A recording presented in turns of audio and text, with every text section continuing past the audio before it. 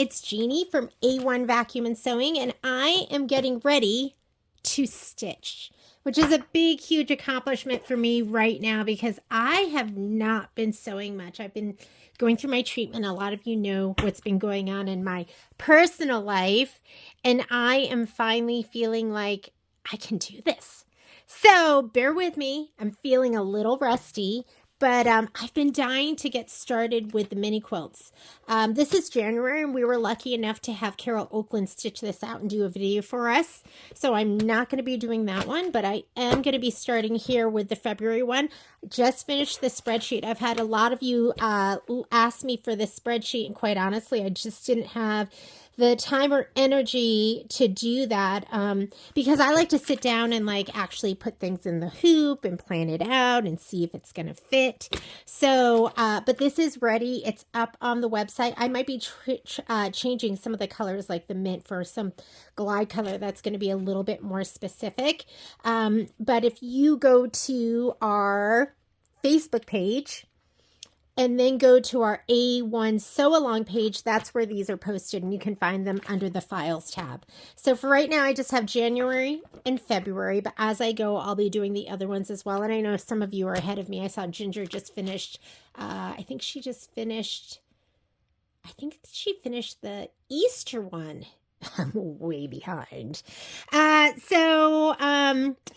some of you are like me. We're just getting started. So let's go ahead and we're going to get started with this. First thing I'm going to do is I'm going to prep. I'm going to do this whole video, prep video. Everything's going to be all together. So to do the prep, what I like to do is here's my fabric kit. I like to stabilize all the fabric. And when I say stabilize, I'm going to be spraying it and pressing it. So here is what I'm going to be using. I have a wool mat. Like, here's my wool mat. Is that like so beautiful? It's long and big and beautiful. So I'm going to get this out of the way because have you ever ironed on your cutting mat? I don't know about you, but I have. I've been so tired that I've ironed on my cutting mat before. So let's move that before we iron on our cutting mat. Here is my iron, which I love my iron, but did you see the new Tulip pink one that's coming out? I mean, I'm going to heat this up. It is so cute. I'm so tempted to, it's nice that we have this straw because I can just recycle. I can send this to the straw. This is the Mimi one and I love it, but that Tulip pink one, I think every time I use it, it would just make my heart burst with happiness. So you might be seeing that coming up. I love my regular spray bottles, but when I'm spraying a lot of fabric, this is my Acorn sprayer and I love it. It's you just turn it on and then it's ready to go and then you turn it off. So let's go ahead. Here, how about we do it like this?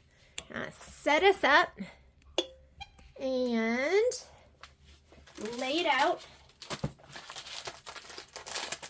I was thinking about the backing, so, you know, backing's included in the kits. It's a fat quarter.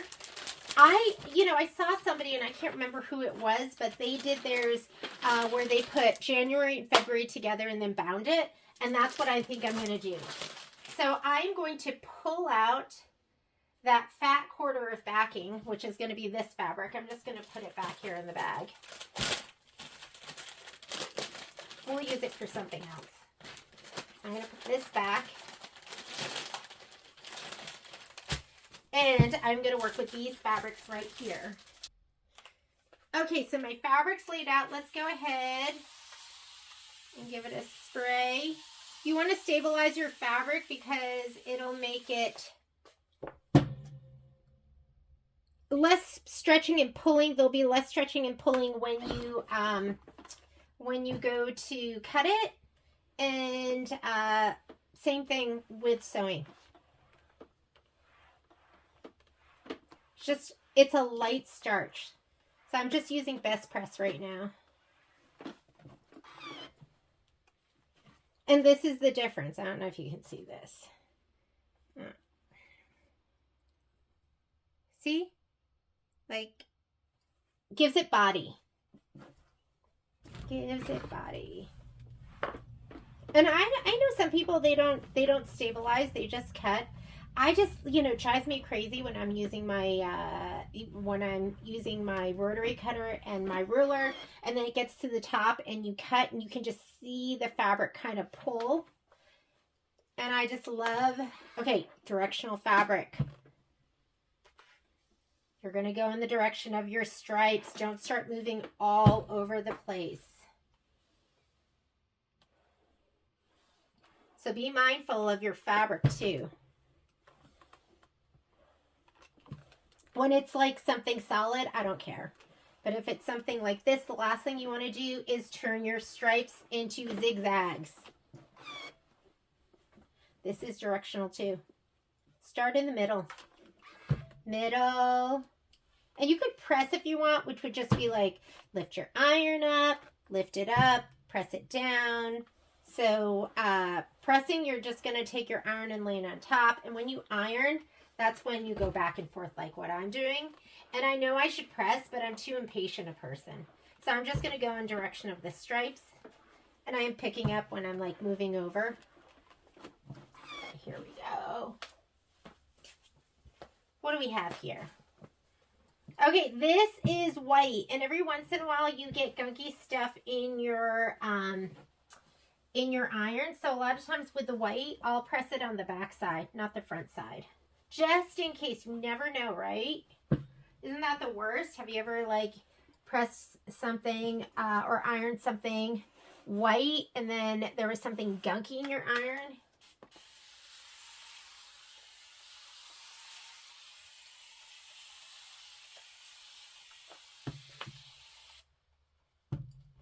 Whoa. That iron just kept on going. Look at all these beautiful fabric scraps too.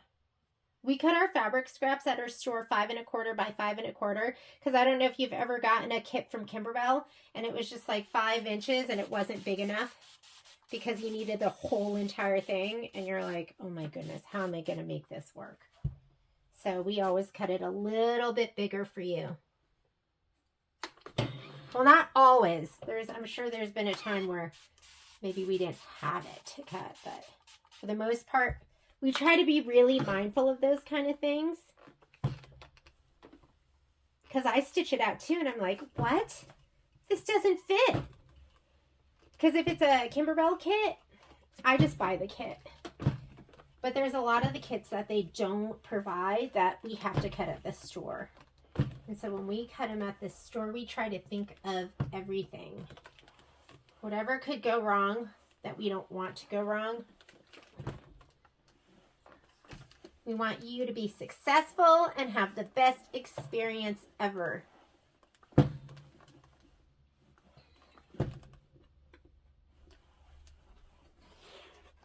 There we go. Okay, these are all pressed. Let's do these.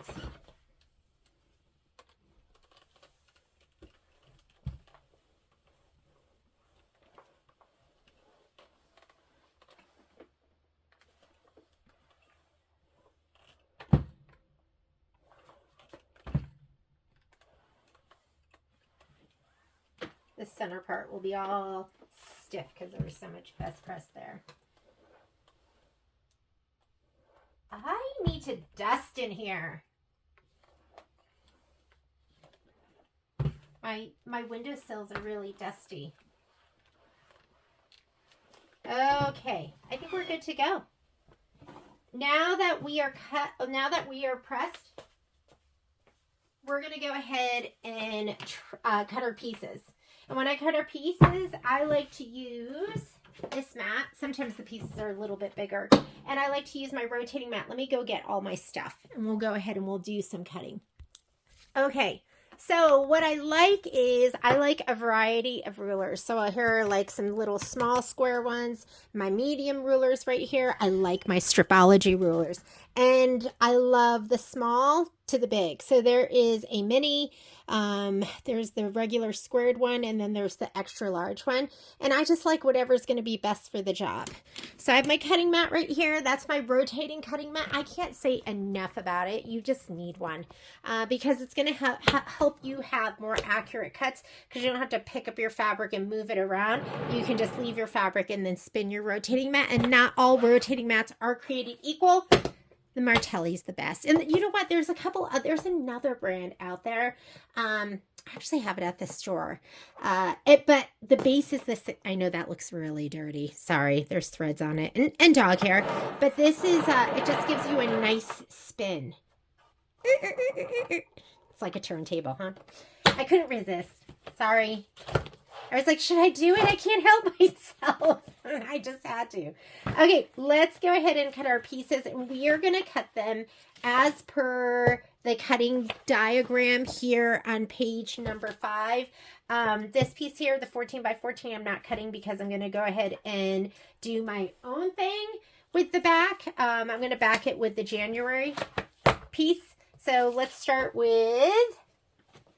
And you can go in any order that you want. This one's 2 5.5 by 5.5, which would fit perfectly here because I have 11. It's directional. So you want to make sure you're cutting up and down.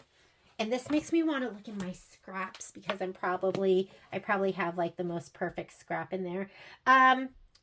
This I think is background. So it doesn't have to be, this is your heart background and your V background. So it doesn't have to be perfect. If you're piecing with it, that's when you're like, oh, it's got to be perfect. So I'm not going to worry about, but I'm just going to cut this up, and I'm going to line it up with one of the lines, with one of the blue lines. So it's squared up really well. Oop, I'm not even totally here on my mat. Not looking at the lines on my mat at all. I am looking at the lines on my ruler and my fabric. And that's what I'm lining up with. There we go. And we're going to 5.5 by 5.5, so 11. Sorry, hang on. I'm going to go 11 this way. I'm going to go 5.5 in my black, and then 11 inches on my white. And I'm doing that because then I can just cut the very top. 5.5 by 11. Is this the slowest cut you've ever seen? Sorry about that. And then I had to look twice because sometimes I miscut. I know you never do that. But me? Oh yeah. Okay, I'm going to go 5.5. I'm going to go this end because that is the straight end. And 5.5, 5.5. I'm just going to grab my fabric here on the right hand side, and then we'll cut. This is going to be for your binding. So we want 3 pieces that are 2.5 by 21. I was thinking, sorry about that. Hang on. I was thinking that they have you cut this a fat 1/8, but I should just cut you a fat 1/8 like the other direction, like all the way with the fabric, and then you don't have to piece it, right? I don't know why. I'm just so smart sometimes. I'm just kidding with you. Okay, so I'm actually not going to cut this either because I don't know what I'm going to want to bind my back-to-back pieces with, my January and my February. So I'm just going to save this. I'm going to put this with the other piece of fabric, and we'll put this to the side. We'll figure out what's going to look best with both, because that might not look great with the January cuties. This one right here is 4 by 5.5 and 2 by 2 and 1.5 by 1.5. So let's go. We'll use this one first. 4 by 5.5. Here's my 4.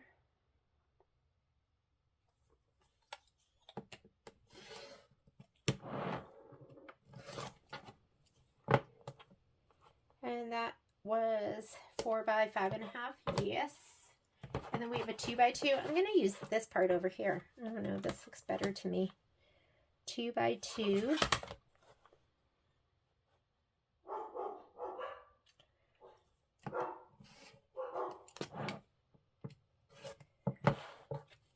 And 1.5 1.5 by 1.5. Do I have 1.5? Oh, I do. So this is going to be 1.5 by 1.5. I perfectly have 1.5 by 1.5. You are not married to having to do it the way it says in the book. Sometimes I look at that and I go, I think it would make more sense to cut it the other direction. Normally what I would use all of these pieces for would to be make my scrappy back. But we're not going to be doing that in this case because we're going back to back. This is 3.5 by 2.5 and 3 by 3. 3.5 by 2.5. 3.5 by 2.5. And I think these are going to be applique pieces. I don't think there's any piecing. There's no piecing here. So these don't have to be perfect because you can see my fabric's a little bit stretched. 3.5 by 2.5. Looks like you'd have plenty of fabric to make 2 of these. One for you and one for somebody else that you love. I gotta go 3 by 3 this direction.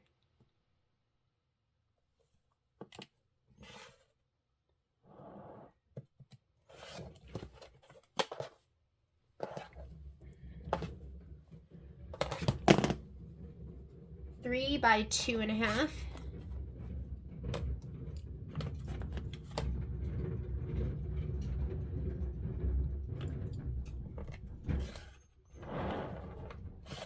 I don't know about you, but I have a big bin of Kimberbell scraps. And it's been good because sometimes I have needed it. I don't know if you've ever been in a pinch. We've miscut something or 3 by 2.5. See how nice that is to just take your mat and like rotate it. You don't have to remove, pick everything up. That's why you want a rotating mat. And then 3 by 3 on this.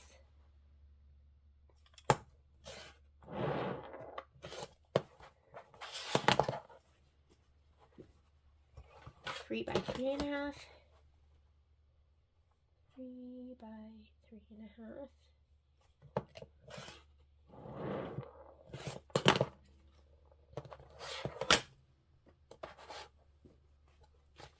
4.5 by 6. 6. 4.5.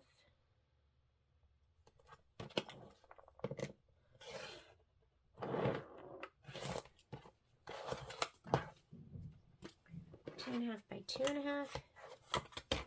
That's the block numbers, 2.5 by 2.5. I love the way they mark creative grid rulers. I've tried to use other rulers. I know there's a lot of people that love the Quilter Select rulers, but the markings for me, they make it so worth it on these. If ever you need creative grid rulers, let me know because I can special order for you. 1.5 by 1.5. And now we have these for fat 8s. So this is the geometric one, 8.5 by 8.5. Where is my other ruler? Let me get that. Actually, I could use this. This is exactly 8.5. So 8.5 by 8.5 is 17. Well, I'm going to do each one separately because my ruler's not quite big enough. And it looks like this one, I think, is probably background. So let's go ahead.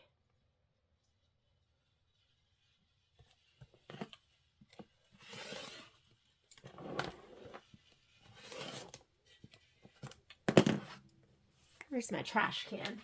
There we go. There's one 8.5.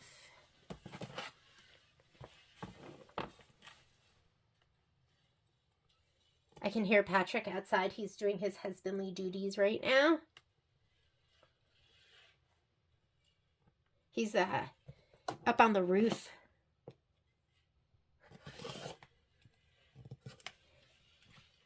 Cleaning out the gutters. Exactly what I don't want to be doing. Okay, 8.5. So we have this left over. And this is going to be 8.5.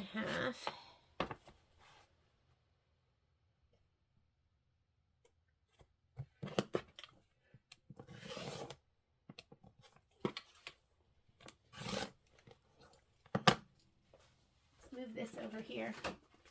I was looking at my Sundance catalog. They sent me one with all the beautiful new jewelry they had out, picking out what Patrick could get me. And then I went, I don't need anything. And I put it in the trash.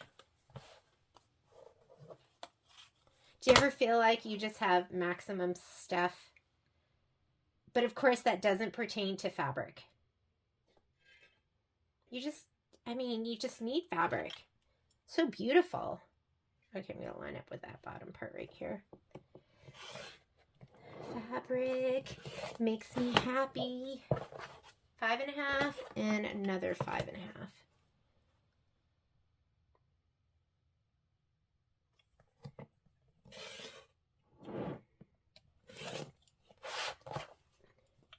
And guess what?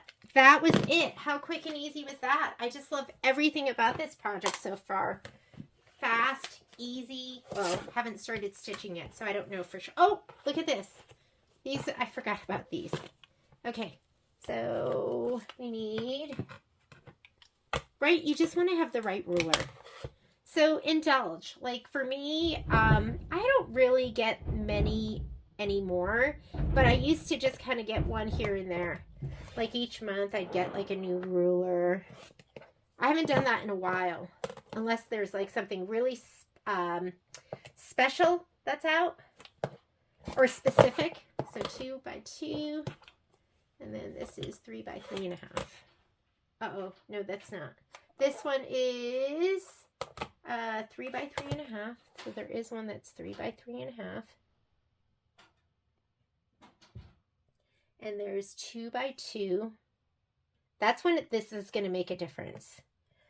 Whoops. That's not 3.5. That's 3.5. And again, I think these are for applique pieces, so they don't have to be perfect. And then we need 2 by 2.5. And you get that extra 1/4 inch. Because sometimes when you press, so there's 2 by 2.5. You lose a little bit.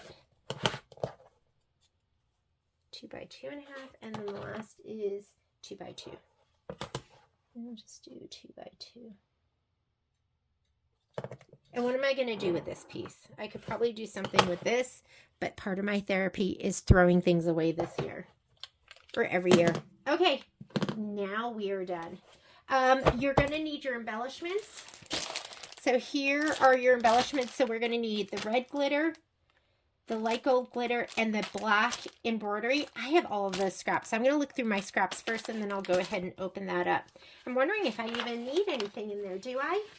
I'll need the buttons. Okay. And let's go ahead. We're going to cut our batting. So we're going to need batting and flex foam. Is there flex foam in this kit? I'm not even seeing the flex foam in here or feeling it. So we're going to need red, gold, black leather, and I'm just going to use what's in my stash. We're going to need the batting, so let's go ahead and cut our batting pieces. So I printed out the spreadsheet, and your batting pieces are just going to be the size of the quilting design. So I'm going to go ahead and cut those right now. And we are going to need some fusible backing as well. So let's go ahead and we'll look and see what those sizes are going to be as well. So you could go through here and highlight all the stuff that you're going to need, but I'm going to cut the batting first. I just happen to have this piece right here. Let's use this first. And I just use, because I'm not a connoisseur of batting, I just use Hobbs 80/20. And I know that's probably not the perfect thing for all projects, but for my projects, it works. And if ever you want to get a bolt, I try to do a buy a couple times a year when they have free shipping. And then we do 30% off the bolts. But it really only works out if you're local.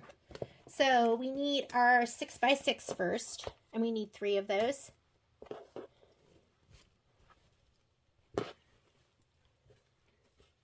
I don't know where this came from.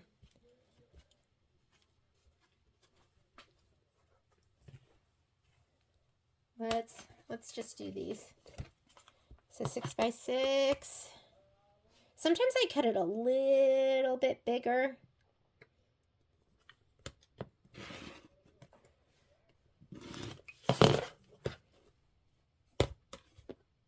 But I save all my batting scraps, like all of them. Well, not all of them, but most of them, because they're just usable, right? 6x6.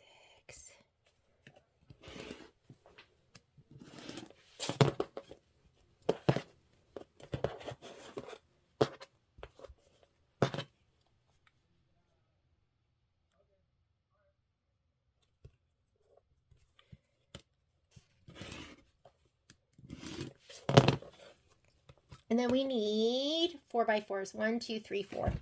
4 4x4s. So we'll see what we'll get out of this, and then we might have to grab some other fabric.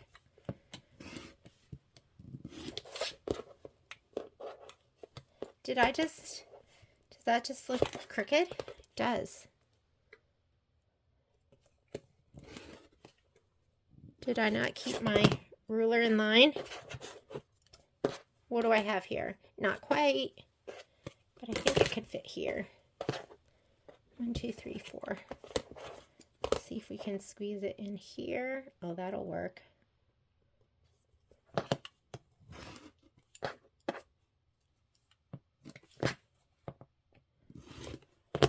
See, if I had my rotating mat, I could just roll it, but I didn't. Okay, so that's 1, 2, 3, and then I need one more. Let's see if we can fit it in here. Is there just enough? There is. Wonderful.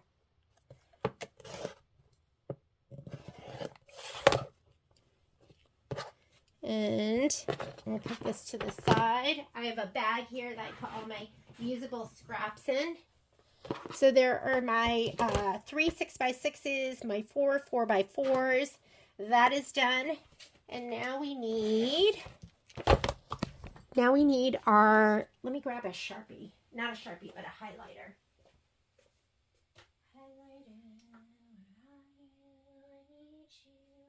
There we go. So we're going to need fusible backing. So right here to the wrong side of the background, and usually we do all the background pieces and L fabrics. So that is going to be both of these. So let me make a little list of all the shape flex pieces, and I can add that to the supply list too. In process. So when it says fusible backing, for me, you can buy Kimberbell fusible backing, but I keep Shape Flex. It's Pellon Shape Flex 101. I keep that here by the bolt. Here we go. Let's make sure this is writing before I try to mingle this sheet right here. So Shape Flex, which is a Pellon product, SF101 is what you're looking for. So I am going to need, these are the sizes, 5.5 by 5.5. 2 1/2 by 3, and it says right here fusible backing to the wrong side of the background and L fabrics, wrong side of background and V fabric. So now we need another one of these, so let's do a hash mark and then a 3 by 3, one of those. This is 5.5 by 5.5 and 2.5 by 3. Another one of those. You and me block to the wrong side of all fabrics. Oh, great. So, oh, you know what? Why am I doing this? What we're going to do is we're just going to lay it down on our Shape Flex. This just goes to show you how out of practice I am. So let's get our Shape Flex next. I've never It's been forever since I've cut them down. Why would you want to cut all of those individual pieces? Heat up your iron again. Make sure it's ready to go. When you could just lay them down on your shape flex and then cut them apart, right? So you don't have to cut twice. You're just cutting once. Here we go. I have some that's kind of just laid out. I don't know what this is from. Looks like it might be something specific. We'll just use it. So your shape flex, oh, you want to lay it down so the bumpy side is up. That is the side that's going to have the glue. And you know what this is from? This is from when we stabilize. When we do a project at our store and it's on velveteen, we stabilize it. We almost always stabilize it for you. Just because then I don't get a call that, oh my God, your fabric shredded. That's the worst, right? It's just not good. Okay, so I'm going to grab my fabric and we're going to lay it out. I think our background fabrics are all the whites, so let's put those out. And usually what I do, I don't even remember what I do anymore, is I go through here and I do the background pieces. So this piece right here, that is going to go on your shape flex. But more than that is this V piece here, you and me, gentleman background, ladybird background. And then we're going to have to look because I think other pieces are going to go down as well. So instead of having to do what I was doing, you're just going to take these pieces. I know these are my background pieces. Make sure you put the wrong side down.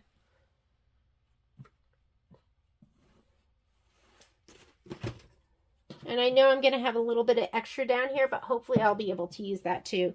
If you want, you can bump it up a little bit, right? Because it doesn't have to be like from the edge to edge. We're going to be trimming down probably about an inch all the way around. So if that's going to make it so this is more usable right on the bottom, go ahead and do that.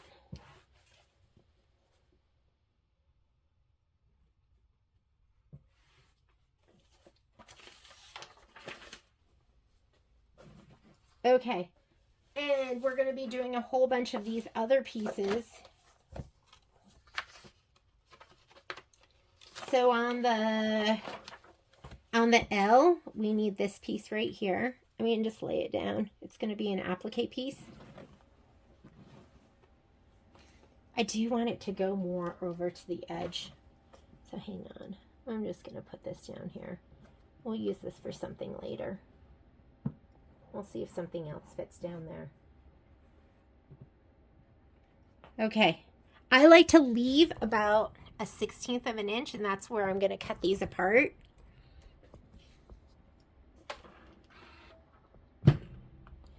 And don't put your iron directly on the shape flex, the glue. You're going to regret it. It's going to get all over your iron. So I kind of rough press these down. Like, I don't do a perfect job. And then after I cut them apart, that's when I will press them one more time.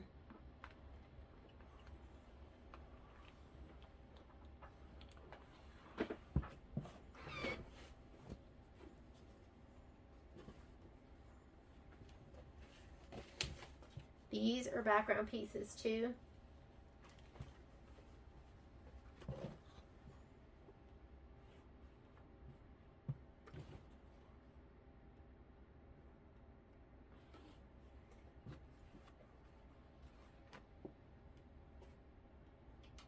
Look at your tone on tone carefully, just to make sure you're not putting them upside down. Okay, this is going to have to go in the other piece. But we have some room here to lay down some of the applique pieces like this. Let's go ahead and put that down like that. The V. The V is the flowered piece.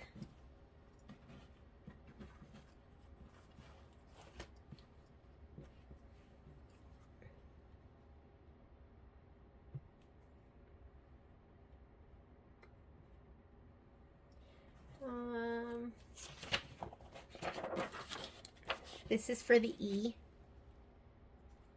I mean, thinking this might be where we could put 2 pieces together. Scoot them up a little bit.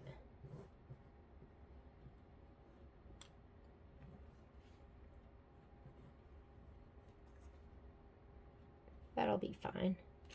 And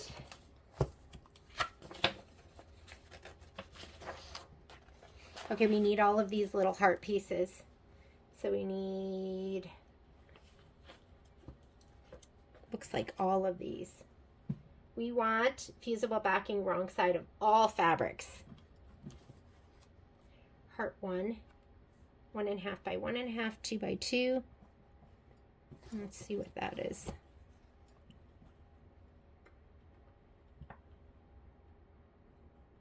That's 2 by 2. Oh, it's going to be these. 1.5 by 1.5, 2 by 2. Those are going to fit right down here.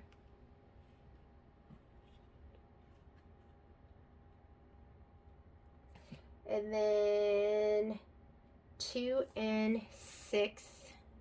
It's going to be these 2 by 2s. Get this out of the way. So you're just going to fit it on here. It's kind of like origami, or not origami, Tetris. Those are my 2 by 2s. 2.5 by 2.5.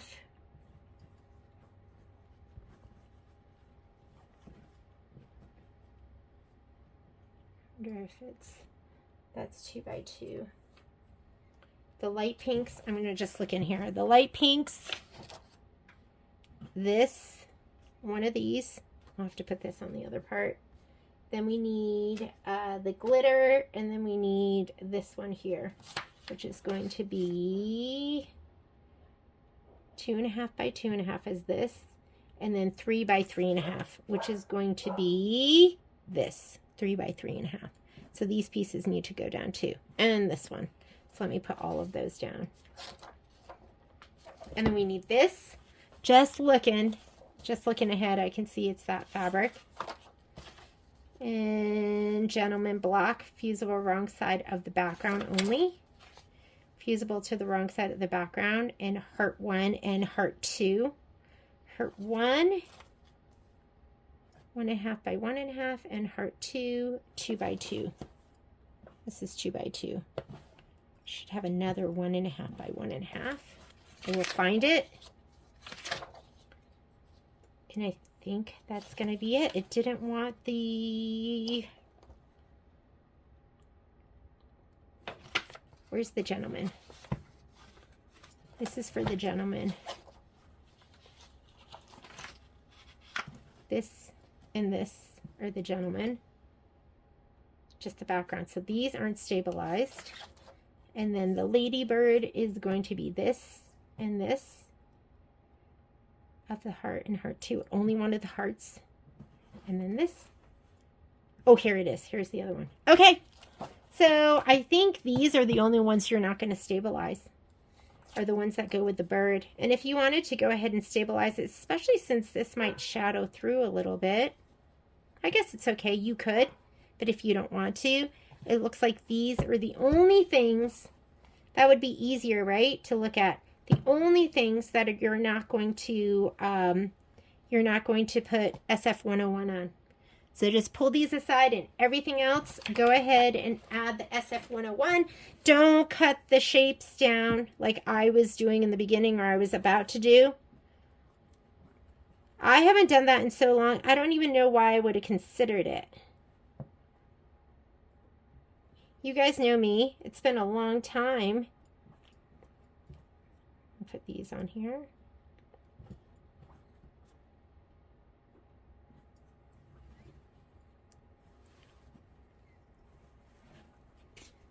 Don't want to get that on my iron.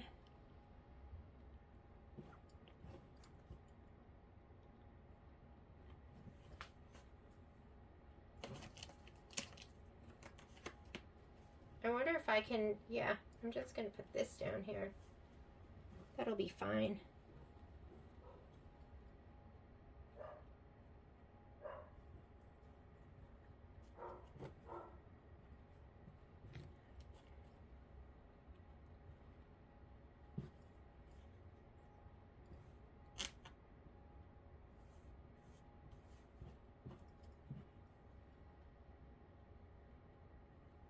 All right, I'm going to press all of this down.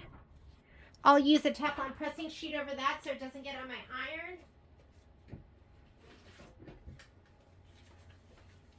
And then I'll throw away the like unusable scraps.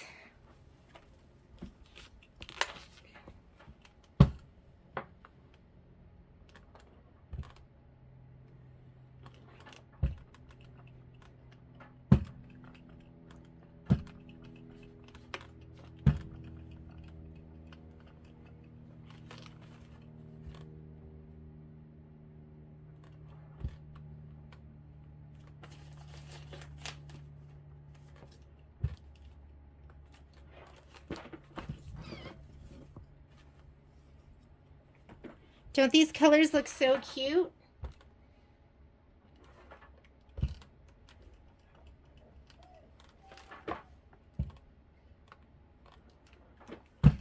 And I do have to find a little spot for this one.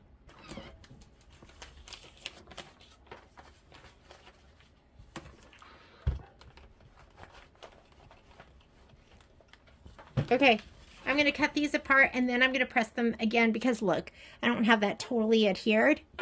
I'm going to grab my rotating mat, and sometimes I use a ruler and sometimes I don't. Sometimes I just free cut everything. Depends on what kind of wild and crazy mood I'm in, where I just throw caution to the wind. I'll use my ruler for this one.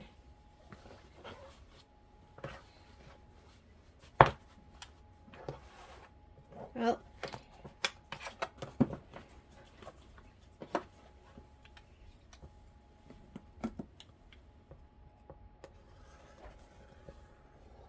if you feel like you're going to struggle cutting straight lines, definitely use a ruler.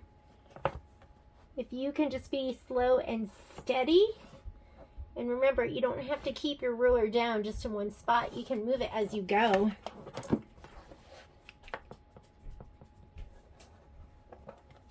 And then I can just cut these apart.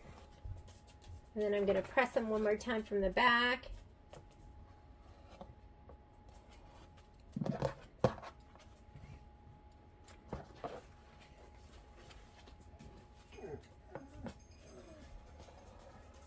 That's whiny Momo. Poppy doesn't. I mean, Poppy cries a little bit, but Momo just whines.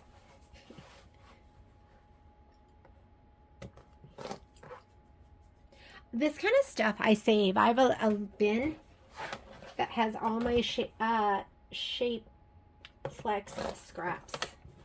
Because it's going to come in handy at some point. You're going to have a long skinny piece and you're going to go, oh, I have something perfect for that. Or at least that's what I tell myself. Sometimes if it's a dark color, I'll piece the back. I don't do it on light colors because it shadows. So you don't want to do it on your light colors, but on dark colors you definitely can. Okay. Come on, Jeanne. We don't need this. That can go in the trash.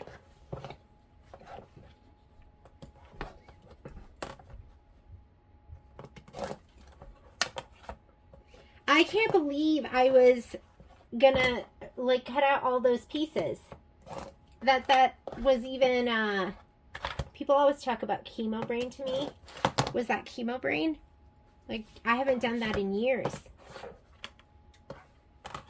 I guess if you don't use it, you lose it. And I haven't been using my sewing cutting brain. I'm going to start using it again. I'm going to be so cutting brain smart.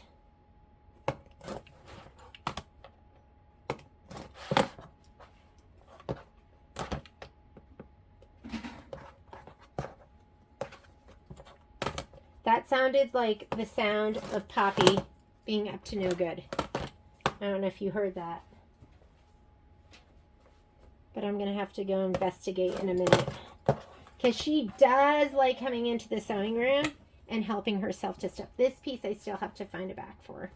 So let me go ahead and get this out of the way. We're going to press this stuff down one more time. Okay, so now we can go ahead and take these pieces and I'm going to turn them over to the back side, the wrong side. This is your chance to do a final check too. Like, look right there. Do you see that? There's like something dark over there that's shadowing through. I mean, it's kind of near the edge, so I'm just going to leave it. But if you have like, you turn it to the back side and you see like a giant red thread, you want to peel that away and get it out of there. So back side, I'm just going to give this a final press. Just make sure everything is adhered down. And then we will go ahead and group. And that's normally how I prep. And I can't believe I feel so out of practice that I was going to go ahead and cut all those pieces individually. Would have been crazy, huh? This doesn't feel totally adhered to me. I'll have to check it. Time, moisture. So sometimes I'll spray it too.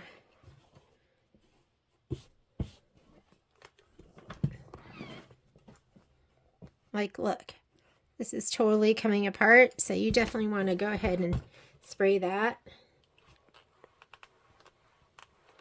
I'm not going to make you sit here and watch this. I'm going to go ahead and pause it. I'm going to finish pressing all of these, and then we'll go ahead and group everything. Okay, let's go ahead and we're going to group and organize everything so we can just grab and go. I think for these letter blocks, I'm just going to grab the backgrounds. So it looks like I need this and I need this. I'm just going to put these all in one. Here's this with the V. Oops, polka dot. Polka dot with this. And I have it grouped with the heart block too. So this and the heart. Okay, those, and each one of these needs one of these. So that should be 1, 2, 3, 4. I'm not even going to mark them because there's really not that much. I'll know what's what. So there's those. Those are all ready to go. Now we need you and me. So the you and me block has that geometric background. And I am just going to kind of grab these because I'm just looking at the picture. So you need those two, then the two pinks, pink and pink. You need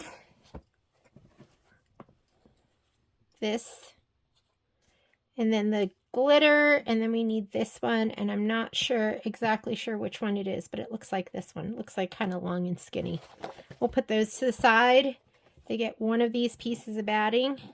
And if we figure out it's a different shaped one, I'll swap it out.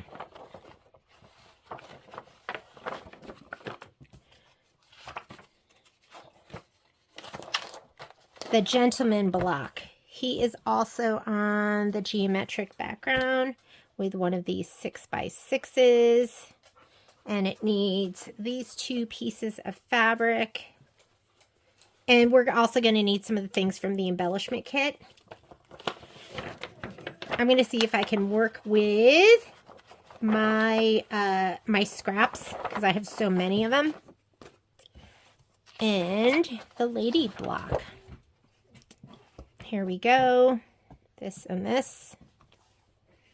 And she needs the two hearts. This heart and this heart. And this goes to something. I will have to figure out where this one goes. Oh, this one goes to that other, the one with all of the different colors. So I'm going to go ahead and put it in here.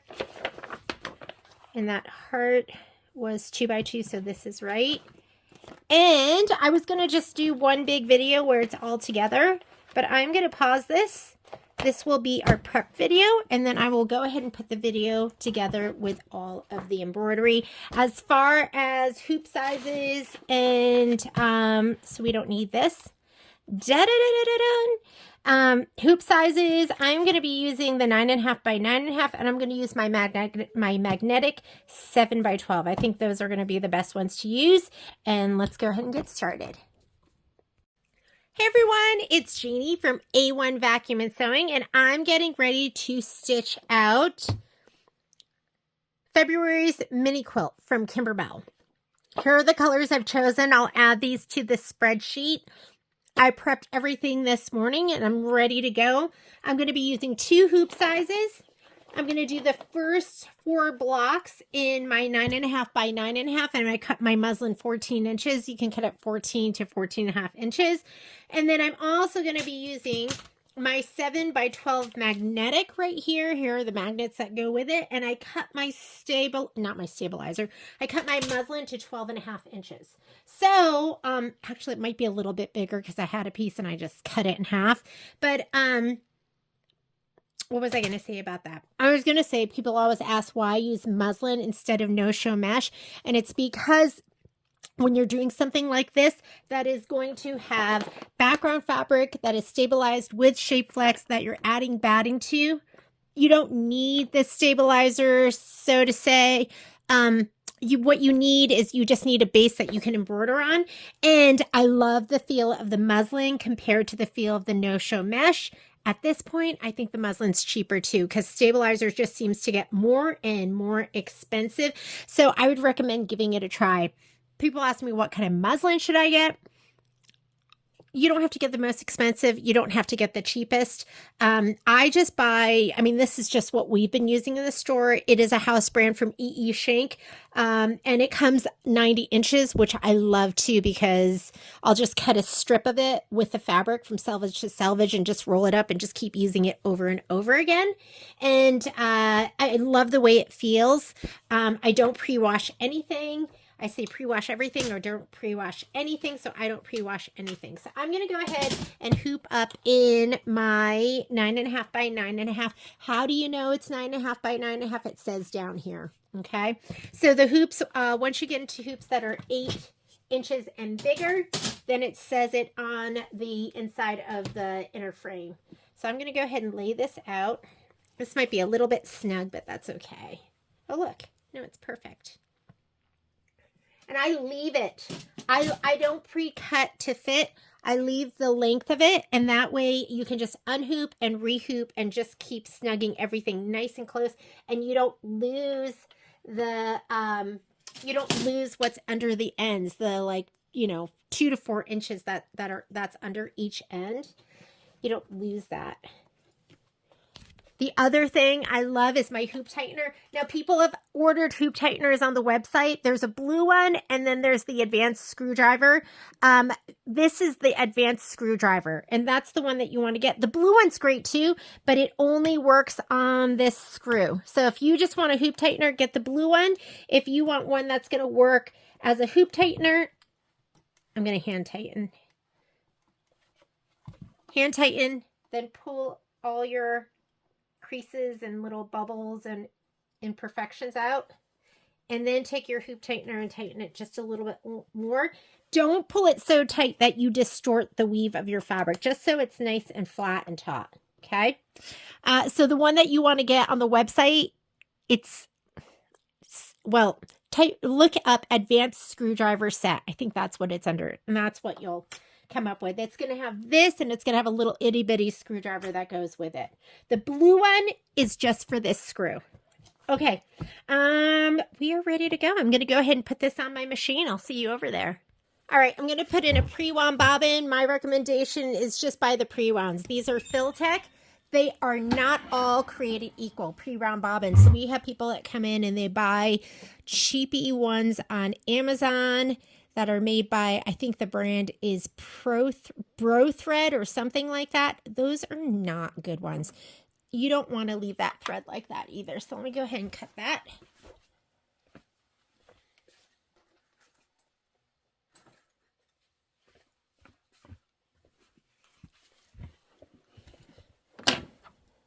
There, that's the one I want. And this is the one I'll trim.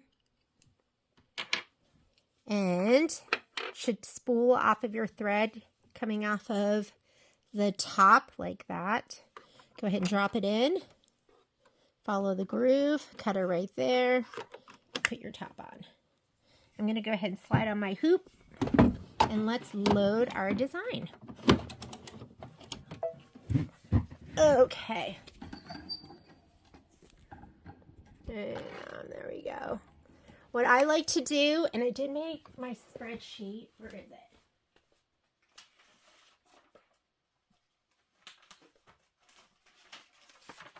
My puppies are outside, and I need to watch for Poppy because she likes to dig. Momo just stays out there, and he likes to bark at people, but she likes to go outside and destroy things. All right, here is my spreadsheet. I put these in earlier, and I'm going to put the L, V, E, and the heart all in one hooping. So we're going to go embroidery. And it's important because they do have different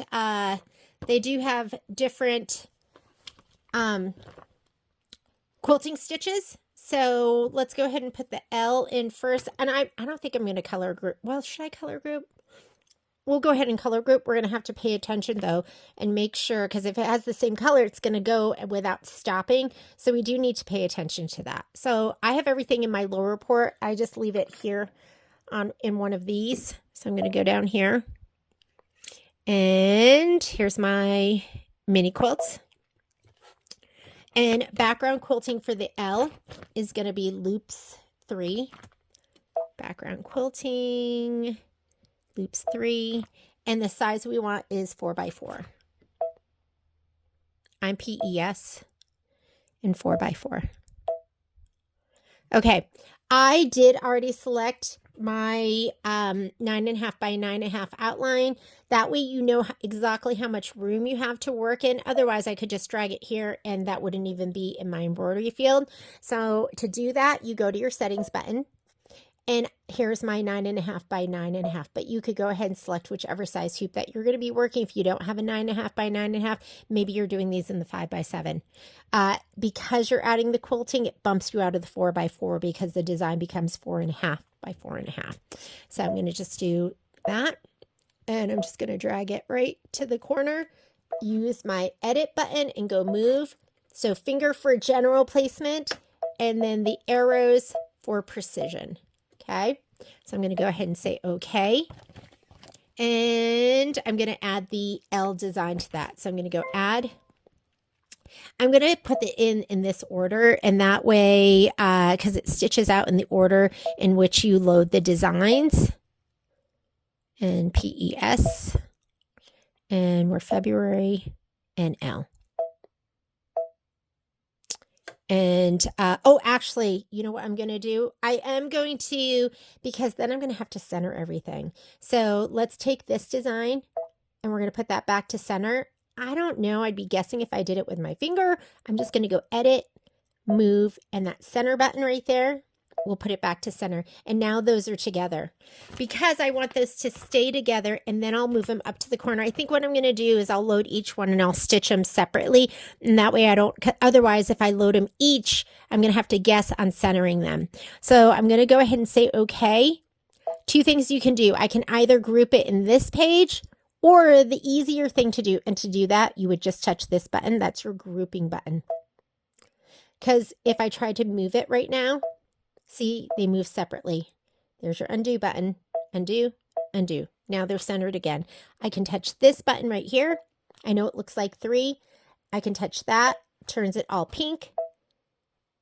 And now it moves as 1. Now they're together. Okay. Easier thing for me, I think, is these are all grayed out because that's grouped. I'm going to touch this again and I'm going to ungroup it. There's your little mini lesson, okay? Easier thing, I think, is to just touch embroidery. That's going to take you to the screen from which you're going to stitch out, and it's going to automatically group those 2 things. See how they're grouped? Now, I do want to put it in the upper left-hand corner, so I'll have room in the other corners to stitch out the LOVE. So move it with your finger, then layout, move, and then you can go precise placement. You want to get it right in that corner. The reason for that is you want to have the room to do the other ones. If you don't get it right up there, you're not going to have a lot of space. There's only going to be like a 1/4 inch in between everything. So I'm going to say, okay, let's go ahead and stitch this one out.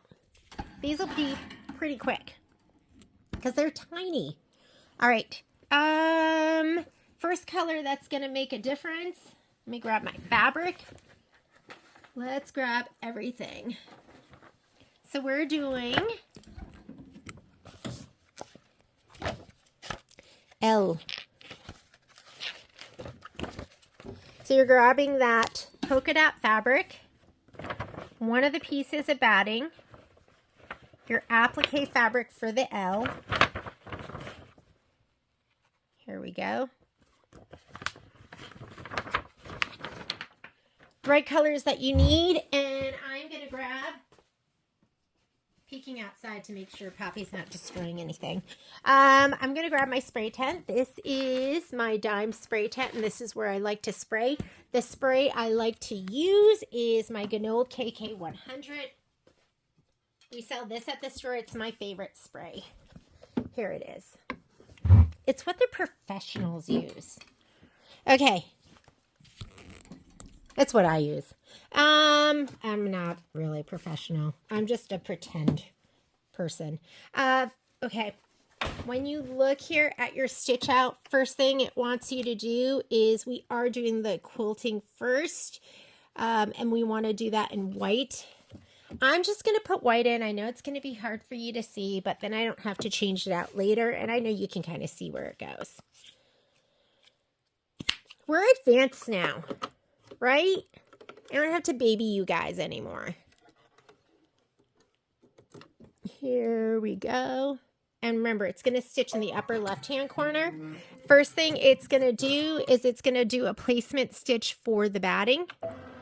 I'm going to spray the batting and the background fabric. Actually, I'm going to spray all three because we're going to need them all.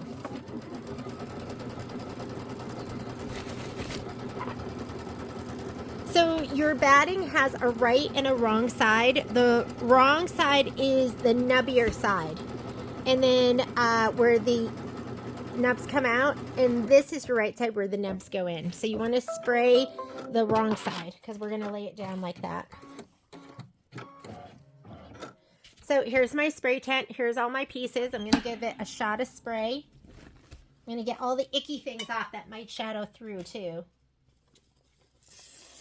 And you don't have to go crazy.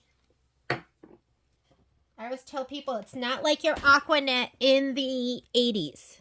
You don't spray like that where you're trying to get it to... Remember how big we wanted our hair to be? Actually, I never really tried to get big hair. Okay, so I just laid down the batting. And I'm going to lay down the background fabric too. I'm just going to center it to the batting. There we go. And now we're going to skip some steps. Because we cut our batting to size, we can skip. So to get to this button here, we'll show you what you're stitching out. I want to advance. So I'm going to touch this button here where I go minus and plus stitches. So this is the tack down and trim for your batting. We don't need to do that because we cut it to size. That's the placement for your background fabric. We don't need that because we centered it and just placed it. That's your tack down. So go ahead and do this. Oh, it's kind of nice actually to do a color that you can see so you can fussy cut around it. So I am going to put in, let's go ahead and put in a pink and we'll just switch this back. I'm putting in pink lemonade. This will help us trim.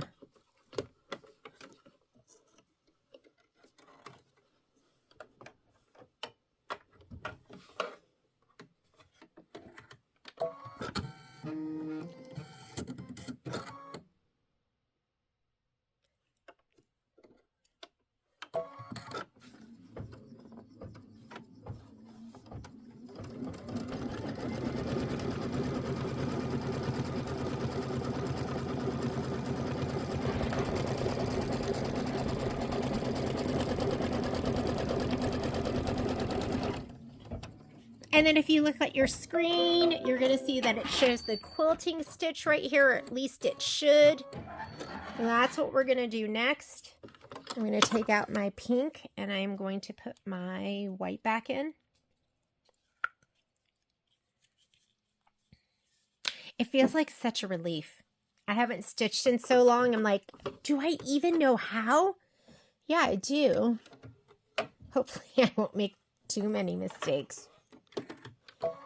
But I can't promise you. Okay, so I'm going to go ahead and hit start. It's doing the quilting stitch.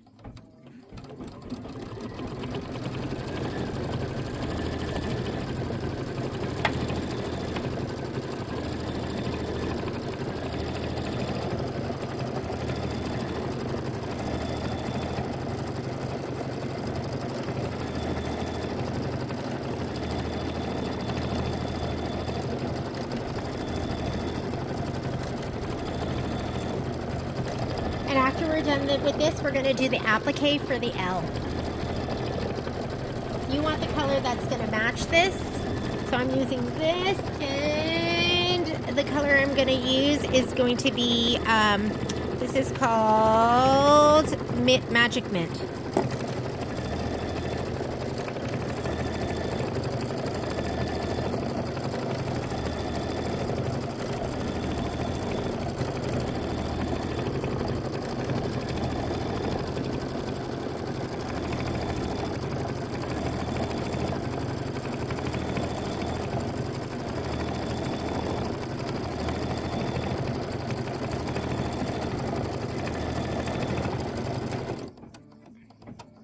Perfect.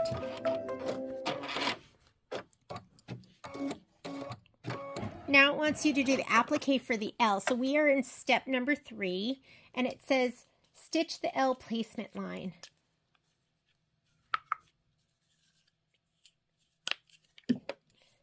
All right, so I am going to put this in.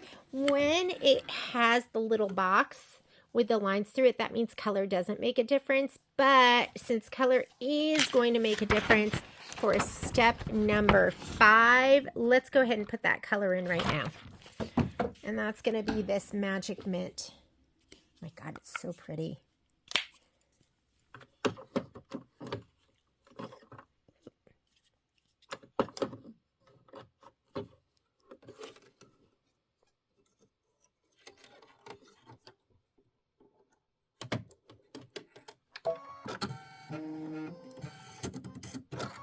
Okay.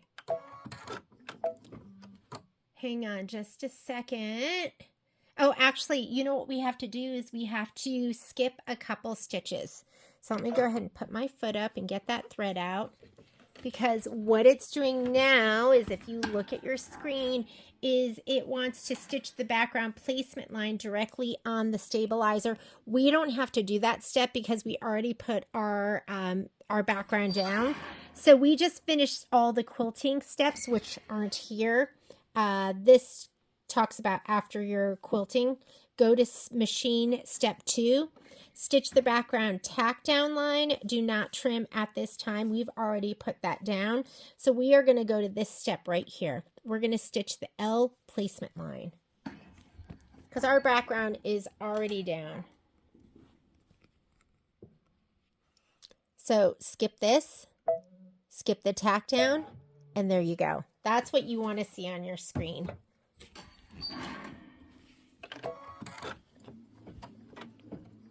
If you haven't already, give your L fabric a little shot of spray, or you can tape it down. You might be a taper.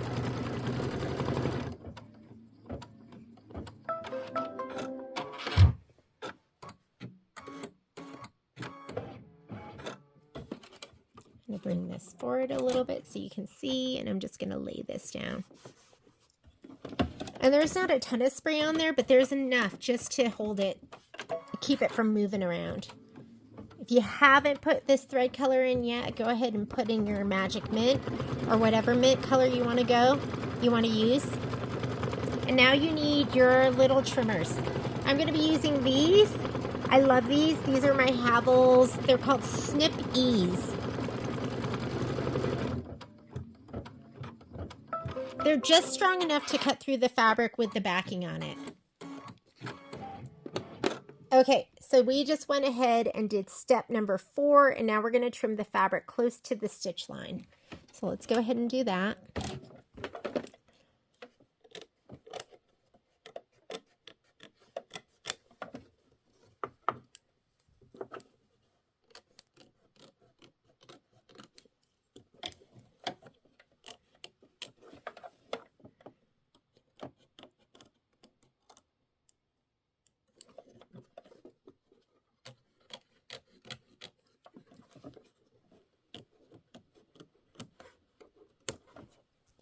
Look how cute that is.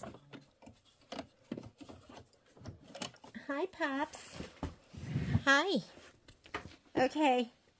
This is what makes stitching hard with the puppy, right? Because how am I supposed to do this? Okay. There. Can you lay down?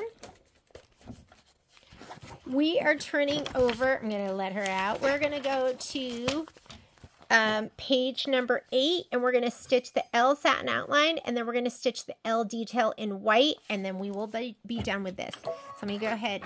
Here is your satin outline.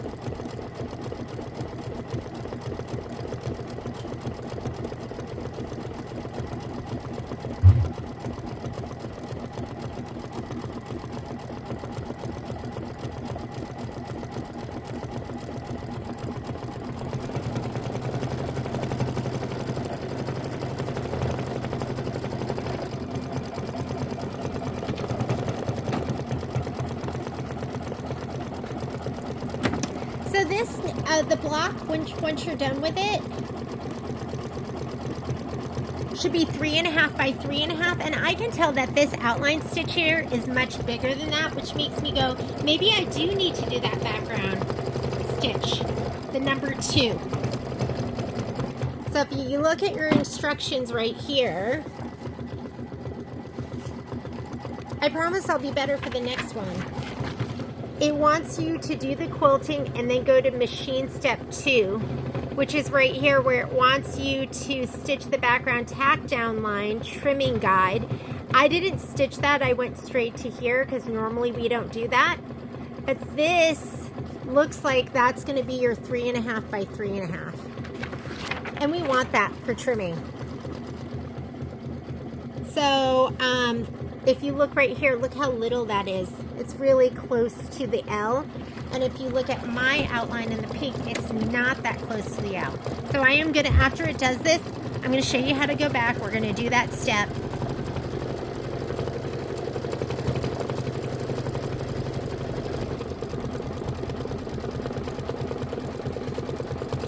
Just a little learning moment. What do you do if you read the directions wrong? Or what if your instructor reads the directions wrong? And I want you to know when I do these sew-alongs, I'm doing this for the first time, for the most part. Usually I haven't done the project before. Just because Kimberbell has a lot of projects. I can barely get through them one time, let alone twice.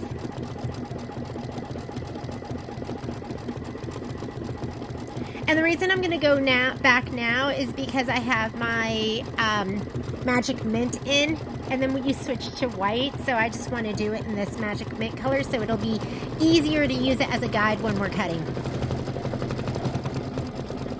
I already love this project so much.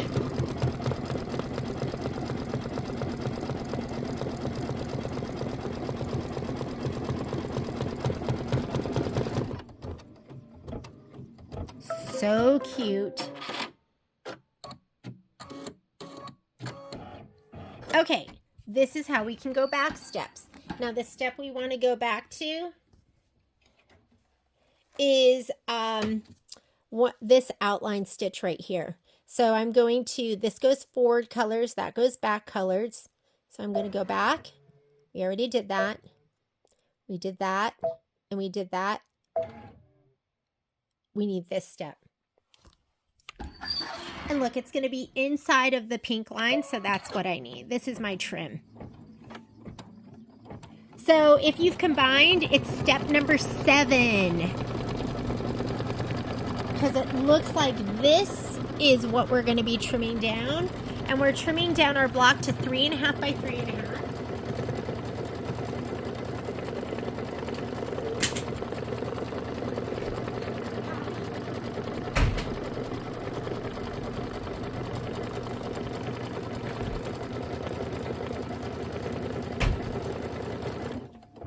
I'll be right back. Poppy's digging. Hang on.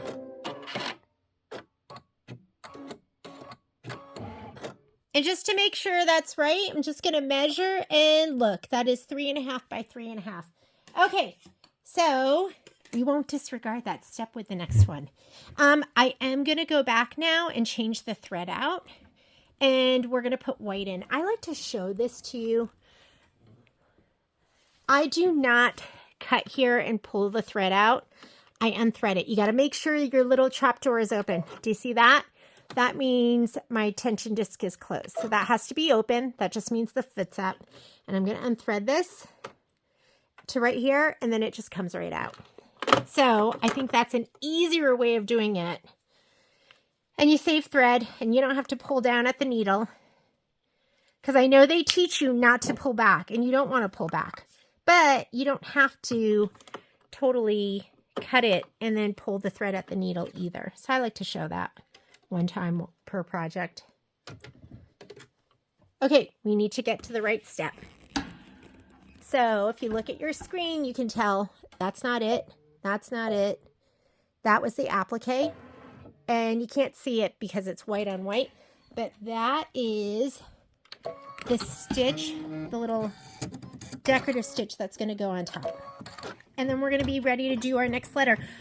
Since these are so snug next to each other, I am going to trim this. I'm going to trim right by the pink.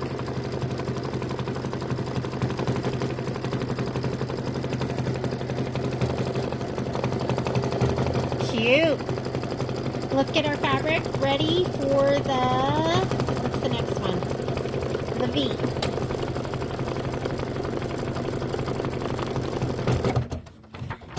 So I'm going to grab a piece of batting and my striped fabric with the pink. So here's what we're going to be using next. And that one is done. Quick and easy. This is going to be really fast, I think. All right. Because it's going to trim, this is going to be our trim line. I just want this to be out of the way and not next to everything. I'm just going to cut this away right now. And then I don't have to fold it back and tape it out of the way.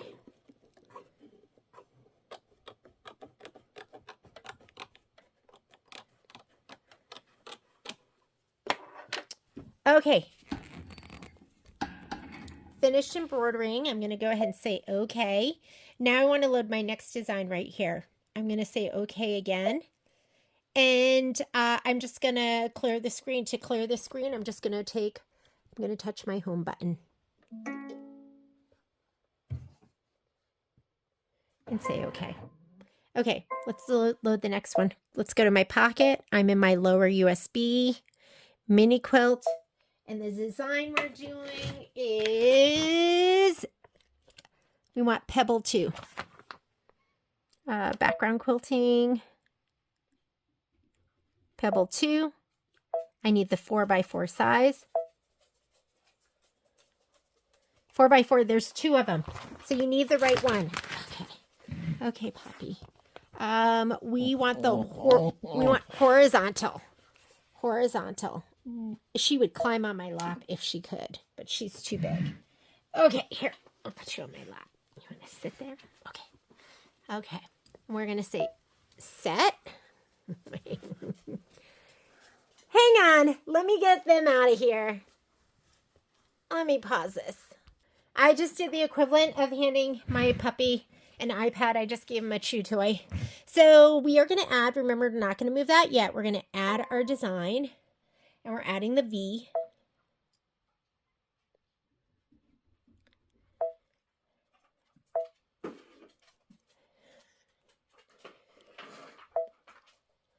They're both trying to chew on the same chew toy. It's just how it is. Set. Don't move them now because they're going to separate. So touch embroidery. And now you can touch them. And I'm going to go ahead and move it in the upper right-hand corner this time. And my hoop's on. My hoop's on, so it's not going to let me move it out of the embroidery field. So even if I try to move it like this, it won't go any further, and it won't go any further up top, and we're ready to go. So let's go ahead and stitch. First thing it's going to do is it is going to do the placement line for the batting. I'm going to grab my fabric and give it a little shot of spray.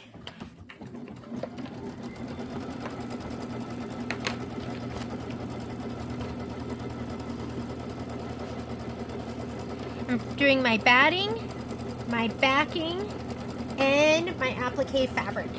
So all three fabrics right here, I'm going to spray them, and I'm spraying the backs.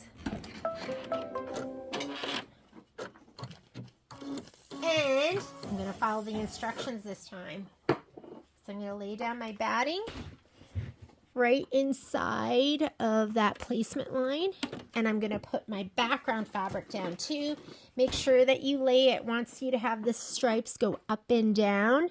Center it to that batting. Make sure you're not too crooked. And then we're going to do, and I wonder if you really have to do, I'm going to do the tack down. So I'm going to go ahead and do the tack down. I'm going to leave the white. So let's go ahead. This is, we just did the placement. We are going to skip some steps. So I'm going to come down here. We're skipping the tack down for the batting because we already cut it to size. We're skipping the placement for the background because we already laid it down. We're going to do this. This is the tack down for the background, although we're going to do the tack down, and then we're also going to do the quilting.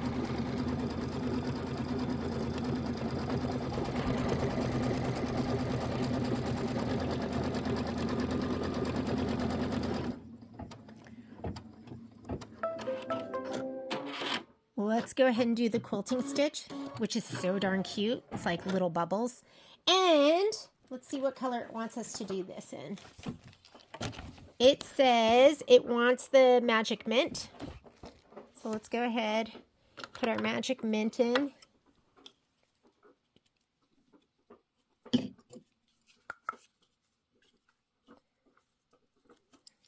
Magic mint reminds me of Magic Mike, right? I'm putting my Magic Mike thread in.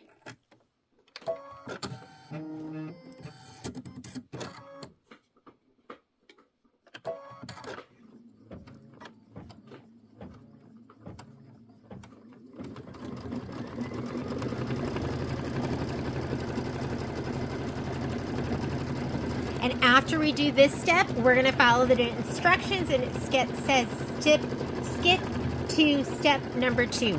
And that's going to be the little trim guide stitch. Oh, so cute. Is that so cute or what?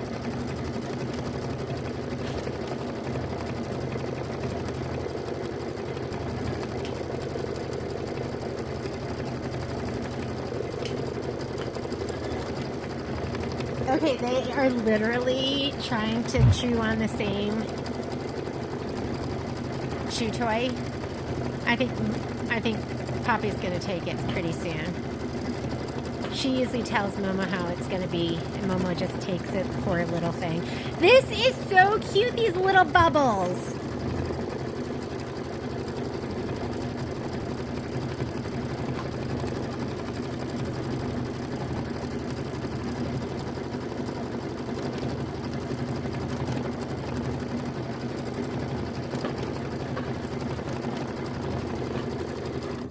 I love it. I love how fast it was.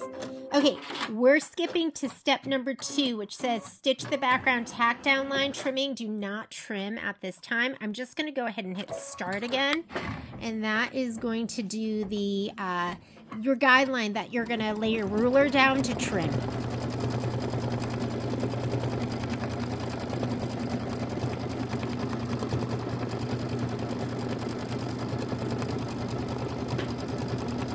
And now we're ready to do the applique. Color doesn't make a difference. First color that's going to make a difference is going to be the pink. So I'm going to put that in now. And the pink I'm using is taffy. So let's take out my thread. These colors are all so cute together. Taffy is one of those ones you have to have in your stash. It just goes so great with so many of the Kimberbell colors. And we use it a lot.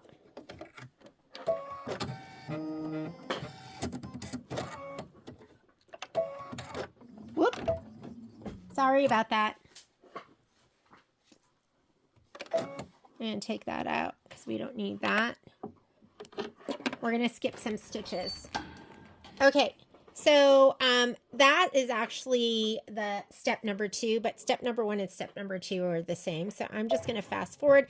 This is what we want. You want to see that V.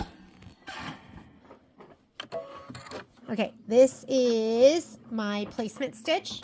My fabric is already sprayed and ready to put down. Here it is.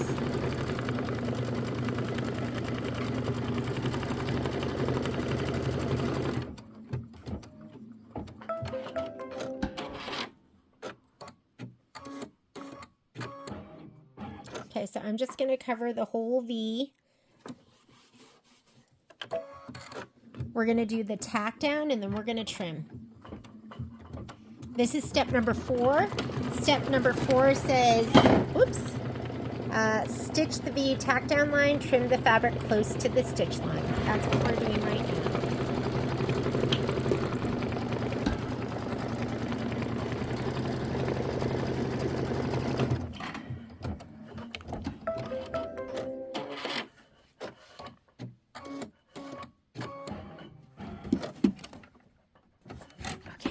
I've been thinking about the other ones, like the other mini quilts, because they bump you in hoop size. Like there's the long blocks that are 12 inches that you could fit into your 8x12 hoop. But when you add the quilting, it adds a half an inch, so it makes your block 12.5 inches. And I was thinking about it because I was going to use my 9.5 by 14 inch hoop, but I think what I'm going to do is I'm going to take that block and I'm going to shrink it. I'm going to size it down. This is me talking out loud. I'm going to size it down so that's half an inch small, but when I trim it, I'm going to add that half an inch. Don't you think? Because it'd be so much easier to just keep it in the 8x12. That's what I was thinking about. I've never done it before, but I'm like, why not? Okay. That is this step right here. We just trimmed it. Now what we're going to do is, let me turn to the next page. We're going to do our satin stitch in taffy, and then white, we're going to stitch the V detail. Okay. And then we're done with this one. You could go ahead and trim this so it doesn't get in the way of the other. You don't even have to trim this side if you don't want. But that way,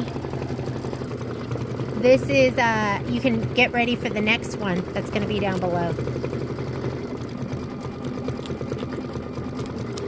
There we go. Let's get our fabric ready for the next one. Next block is the E. Grab your batting. Here's my batting. Here's my background fabric.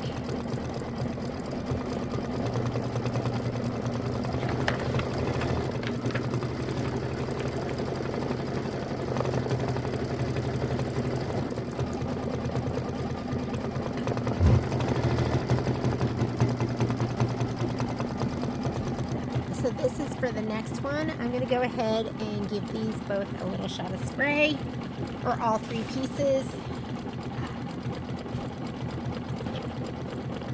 And then we'll be set and ready to go.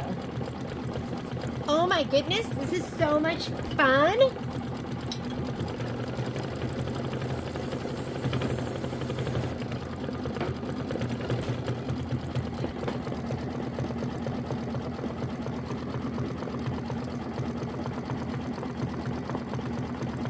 We just have to do these 4 blocks and then the little birds and the little hearts.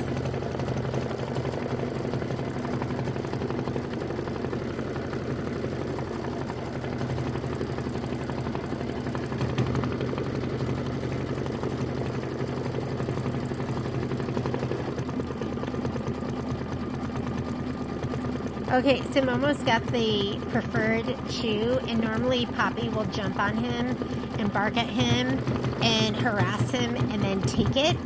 And for some reason, she's just watching him. I'm watching her watch him.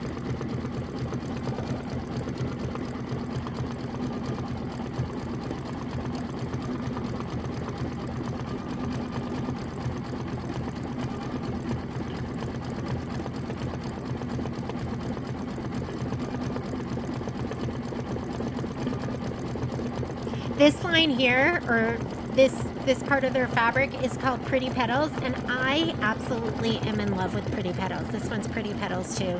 They're just the prettiest color. They have just enough contrast that, like, just enough where you can mix them in, where it's not too distracting.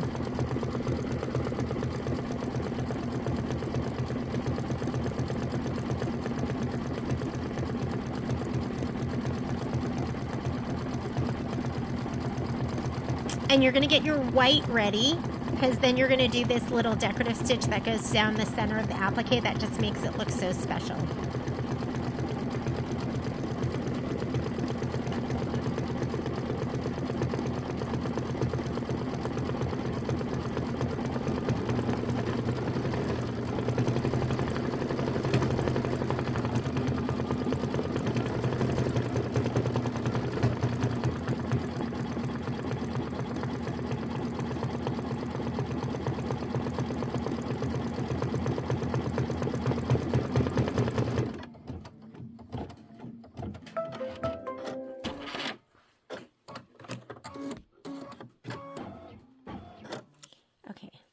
We're going to switch out to the white, and then we're done with this one.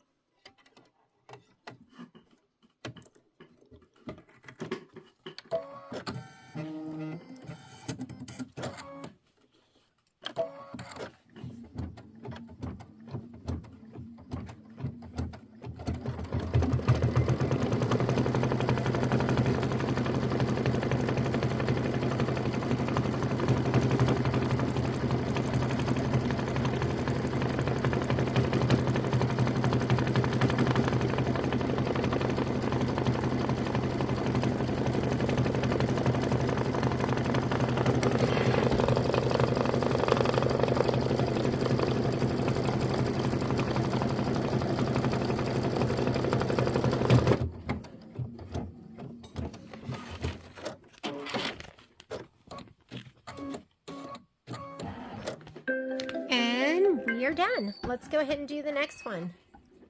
So I'm going to go home, clear my screen, embroidery, pocket. I'm in my lower USB, and my folder is called Mini Quilts. That's what I named it.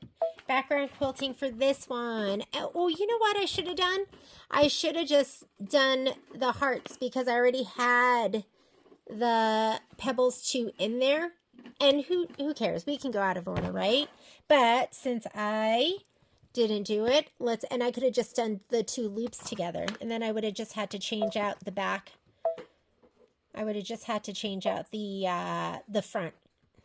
So loops 4, set it. We're going to add. Let me go ahead and get that in screen so you can see it. Add. I'm going to go back to my USB. And I am going to do the E. So those are my embroidery files. February, E, set. It's not combined yet, so don't try and move it. You've got to touch embroidery to go to the next screen, and that will combine it. And some machines, you don't have that grouping feature. That's actually, I'm not sure. I know it's Solaris and Luminaire. I'm not sure if it's in the other machines. Now I can go ahead and move it. I'm going to go to my lower left-hand corner. See how it's not going outside my embroidery field, because my hoop is on the machine right now. If my 9.5 wasn't slid on, it would just let me slide it anywhere. And we are ready to go. First step is going to be the placement stitch for, why don't I change this out? I'm going to change my, should we change that out right now? We'll just leave it. You guys can see it. Okay. Placement stitch for my batting. I'm already sprayed my batting. It's ready to go. And I don't seem to be threaded. Let me go ahead and rethread. And I'm not even going to start over because it only missed a couple of stitches. And it's just the placement. If it was like a tack down or something like that, then I would go back stitches. But you get the gist. You know where that piece of batting needs to go.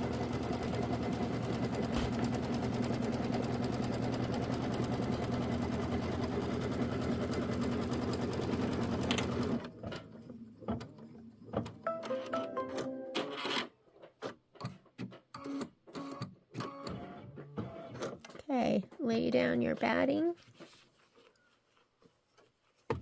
Lay down your background fabric.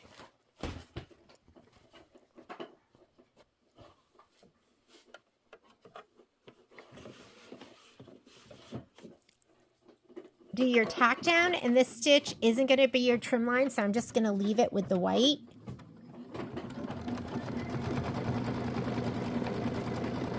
And then it wants you to do the quilting, and it does want you to do it in white.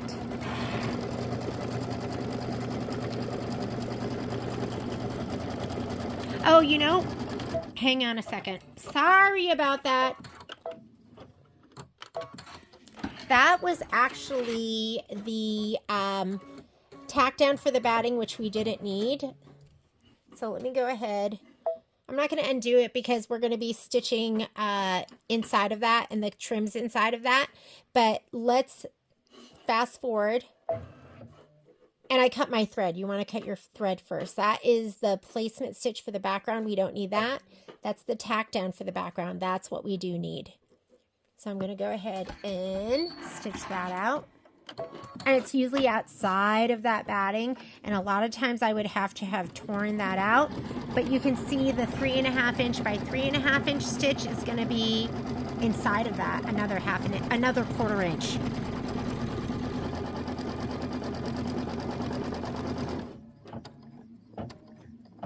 You're seeing a lot of what not to do's.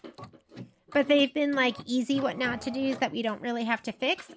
Look at your screen. It should show you the quilting stitch, which mine does. It's the loops. So I'm going to go ahead and do that.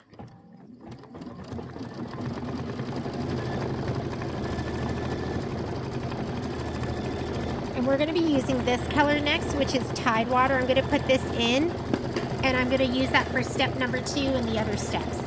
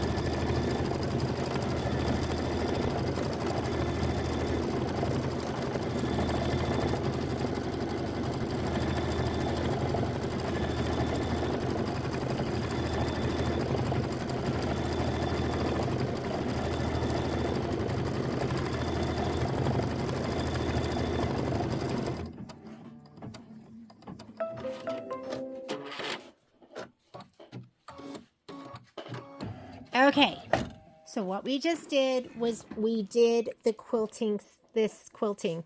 So now we're going to skip and we're going to go to machine step 2, which is going to be the background tack down line trimming guide. So what's showing on the screen now is step 1. So we're going to skip that and we're going to go to step 2, which is really step 7 if you've combined. So this is 6 is really step 1. I'm going to push this button. That is step 2. I know that's confusing, but if you are doing the quilting, you are skipping step 6 and you are doing step 7. I'm going to do it in Tidewater. It says color doesn't make a difference, but this is the next color that will.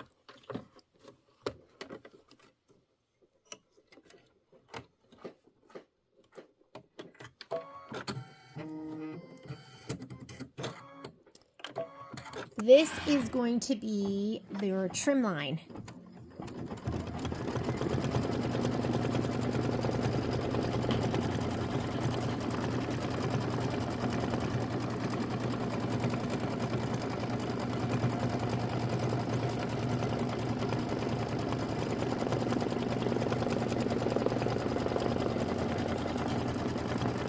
It's your tack down and your trim line.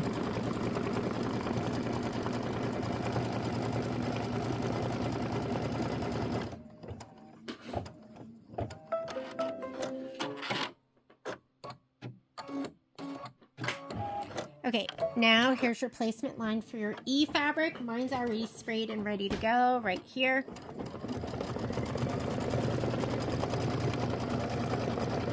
I feel like you should do step number 1 and instead of step number 2, because it'll only go around once. I don't want to confuse you. Okay, that was step number 3. Stitch the E placement line. I'm going to go ahead and lay my fabric down. This is step number 4. Stitch the E tack down line. If you look at your screen, though, it's step number 9, not to confuse you.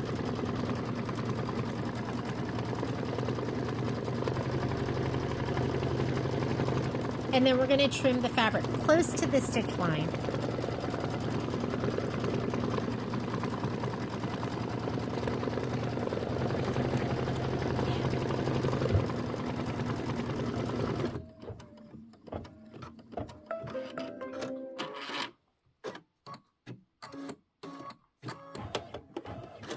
Okay, slide that close to me. Let's go ahead and trim. You have a nice beefy satin stitch that's going to cover this over, but, you know, get close to that stitch line anyways.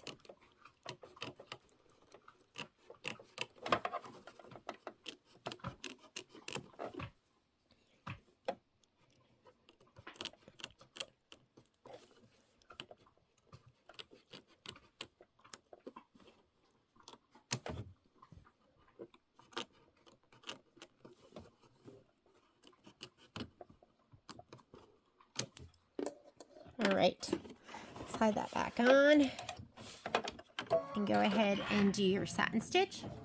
And then you're going to get ready with your white to do the detail that goes right down the middle of the satin stitch. And this is 5 minutes of stitching just to do this satin stitch. And then your next block, let's get that one ready. It's going to be, and this is the last of the little squares. You're going to get your red for the heart. This is the background, and here's our batting. I'm going to go ahead and give these a little shot of spray, and they'll be ready to go for the next spot right here.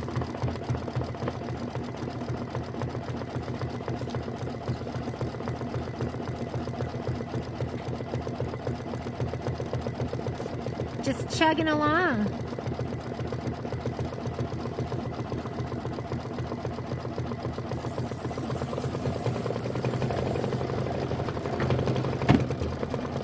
Mini quilts are great because they're not very overwhelming. They're totally doable. You could, I mean, I'm thinking we could get this just done today.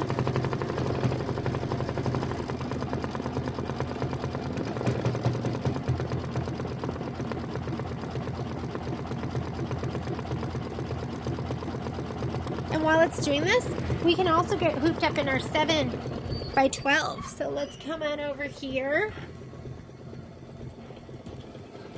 Get this out of the way.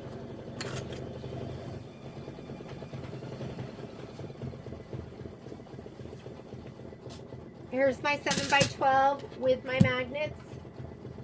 I'm going to grab my fabric. Is this my fabric? It seems too wide. 12 and a half? I know, that looks good.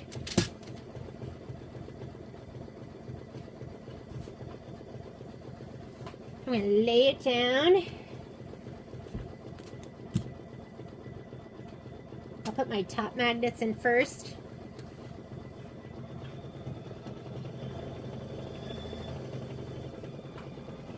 So you have 2 littles, well 4 littles, 2 littles on top, 2 littles on the bottom, and then the big ones go on the side.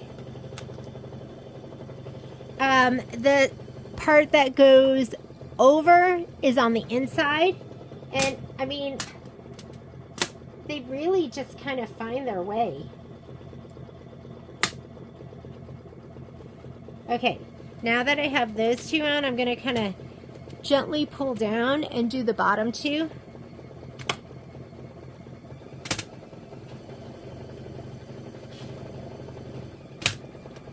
And then I'm going to gently pull to the left and the right.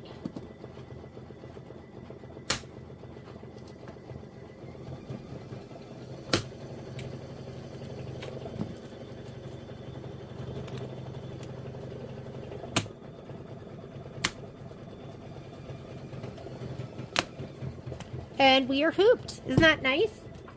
hang on, this top one is a little crooked. That's how easy it is. I love that. And you don't have to worry about getting everything nice and tight, tightening up that hoop. I just love the way these go in. So let's come on back over here.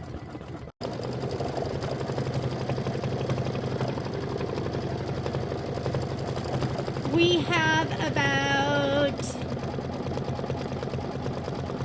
maybe like 2 more minutes in this part of the stitching. And then we're going to put the white in.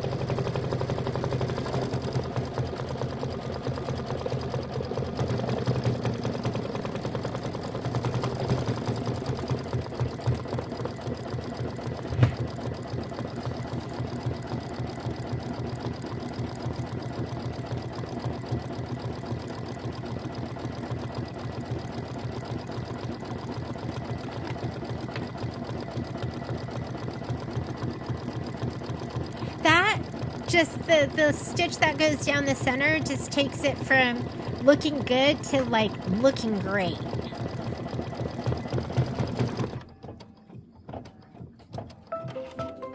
Okay, go ahead and take out your, what was this, Tide water? I was going to call it Tide Pool. Put your white in.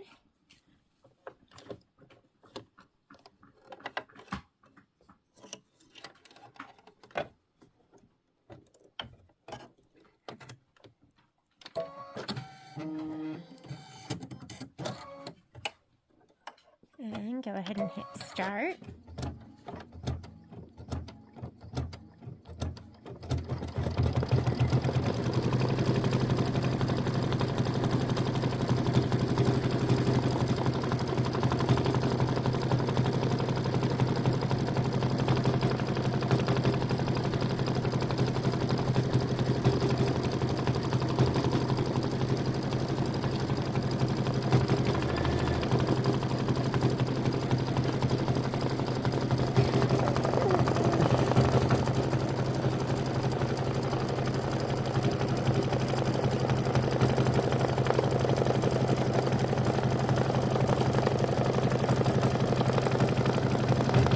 Cute.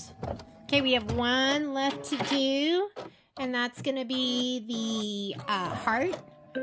And that one is all set. If you want to trim this, you can trim it. Might be inside, might not even make a difference. If you want to just leave it, we could just leave this one. So we're going to touch OK. Let's go home. And we're going to go embroidery, pocket. I'm in my lower USB, and I'm looking for mini quilts.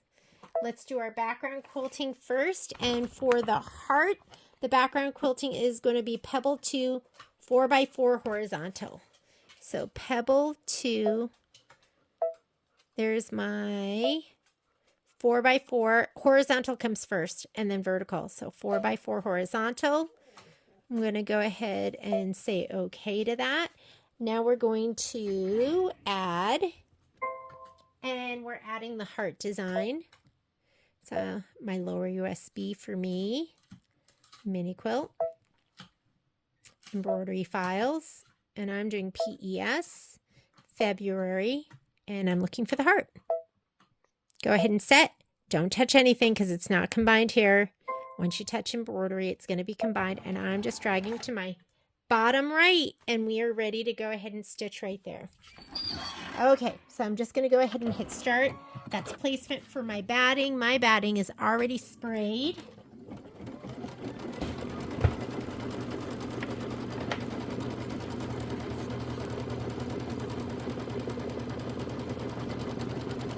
So my video would just shut off in the middle of filming because I had too many recordings on my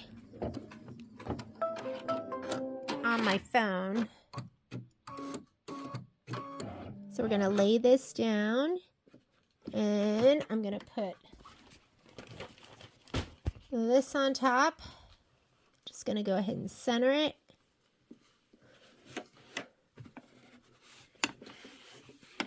And we're gonna do the background tack down. That next step, hang on, let me go ahead and bring up this screen. That'll bring up this screen.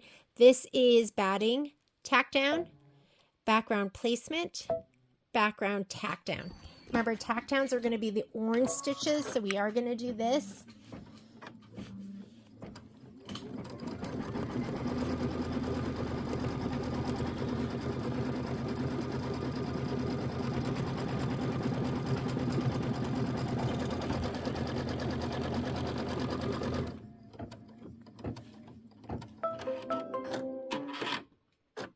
And now let's do our quilting stitch.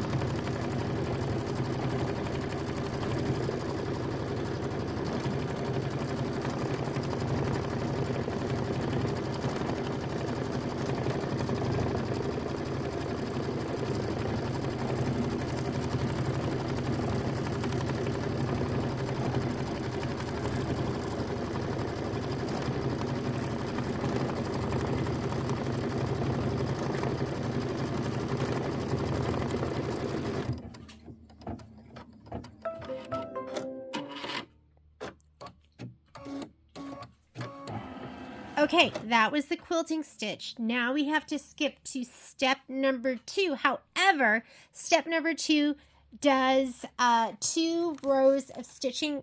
I'm just going to do step number 1. Hope that's not too confusing for you. But let's go ahead and let's look at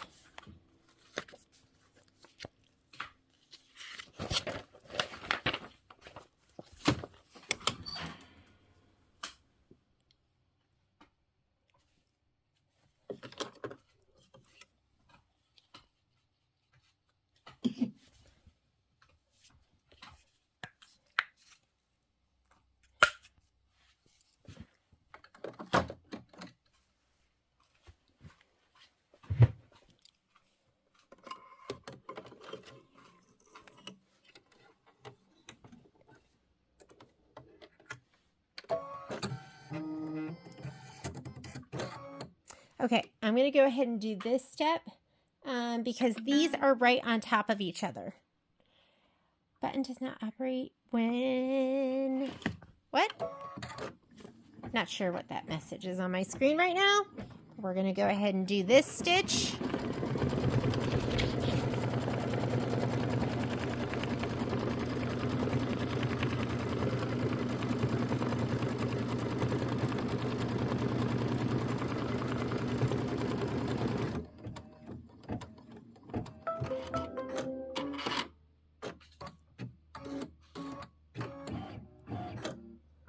And now it's the placement for the heart. And you're also going to need flexi foam for this. So first step is going to be placement. Oh, and don't forget, you have to skip. This is step number 2, but we're not doing that because we did step number 1. Whoops. We are going to do this step for the flexi foam. Let me go grab my flexi foam.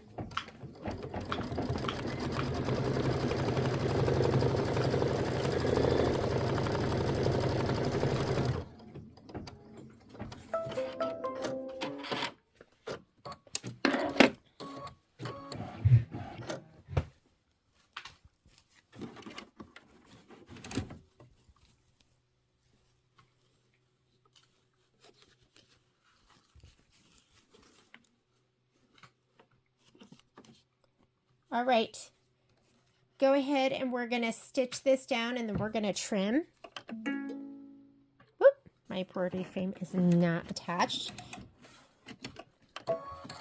Leave it. Leave it. My dogs are hearing other dogs barking.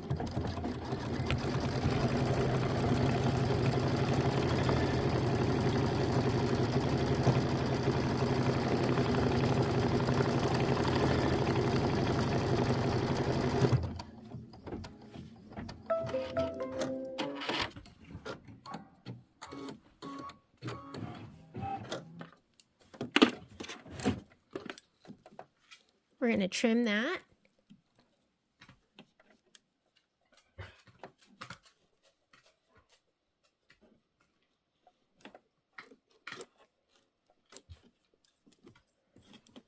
We're going to have a little poofy heart, which is going to be so sweet and cute.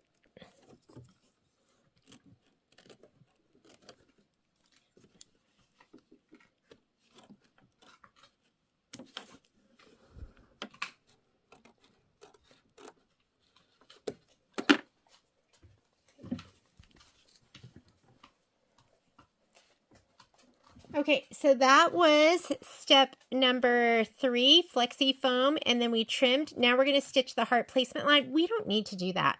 And the reason for that is it's going to go right over that. So let's skip that step. That's the placement.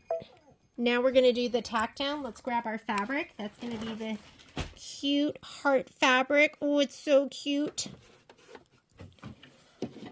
Tack down is going to be in orange. That's what you should see on your screen.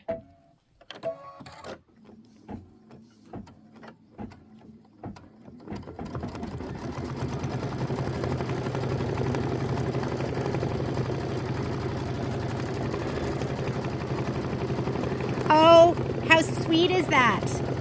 It's just, I mean, you can't see it in person, but it is so sweet. We're going to trim, and then we're going to do the satin stitch around it. I love you, mini quilt. I can't wait to do them all. I have to do the January one because I'm not going to be able to put this one up until I do the January one.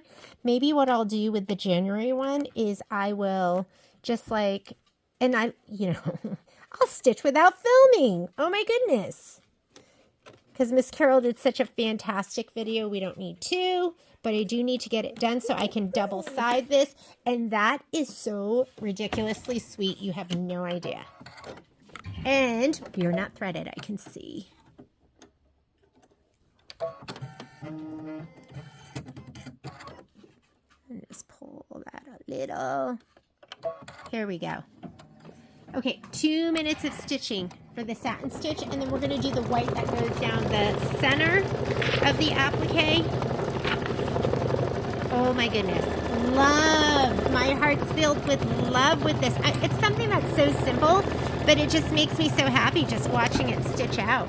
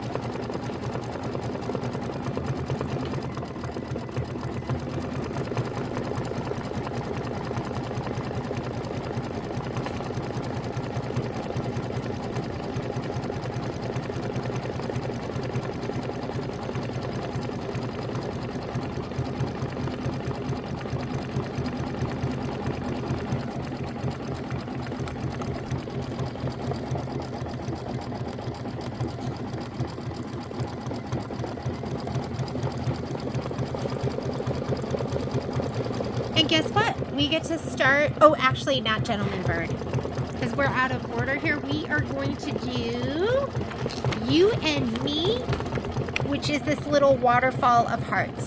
So I'm going to go ahead and get that stuff ready.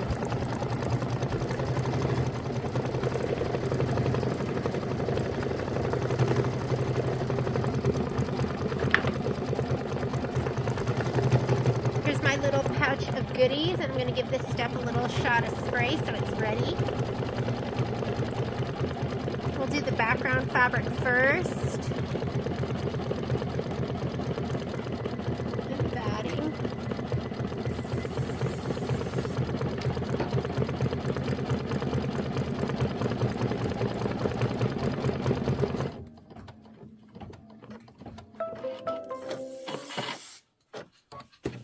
Okay. And let's put in our white. That's my favorite red, which is Wildflower.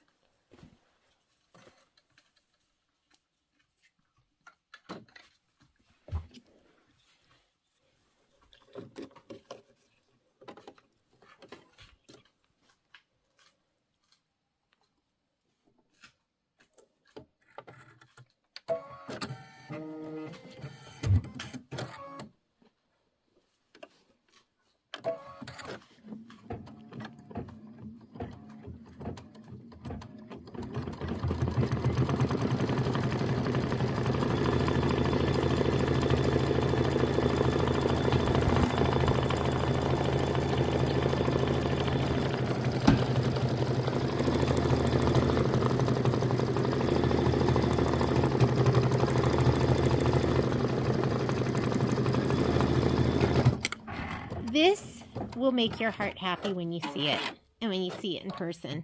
Oh, so sweet.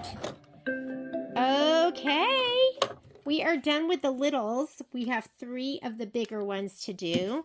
I am going to go ahead and slide this off because I already have my other one hooped up and ready to go in my 7x12. So I'm going to go ahead and slide this hoop on. Before I do that, if I slide it on right now, it's going to ask me to change to a bigger hoop because of what's on my screen. So I'm going to clear my screen first. Okay, home. There we go. Now I'm going to slide on my hoop.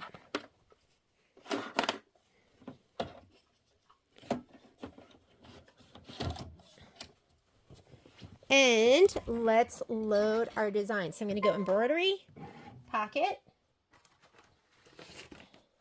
We're going to load in, wait, we did heart, you and me. So it's Valentine 1 6x6.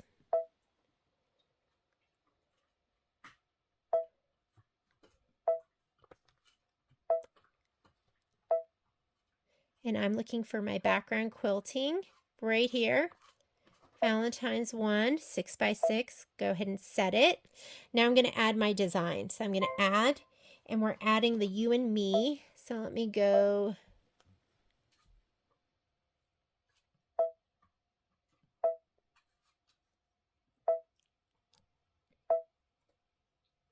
And it's that one that has the waterfall of hearts right here. Set. And you and me is centered. So it should look just like this. I'm going to go embroidery to combine. And let me pick my hoop size because now I'm in my 7x12, which is right here. And I'm going to scoot it all the way to the top. So I'm going to go layout, move.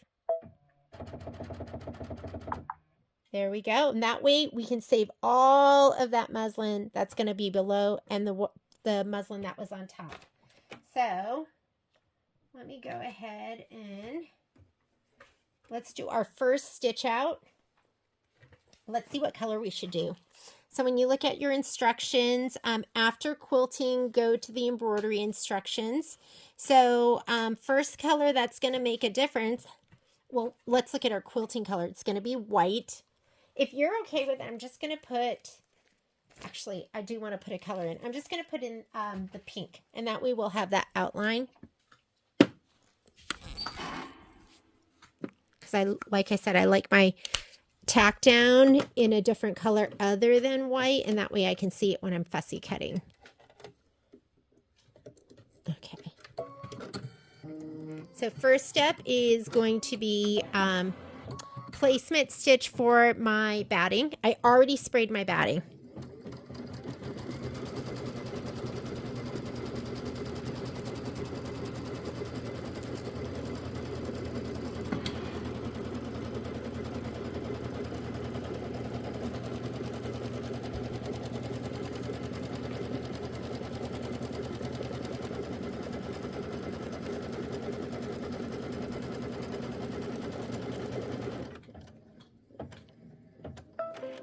I sprayed my background fabric too, so I'm going to place this. My batting is cut to size. I do have a couple darker threads on here. Let me get those. And now I'm going to take my background fabric. Here it is.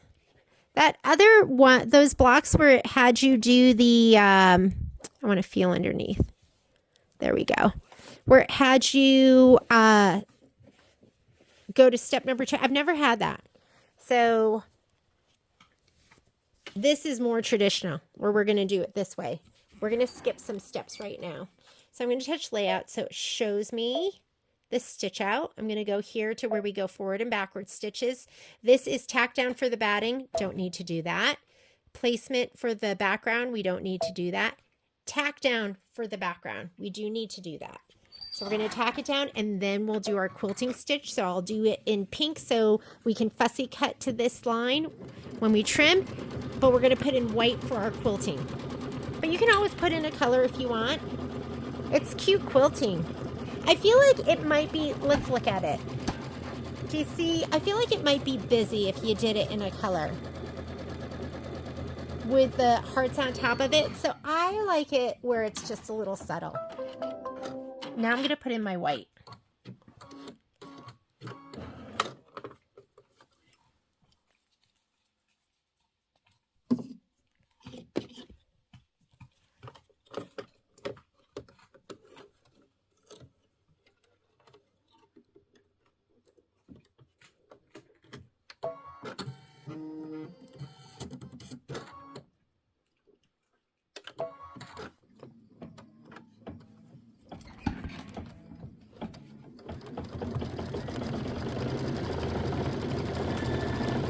So these are all my applique pieces. I'm going to go ahead and put these in my spray tent and spray the backs of them.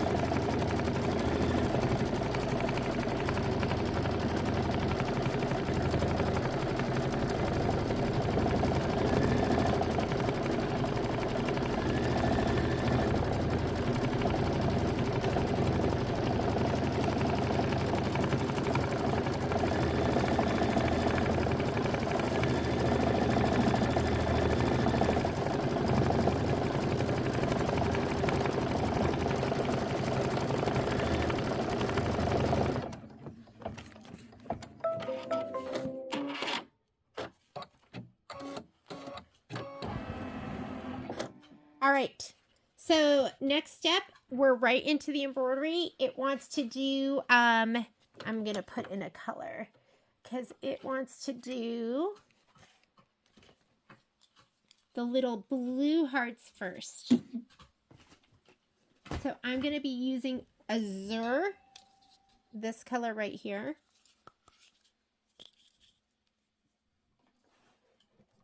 And it says color doesn't make a difference. Color doesn't make a difference. Stitch the heart 1 and heart 8 placement line and place heart 1 fabric and heart 8 fabric right side up. We're going to stitch heart 1 and heart 8 tack down lines, trim the fabric close to the tack down, and then we're going to move on. So it doesn't look like they do a satin stitch right away. So we could just leave this in for all of them.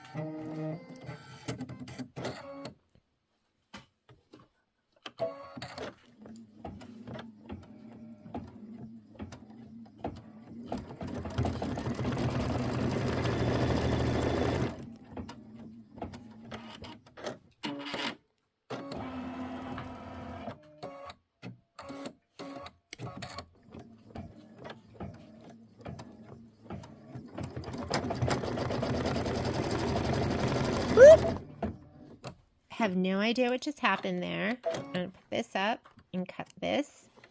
And let's see what's happening here with the thread. Isn't that interesting? Something didn't sound right. This is just a placement stitch. So I'm just going to go ahead and keep stitching. If it was like a tack down or something like that, I would go ahead and back up my machine 10 stitches so it overlapped. Okay, so I'm going to go ahead and put my fabric down. I have one heart all the way back there and one right here. And here is my tack down. And it says trim the fabric close to the stitch line.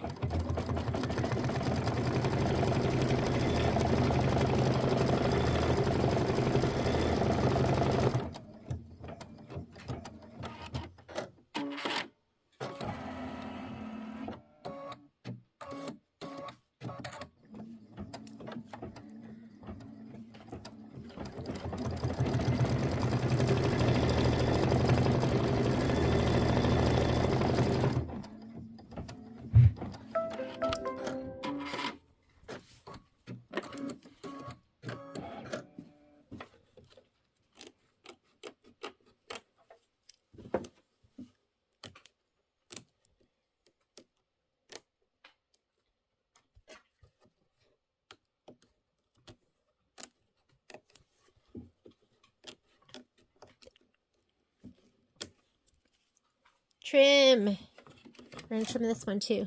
Close to the tack down.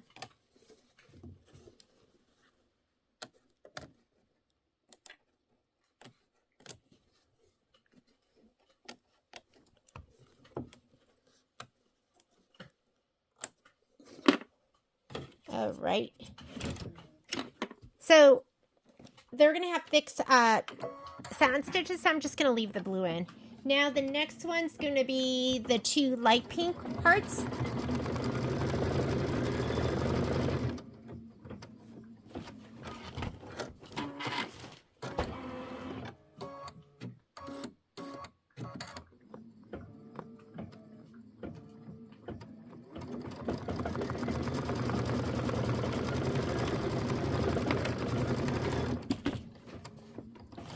And mine are already sprayed. And we can put this one here and this one up here. Wow, those are big pieces for little hearts.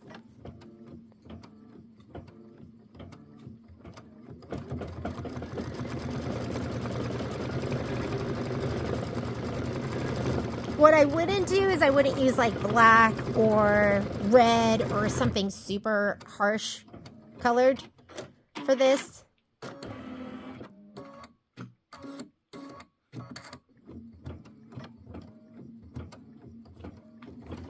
Next up is going to be the big teal heart. Let's go ahead and trim these. It's really hard for me to be patient. I don't know if anyone is like me, and before I even stop stitching, you start trimming. I mean, we just don't have time to wait. I gotta get on to my next heart and my next block.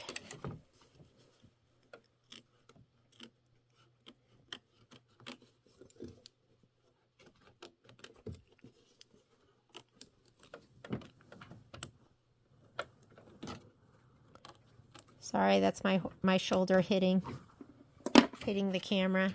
Okay, next heart. and you're looking for your big piece of teal fabric, that's this color, right? This is teal. And again, it says color doesn't make a difference. We're going to do all the satin stitching all at once.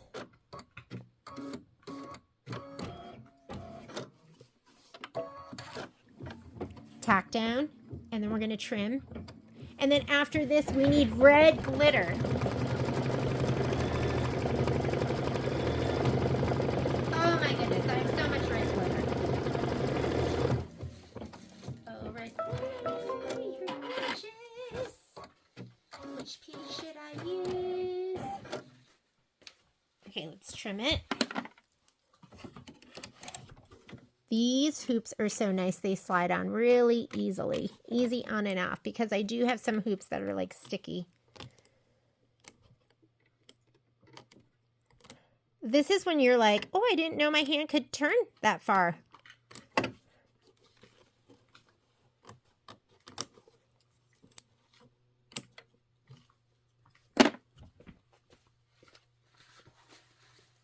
Let's see if I have a smaller piece from before, or we can use this. I'm just grabbing my, so many options. Let's go ahead and slide the hoop on. We're going to do the red one next. I have a piece right here.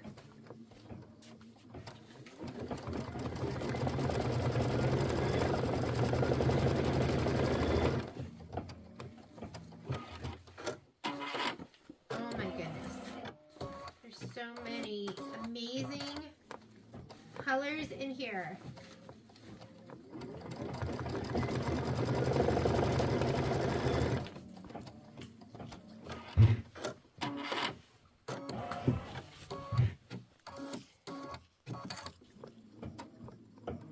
And the red glitter, trim the glitter close to the stitch line.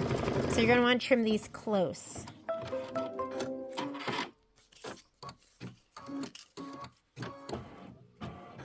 Okay, color again doesn't make a difference. I'm just going to put this one down first. And I could spray if I wanted. These are little. If it was bigger, I would spray. I've crinkled my, my glitter before. I'm going to stop because it's going to want to go directly to the next one, and I don't have it placed yet. So I hit stop. I'm going to trim. It did want you to trim close to the stitch line, which makes me go, there'll be a satin stitch. And it does want you to iron now. I'm just going to iron in the end. They're so little. If it was a bigger piece, I would be sure to iron right now.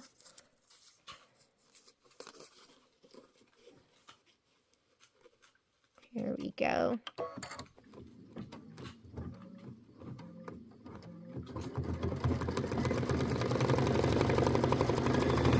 I'm going to hit stop and trim so we can do, I can lay the other piece down. And isn't that nice? It brought it all the way towards me too, so it made it easier for me to trim.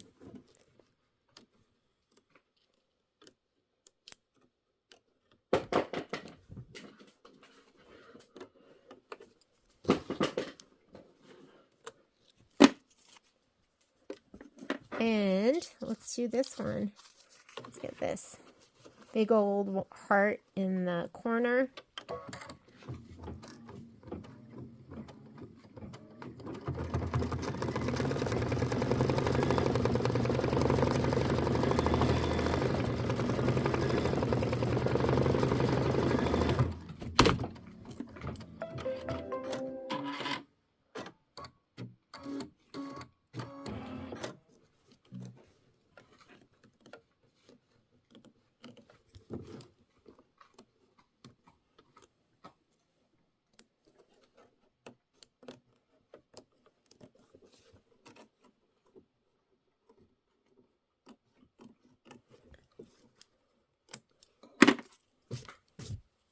Oh, those are cute. Okay, now it wants you to stitch the heart 1 and 8 satin outline. So I already have the azure in there. I don't know if I'm saying that right, so if I'm not, I apologize. So now it's satin stitch time.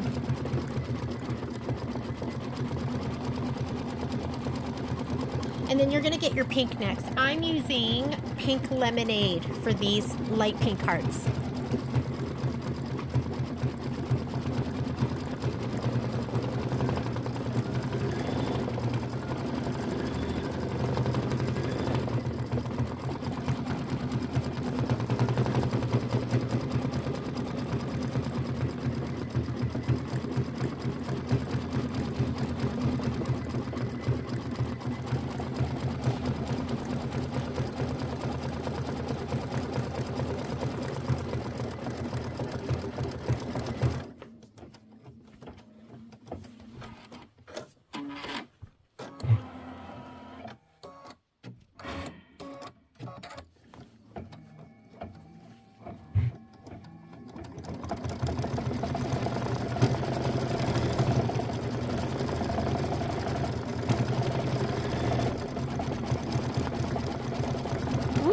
Do you see that?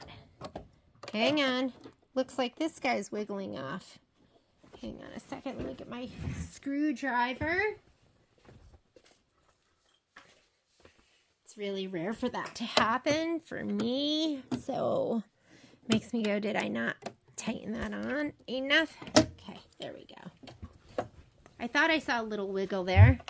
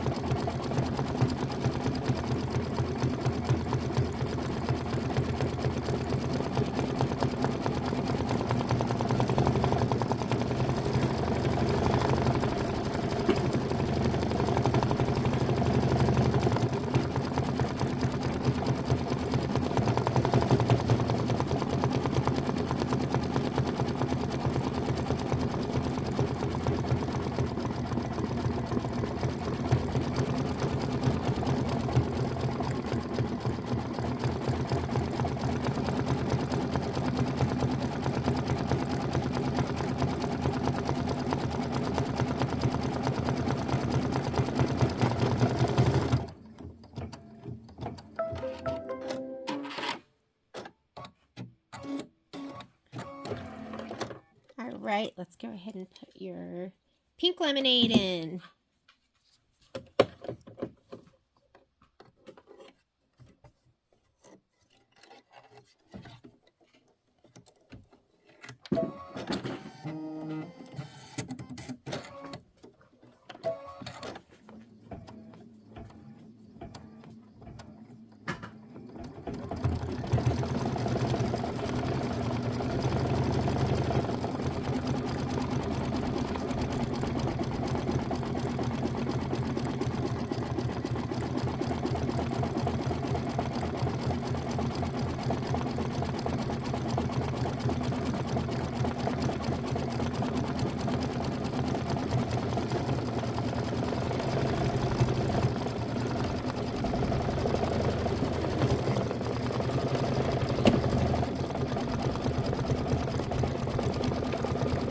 Oops, sorry.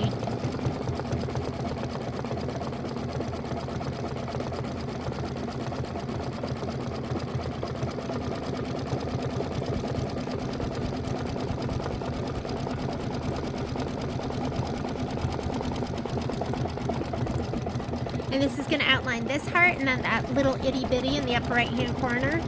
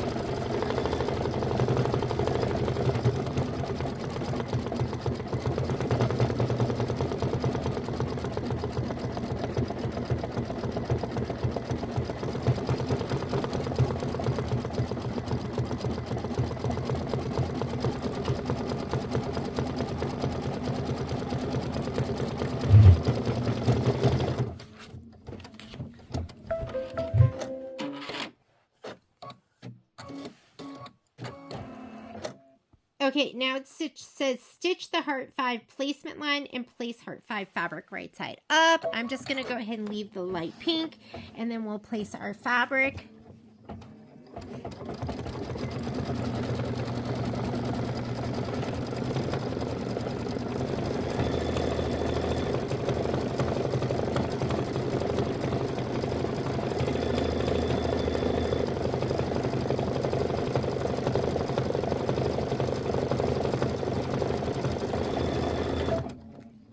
Let me make sure I'm doing this right, because we just did two. Okay, this is stitch the heart 5 accent. So this is heart 5 accent.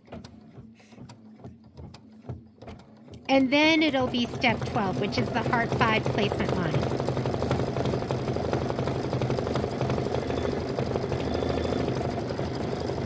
Ooh, isn't that neat? I just love the way they can just take the stitches to make them look special.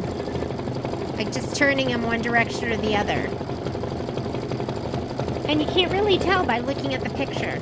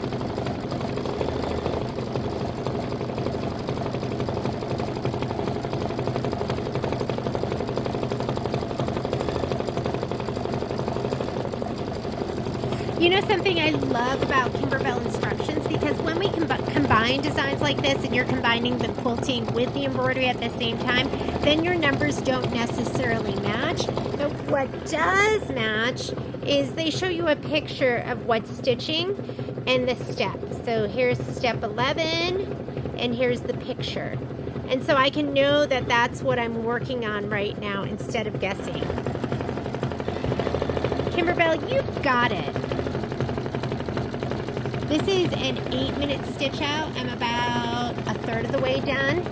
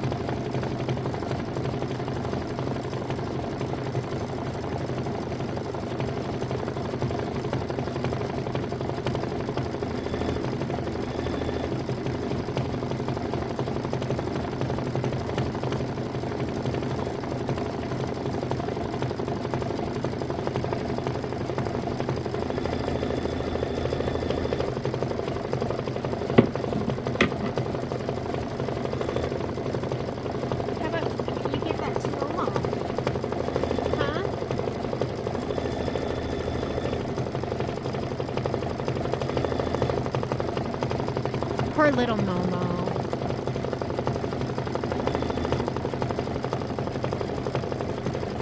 your fabric's going to go on the inside of this heart.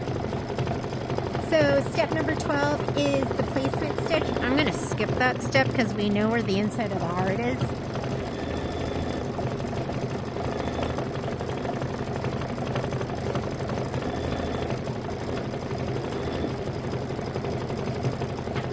And that heart's going to be the 3.5 by 3 inch piece of fabric. Mine's already frayed and ready to go.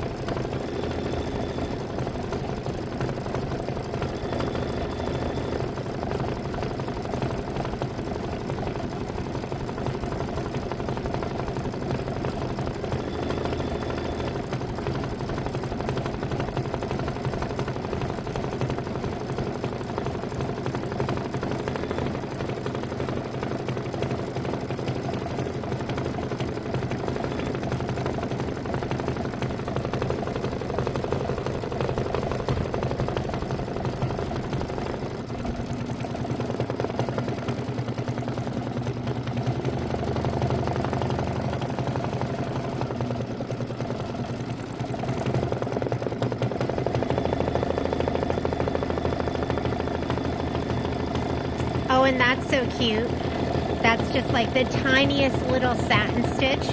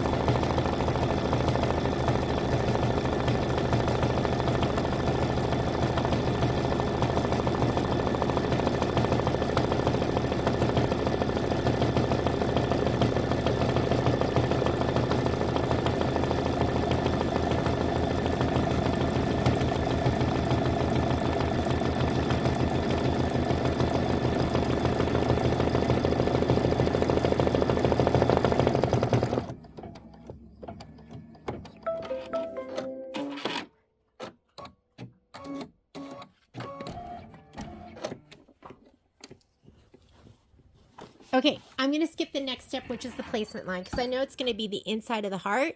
Placement's always turquoise. Tacktown's always orange. At least with Kimberbell it is.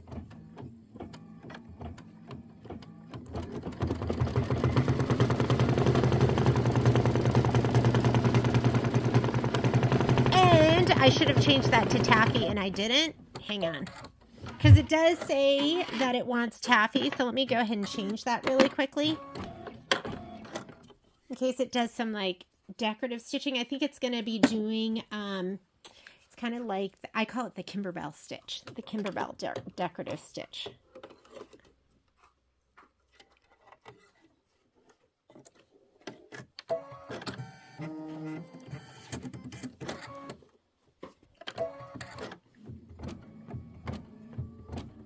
So we're going to do this tack down, and then we're going to trim close to the stitch line.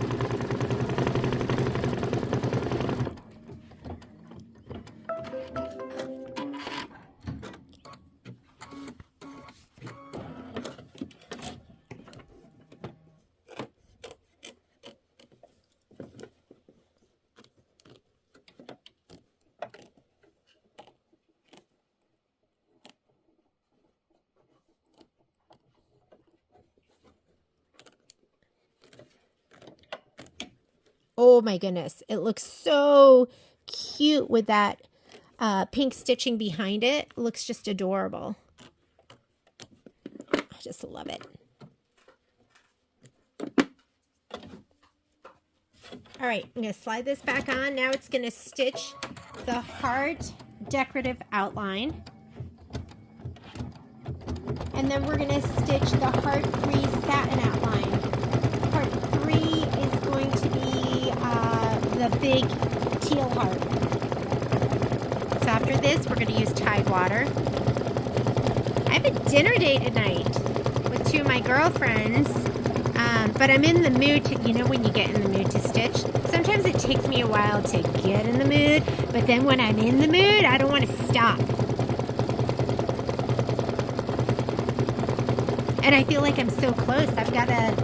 We're going to stitch out Mr. Gentleman Bird, and then Ladybird, and then we're done. Then I can put this whole thing together. I just love that.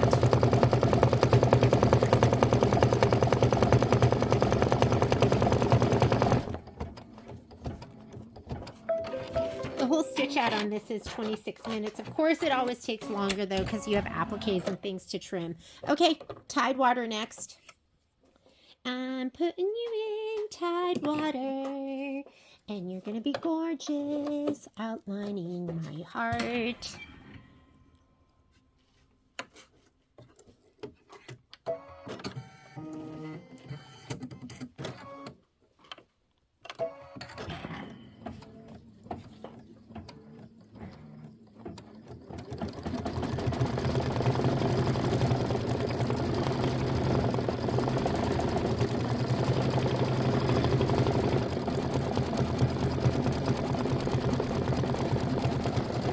And after Tide water, we're going to stitch out the red around the glitter. And the red's going to go, we can look at our picture right here. We have the 3 red glitter hearts, so it's going to go around those. And then white, we do a bunch of white stitching. Step number 20, you do not stitch. I'm excited, it's looking beautiful. We have about 6 more minutes left of stitching.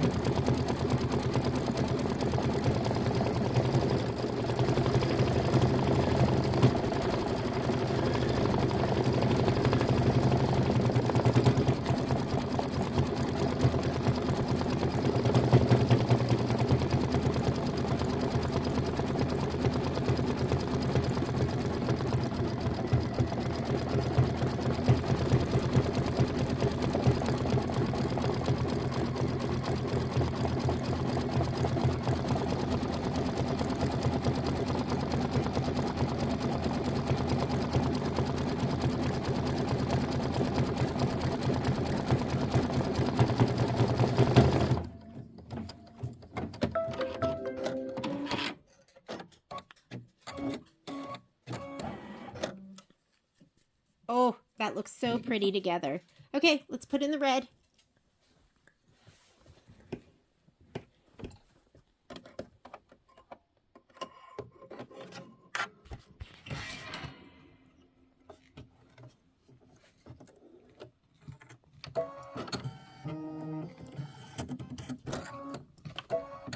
There we go. Red hearts.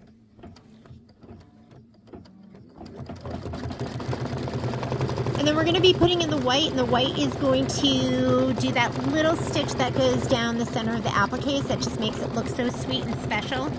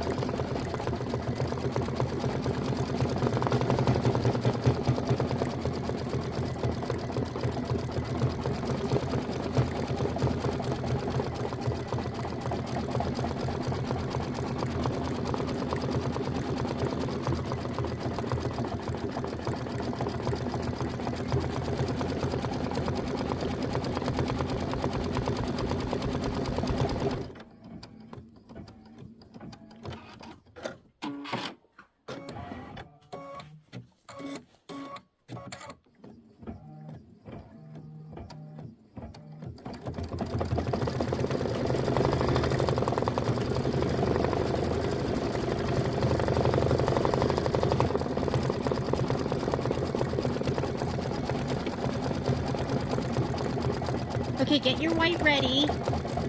And we're almost done with this block.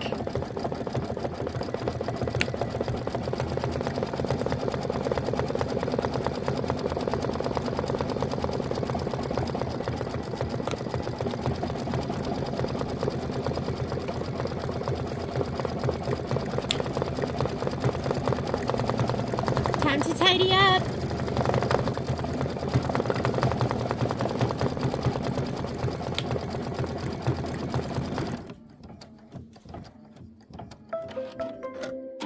Cute. All right.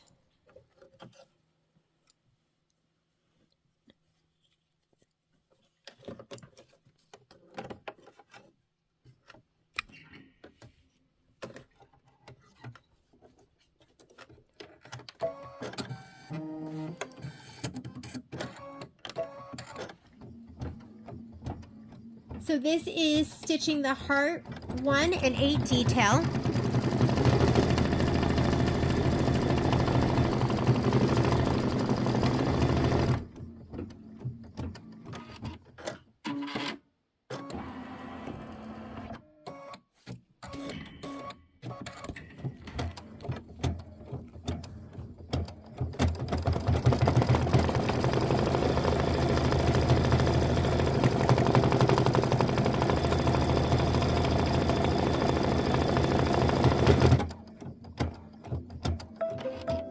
Now it wants you to stitch out, you're still leaving white in, you're going to stitch out heart 2 and 6 detail, so the light pink hearts.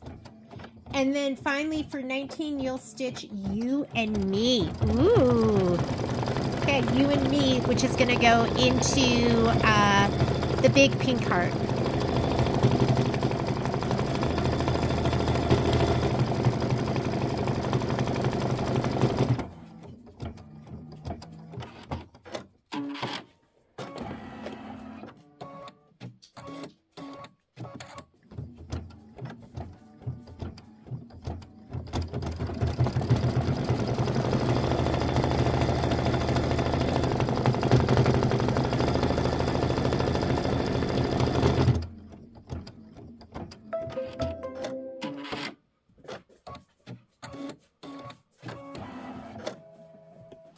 Okay, go ahead and hit start. Just stitch out you and me. And then we are done with this block, ready to rehoop.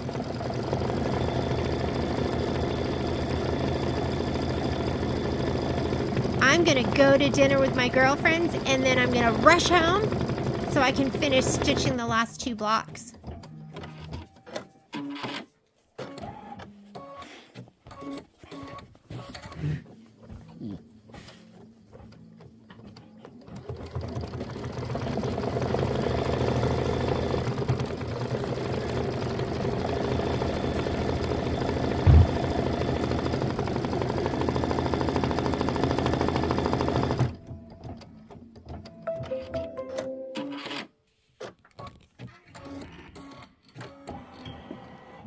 And how cute is that?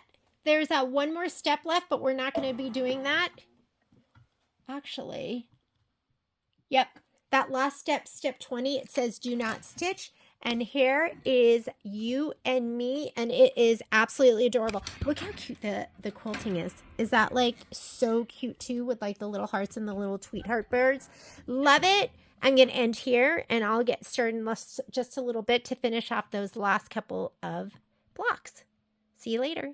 All right, I am getting ready to stitch out the gentleman bird from February's mini quilt from Kimberbell. And so far we've stitched all 4 of these, the waterfall of hearts, and now we're going to get ready to stitch that. So I'm using my magnetic 5x7 frame, which I absolutely love, and we're just going to go ahead and rehoop. So this is how easy it is. Don't cut it down, leave it. And I usually just clip it. I love these. These are Clover jumbo clips. We carry those in the store, and these just lift off. I got all dolled up because I'm getting ready for dinner, and I didn't realize that the clock on my sewing machine is an hour fast. So I thought I was running behind, and then I realized, oh, I have extra time. So let's go ahead and keep stitching.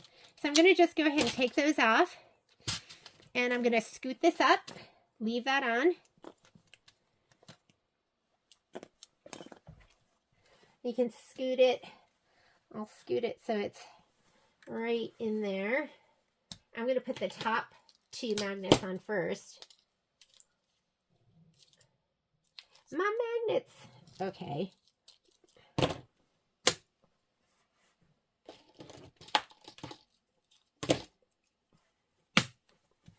Okay, and then I like to kind of pull down on this. I'm going to clip these with my jumbo clips so this doesn't unravel. So, because if I don't, it falls onto the ground and I step on it and I'm just constantly dealing with it. So I'm just going to pull this back a little bit, and I'm not pulling back a ton. You don't want to stretch the fabric. And I'll pull it back here too, and I'll pull it to this side,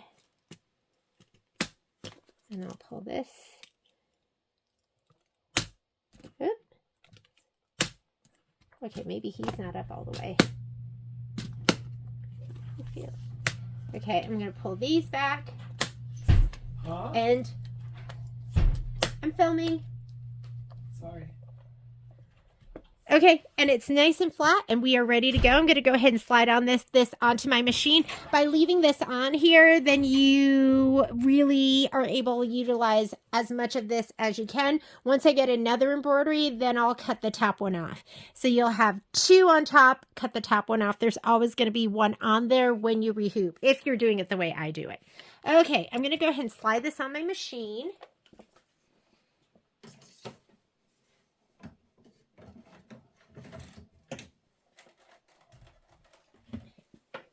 Here's my fabric. So here's the fabric that we're going to be using. You are going to need flexi foam. I have so much flexi foam in my bag over here. So I'm just going to grab that. My flexi foam scraps. This one might be big enough. It might not be big enough. So I have another piece right here, a big old piece that I can use. And then fabric, black embroidery leather for the top hat. Again, here is my overflowing box of pieces. So, I mean, these are left over from something. So I have all sorts of pieces of black leather. I'll just grab this one. And we are ready to go. Let's come on over to the machine.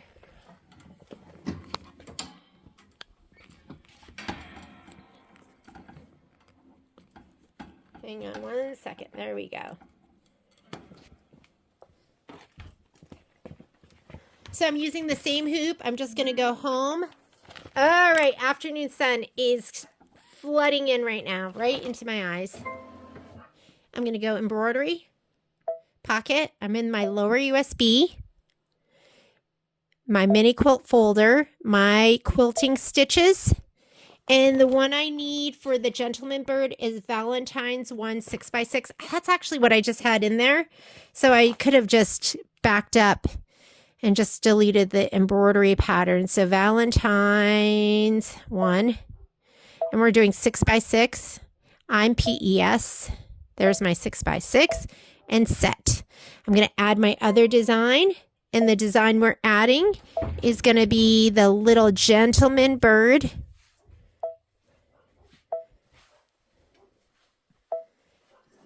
February. And he is right there. It's the one with the top hat. Go ahead and add that and set. And if you look at the instructions, it says centered. So it always brings it in centered. I'm not going to move it in either direction. We are going to be moving the little ladybird. And I'm going to touch embroidery to combine. I've already chosen my hoop size. So if you go up here to your settings, I've already chosen 7x12. So I'm going to go ahead and say okay. And we are ready to go. I do want to move it up. It's combined right now, so I can just go layout, move, and just scoot it all the way to the top. And we are set and ready to go. I already have white in there. I'll just leave that in there. Let's do our placement stitch for our batting.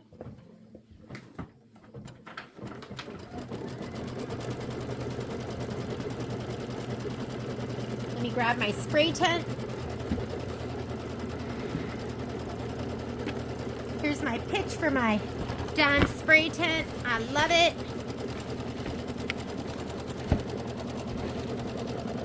So I need to change that, right? But it keeps the spray from going all around my room. And I love spray as opposed to the tape so much more.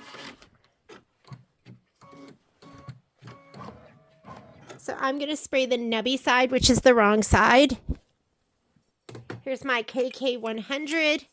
And you don't have to go too crazy, but, oh, sorry. I couldn't get that to get started. Okay, so I'm going to take this out. And let's spray my background fabric to the wrong side. Okay, maybe I can have a little more finger. Oops. Okay, I'm having no finger control right now. All right, here we go. Usually I like to do just like a little spritz, like here. I'm going to lay that down.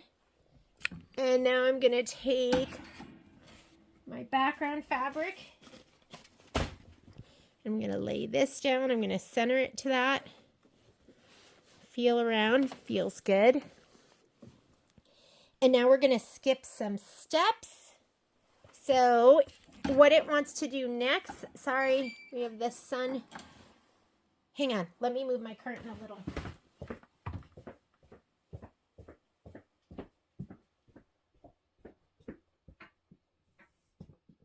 There we go.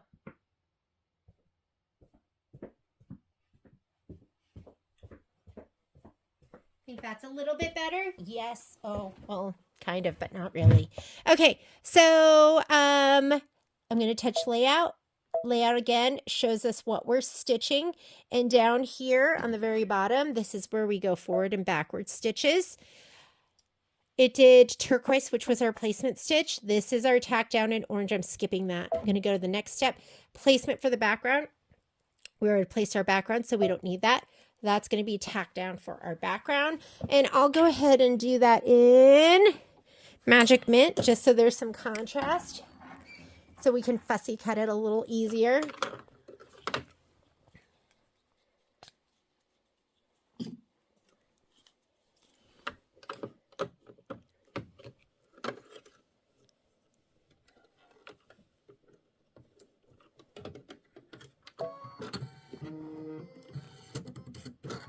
Okay, tack down for the background.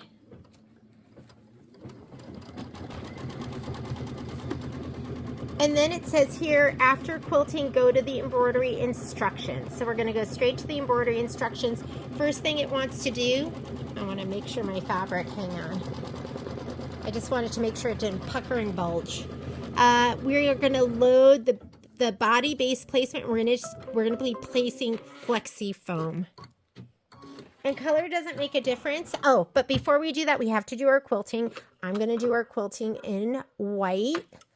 So it looks gorgeous, but it doesn't distract from the embroidery on top.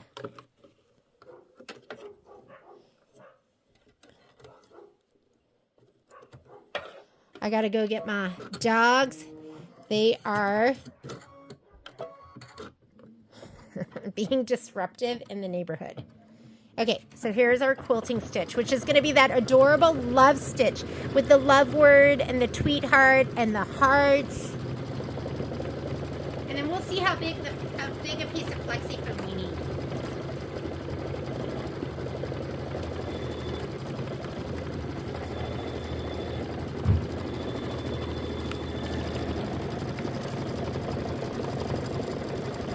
That would be great if this took half an hour and the other one took half an hour and I got them both done, and then when I got home I could sew it all together.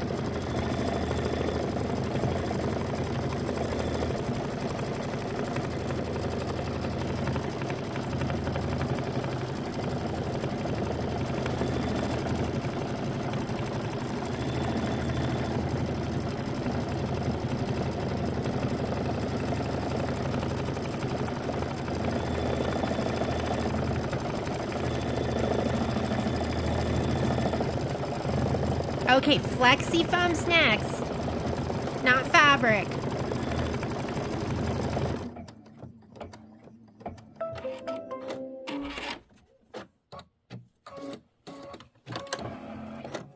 Momo's demanding to come in. I can hear him outside. He's heavy breathing.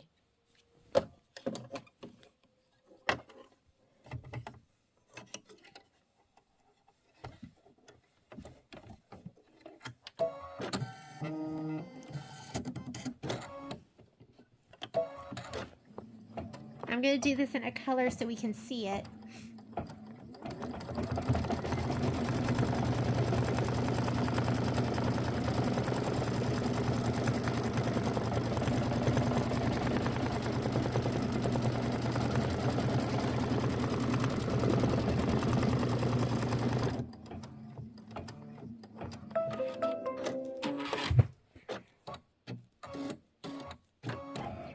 Alright, so I'm going to go ahead and grab this piece because it looks like it will fit it. And I wonder if I should take him all the way over here, or okay, we'll just go for it right here in the corner. And we'll just take him here and here, and we'll see what else we can fit. All right.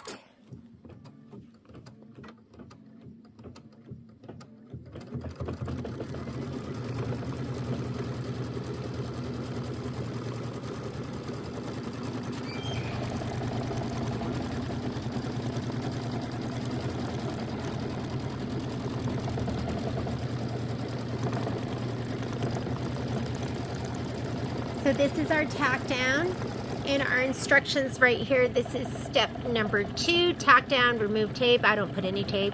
Trim the foam close to the stitch line.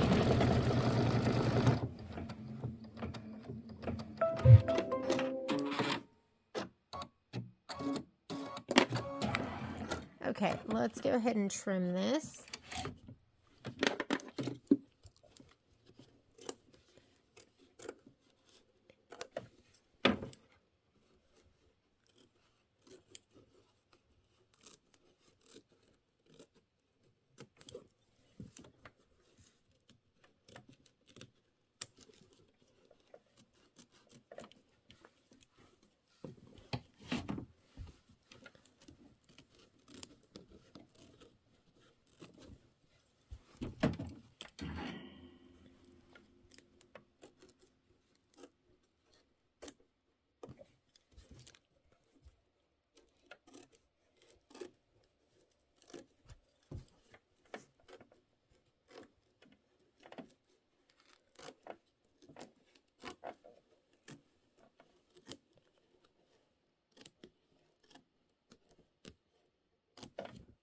Alrighty.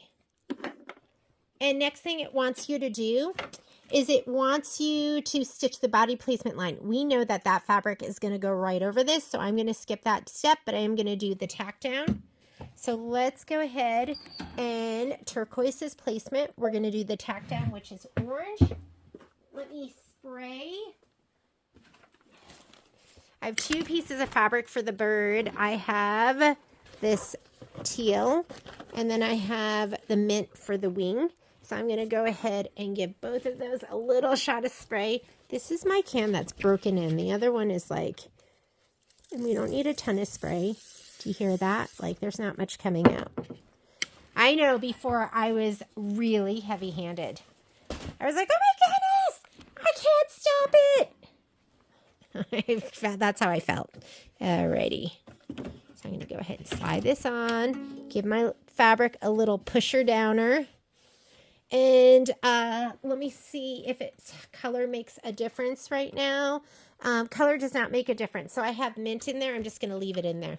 So here is my tack down.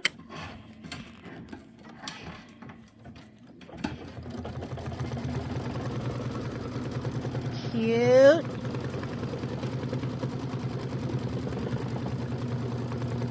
Just make sure it doesn't push it in or get it puckered at all.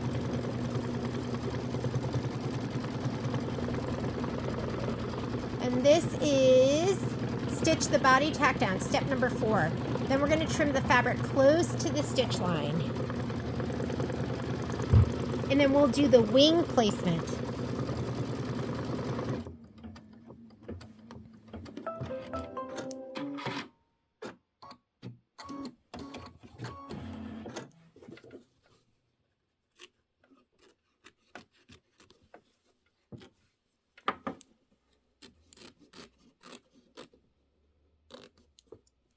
Well, that wasn't very close. I gotta do a better job.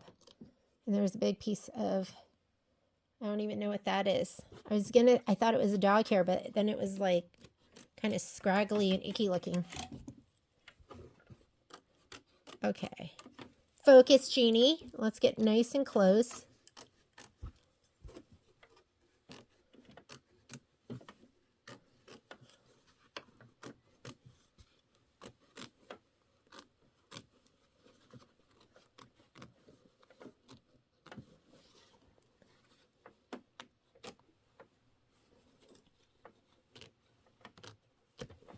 All right. Hopefully, what kind of stitch does this have? If it's a satin stitch, I'm not going to worry. Yeah, it does have a satin stitch. So I'm not going to worry about this too much. I can get a little bit closer. I mean, just make sure it's not too far away.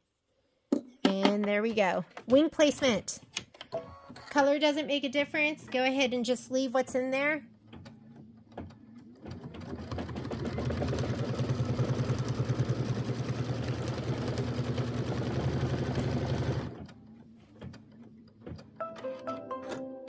Now the tack down, if you look at your screen, it should be orange. If you ever feel lost, sometimes I feel lost. Sometimes I am lost. And we're right here. So it's doing the tack down, and then we're going to do the trim.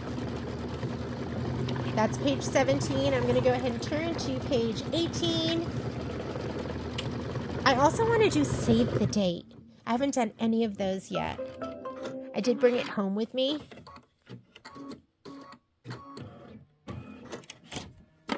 Okay, we're going to go ahead and trim this.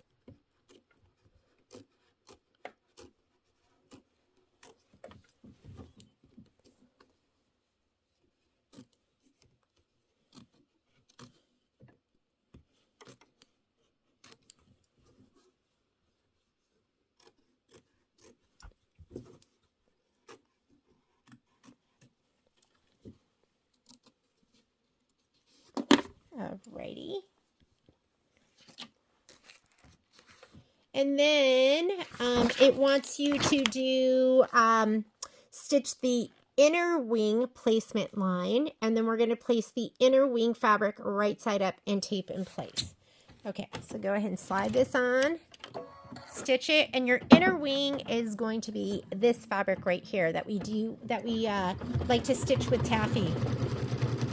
And again, color doesn't make a difference, so you can just lay this down. Then color is going to make a difference.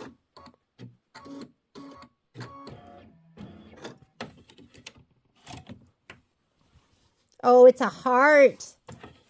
Too cute.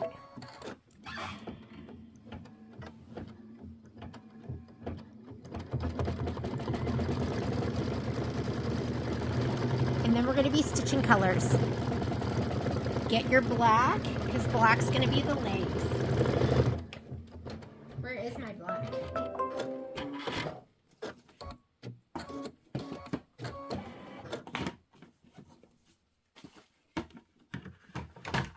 Okay, here's my black. Okay, let's trim this.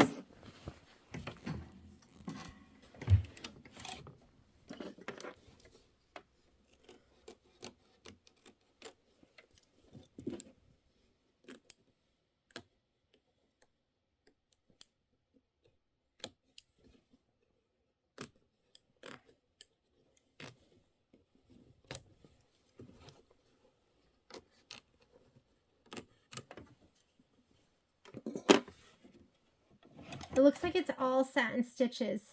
So be careful, but you don't have to be too careful with your trimming. Don't make it super messy. It's got to be semi done well. Okay, here's my block thread. I'm going to put this in, and it is step number 9, stitch the legs fill. Step number 9, but on my screen it's step number 14, because you add 5 steps when you add the quilting normally. I'm sure there's instances where that isn't always how it works out. Okay, I do have white in the bobbin, and sometimes I do like to put black in the bobbin just so there's no high contrast, but it looks great. If you're seeing white thread coming up, just go ahead and toss in a black bobbin. But mine looks amazing.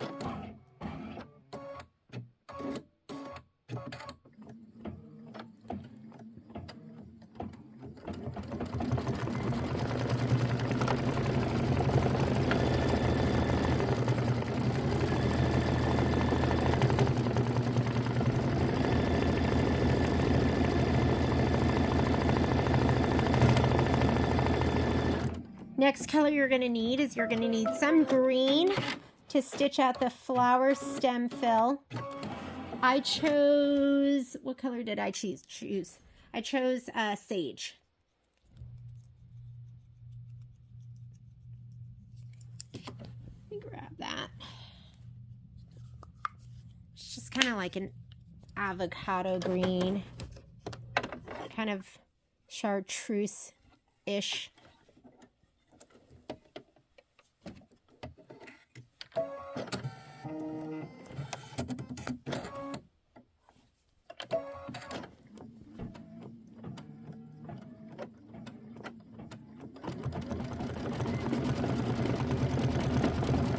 And then we're going to stitch the flower fill. So, I don't know if I chose a color for that. Did I? Were we using red? What is the one with the cross in it? Is that red? I think it's red. Yes, red next. Let's put in our red. I'm using wildflower.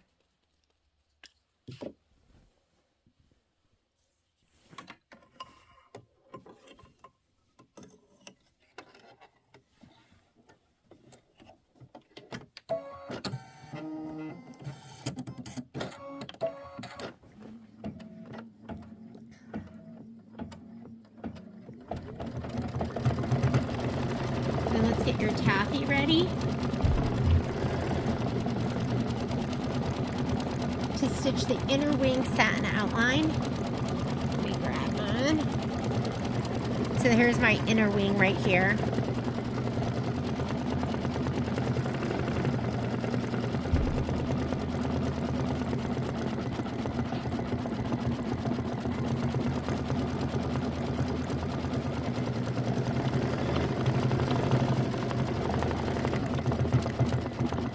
We're about 8 minutes into our 22-minute stitch out.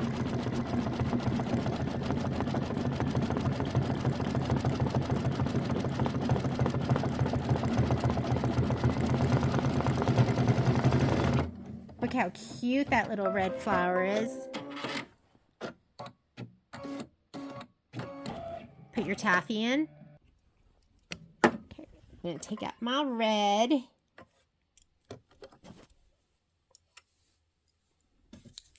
Put in my taffy.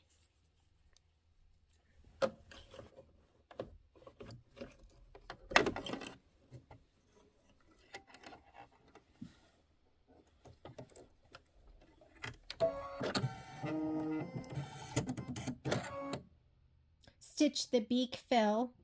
Okay, beak first. Beak first. And then we're going to do the body satin outline.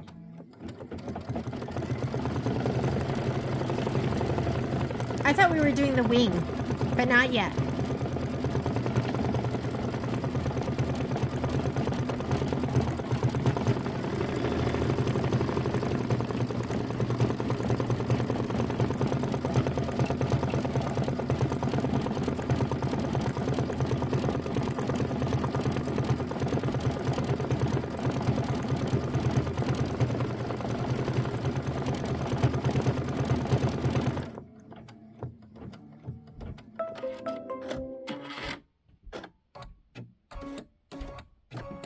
Now we are on step number 13. That's going to be the body. I'm still looking for the perfect filming options.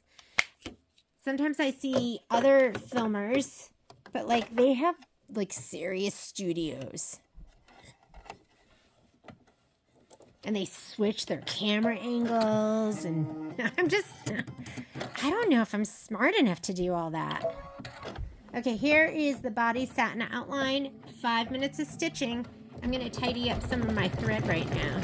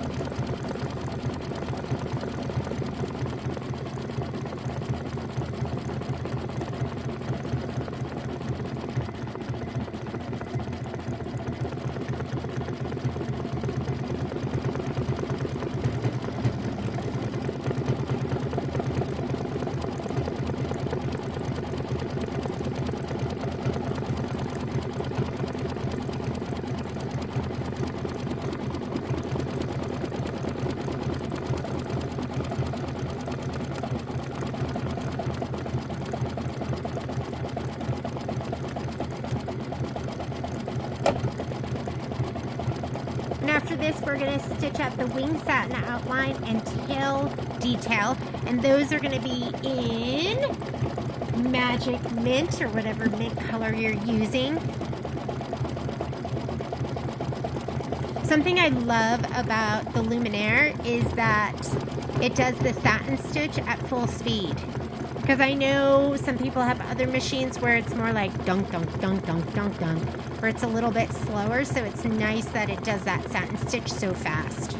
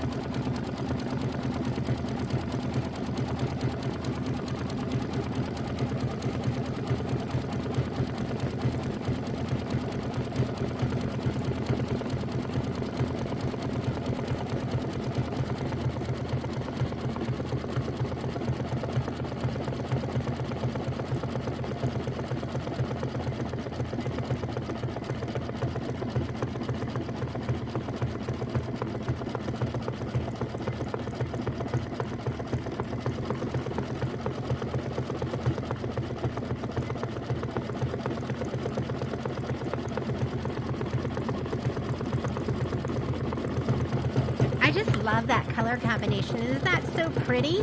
The teal, the mint, and this pink. I love this pink. And the red and the green.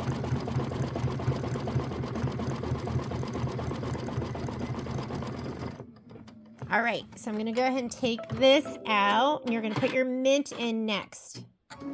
Mint is next.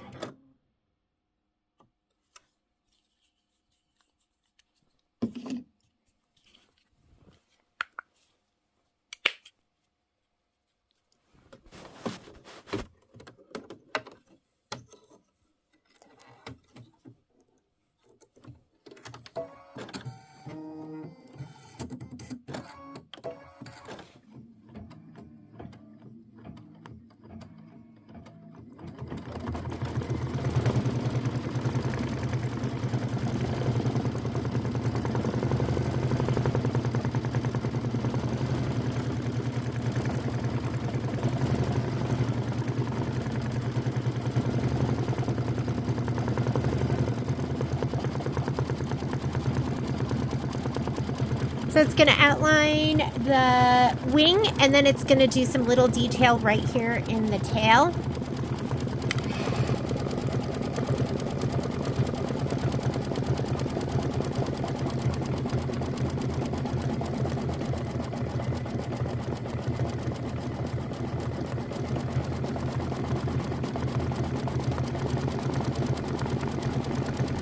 Ooh, I've got some jump threads to trim. I have the OESD trimmer that looks like this, and I just couldn't resist myself. Come on, it's Tula Pink, and it's like so beautiful. And plus, I always misplace my other pair, right? So you can justify it that way. Like, you're gonna lose it anyways. So you need an extra pair. I'm gonna use these.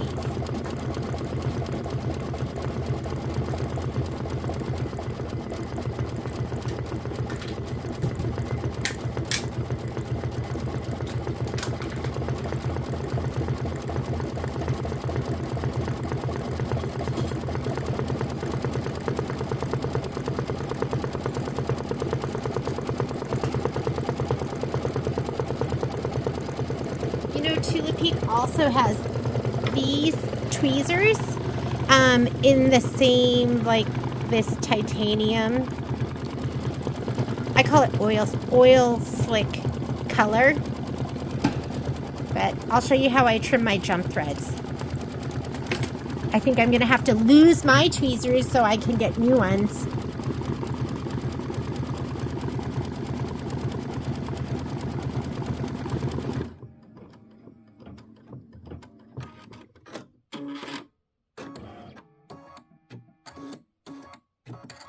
We're about halfway done with this.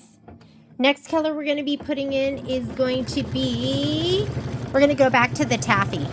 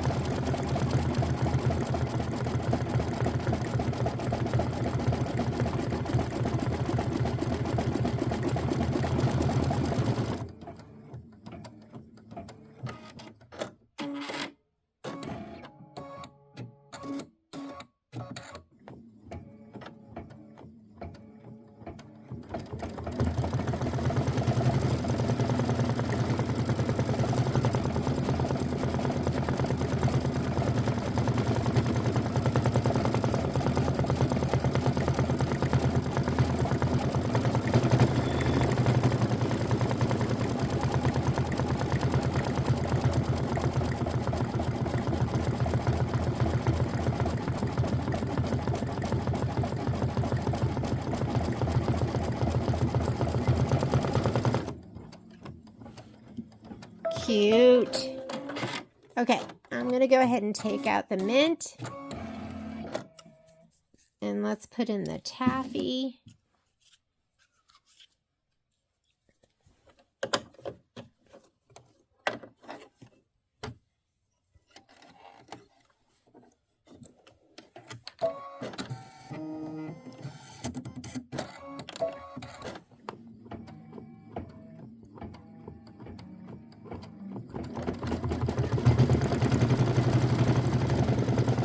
This is a 2-minute stitch out.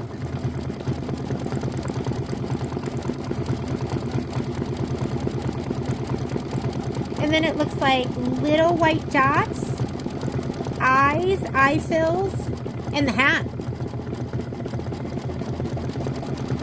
I love that his little wing is a heart.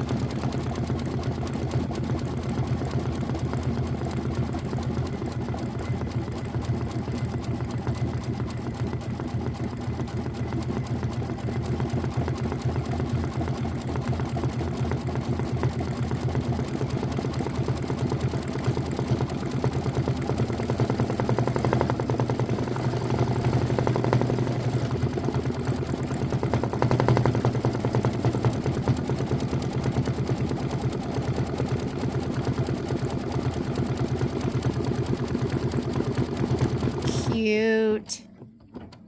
Okay, let's do white, and that's going to do some little dots in the wing.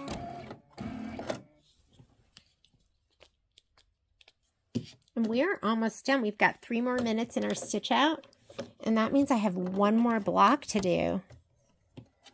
I mean, when's the last time you did all the embroidery and everything? And I was just thinking about what kind of binding would look really cute for both January and February.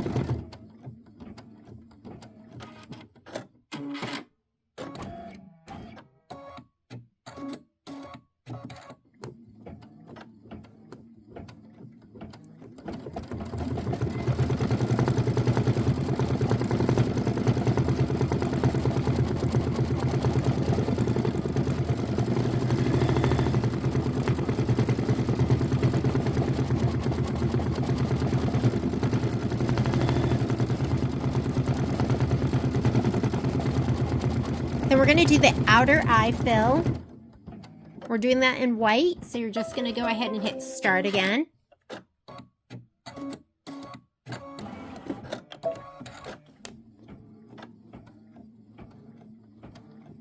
And then get your black ready to do the inner eye fill.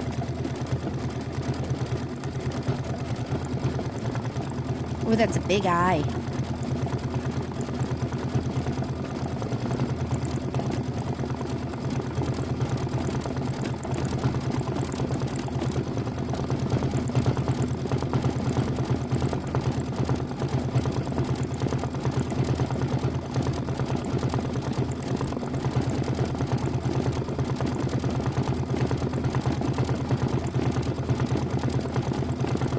I mean, that's some pretty darn good digitizing.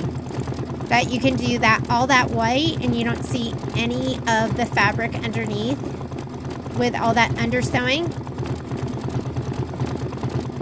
Looks good.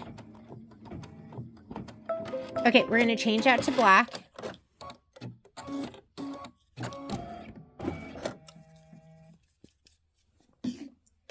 I have this this spool that is almost done. I'm trying to use it up. Okay, this is going to be your eyeball.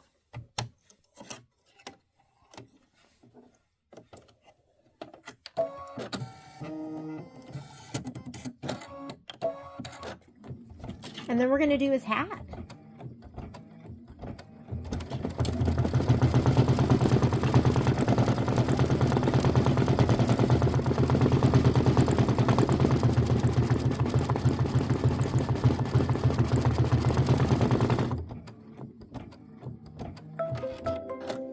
Okay, step number 19 says stitch the top hat placement line. So you're just going to hit start. And we're going to place the top hat leather right side up, tape in place. If you want to go ahead and spray it or tape it, you can. I'm just going to lay it down. It's not big. I'm going to lay this down. I'm just going to hold it there. And it says that you are going to raw edge applique will not have any more stitching. So I want to leave a little bit of room that I can make it look really pretty. The stitching for this, I'm going to peek under and make sure I'm covering everything. Okay.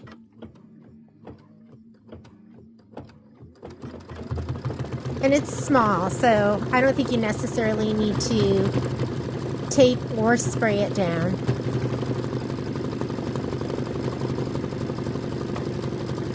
So I'm going to get my curved straight scissors to trim this.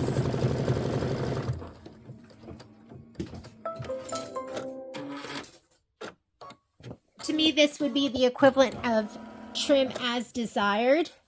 So let me go ahead and trim this first. So I like to leave maybe about like 1/8 of an inch. Trim it pretty.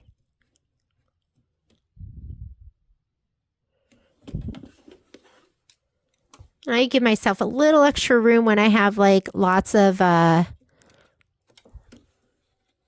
corners and pointy ends.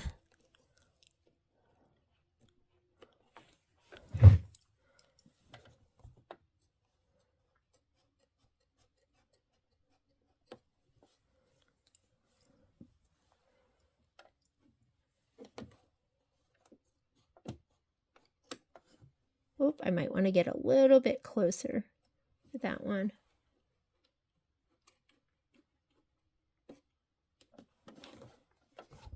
Or I can just leave it. He's cute. He's cute just the way he is. And the last step says trim the leather as desired. The top hat is raw edge applique and will not have additional covering stitches. Stitch the trimming guide in a visible color. Remove the block from the hoop. I have black in there. I'm just going to go ahead and leave it. Wants you to do your trim guides. These are kind of important because I don't know if you can see this, but when you do your stitching, sometimes the fabric kind of pulls in a little bit. So these trim guides aren't even on those trim lines, the outside lines. He's cute.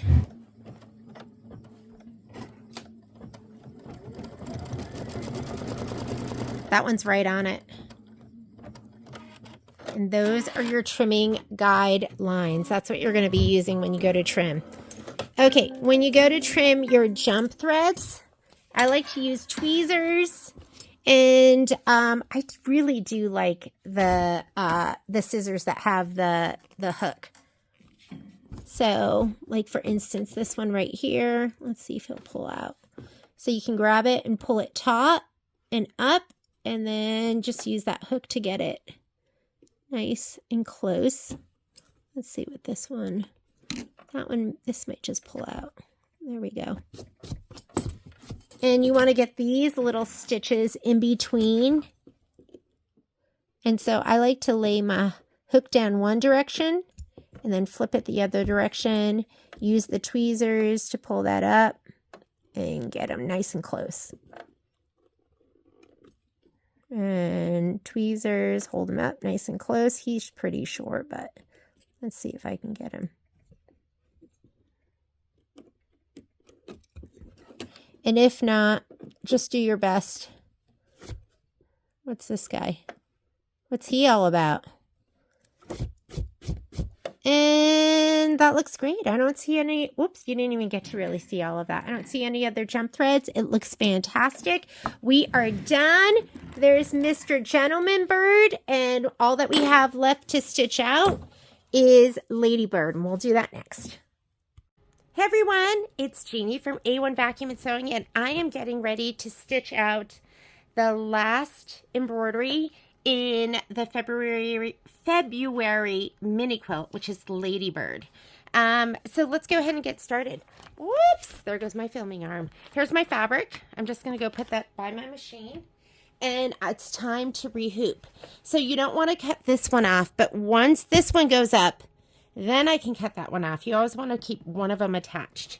So I'm just going to take off my magnets.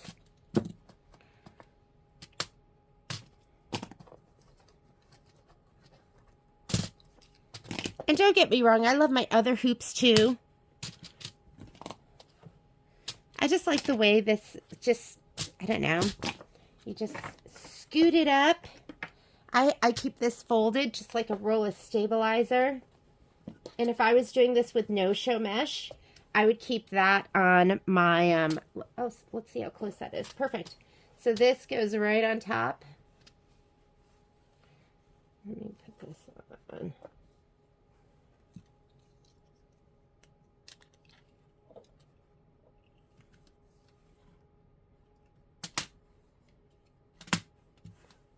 All right, I'm going to unclip these.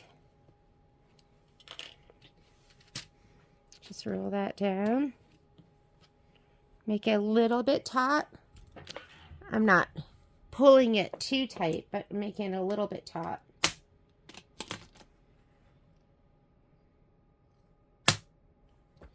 And let's pull this way. And this way. And then this the other direction. And this.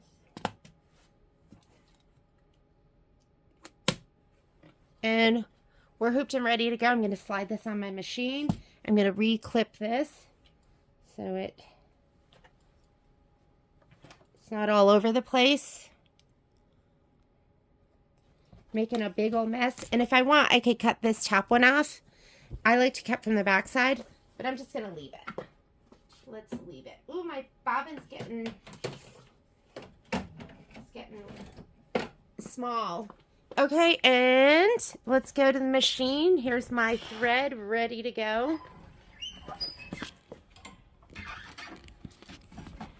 I've got my sheet.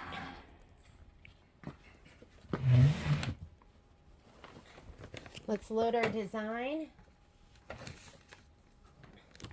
So we are doing Ladybird, loops 3, 6x6 horizontal. So we're loading our our quilting design in first. Whoops, there's my mini quilt folder right here. I have a bunch of stuff on this. Loops 3, and I want my 6x6. Here is 6x6 set. And we're going to add, don't move that yet. You're going to wait until we add our other design. And the other design, actually, there are some special instructions for this one. And I put that in your spreadsheet to remind you. It is not just centered. Here's my little bird with her crown. Okay, it says here, vertical with beak 3/4 from the left edge. So vertically, or horizontally, I guess, or just this way. You're not going to move it up and down, but we're going to move it to the left, and we want it 3/4 inch, and we want it to look like that picture right there. I feel like I'm just going to eyeball it. We could put up our grids. I mean, it looks like it's already Vertically center the block with the bird's beak 3/4 from the left edge of the quilting file. Okay, so normally what I'll do is if I have to get it over like that, I'm going to put my grids up. This is the only time I put my grids up because I find the grids to make it just busy and confusing looking. So we could do this. And that means each one of these blocks is an inch. And then you could kind of eyeball 3/4 of an inch. So I'm going to edit. I want to move the block behind. So see how it's outlined the block behind? And that one's the bird. So the block behind, I'm going to move it on one of those inch marks. Edit, move, and I'm just going to scoot it.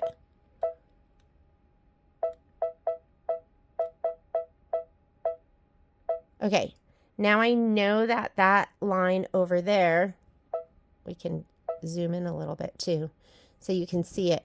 It's right on that inch mark. And now we want the beak from the left edge of the quilting file. And when it shows you that, it shows you from the very, very, very edge. See, it's 3/4 inch. So I'm going to move the next design there. I'm around my bird. 3/4 inch. So right now it's an inch away. And I'm going to eyeball about 1/4 of an inch. I'd say that's about 1/4 of an inch.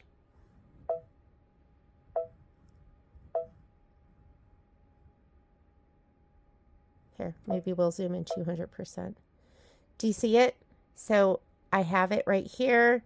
Here's my other inch from here to here, and then I'm probably about 1/4 of an inch over.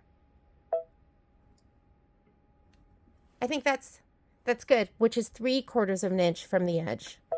Okay, I'm good with that. I'm going to say okay. I'll go back down to 100%. Don't move it right now because the designs will separate. We're going to touch embroidery. Change to oh, you know what? I went outside of my embroidery field. I'll just trick it because it knows I have my 7x12 on. And you know how you can tell too? Let's get rid of the grids.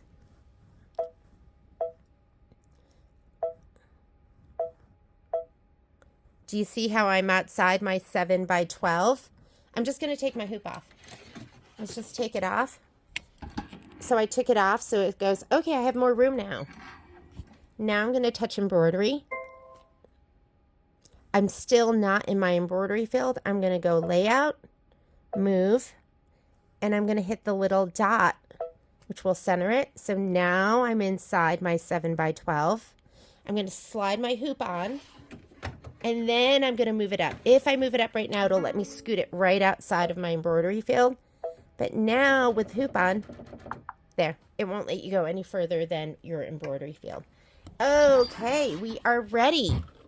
Let's just do our normal thing, which is, first of all, we are going to do our, what are we doing for our quilting stitch? White. Let's just go ahead and we'll do Magic Mint. And we'll change it when we get to our quilting. That way you can kind of see. Oh, look at Mr. Patrick Mulligan is bringing me my cappuccino. I can't have it here. Oh my God, it's beautiful. Patrick, if this whole sewing and vacuum thing doesn't work out, I think barista. I have a career as a manservant. Either manservant or barista. All right. I was gonna like scold him for interrupting me too, and he's bringing me my cappuccino. You know, I feel better now, so I can drink a little coffee. It's nice. Okay, here is all my fabric.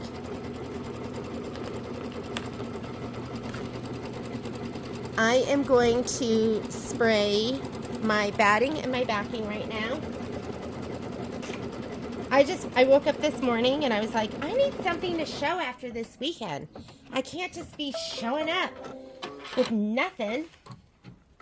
And I've been dying to make my mini quilt. Next on my agenda, Well, it's really hard because now that I've done one, I want to do the next one.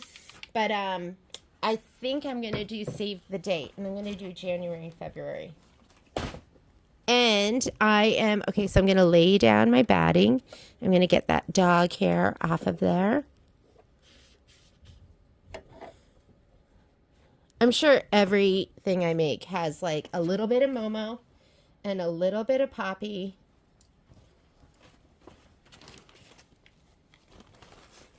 I'm spraying the back of this. There's icky stuff on the back I'm getting off.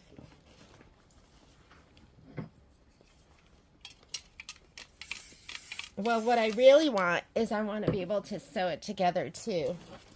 I think I can do it. Press and trim. Okay.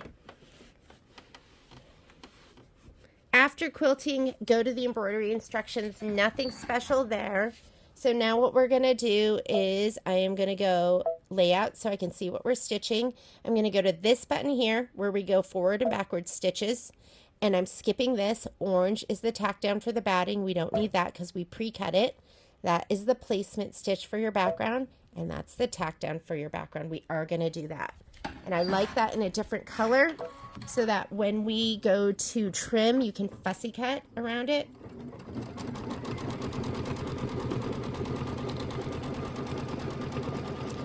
I call this tickling my fabric. I'm just going to tickle it, make sure it's nice and flat.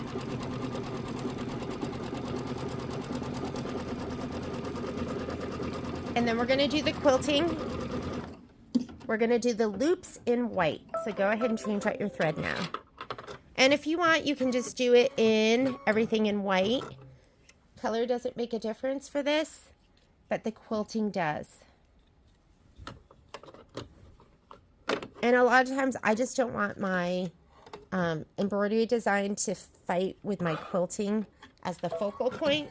So I'll pick a color that blends, but there's times I regret it. There's times where I see other people and they do something like bright and it just looks so good. And I'm like, why don't you take chances, Jeanne? Why are you so boring?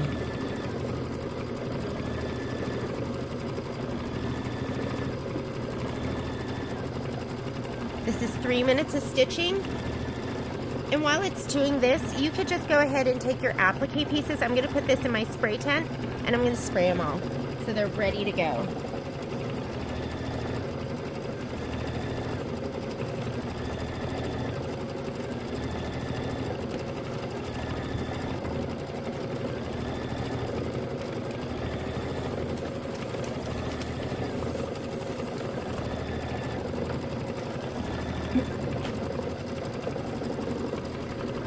And after it does the loops, what we're going to be doing is, there is glitter too. So you need, what is that? Is that your gold glitter?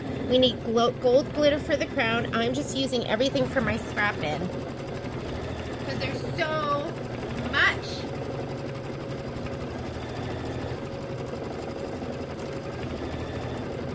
I don't think the crown's going to be big. I'm sure there's something on here that'll work. If you have the embellishment kit, you're just going to go ahead and grab your gold piece from your embellishment kit. We're going to do flexi foam first. So get your flexi foam.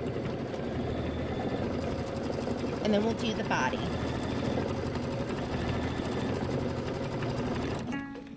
Oh, I knew I was going to need a bobbin change. So cut first, okay? You need to cut your thread first.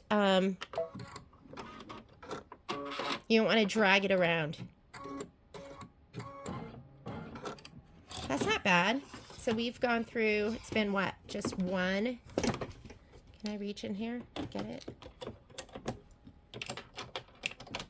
And I just throw those away. People ask, can you reuse those? You can totally reuse those. And I used to reuse them all the time, but I go through so many. And like I said, it's part of my therapy, my own personal therapy. Shoot, I have 2 threads here. And I just like to, hang on. those bobbins are low quality. So, you know, it'd be like having a Lamborghini and buying like the cheapest tires. That being said, I use them for years. For years, I reuse those bobbins. But you'll notice they'll kind of get cloudy and they might splinter. And so I was at a training and Nikki Brazel told the ladies to throw them away. And I was like, okay, if Nikki Brazel says throw it away, I'm going to throw it away. She's like one of my favorite educators when I was like, when we first started the store. So I'm going to overlap my stitches. So this is a time where I will go back 10 stitches and stitch.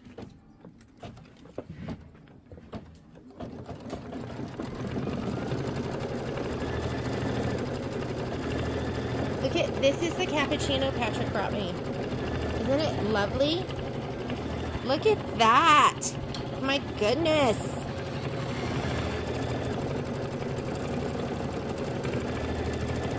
Oh, and it's delicious.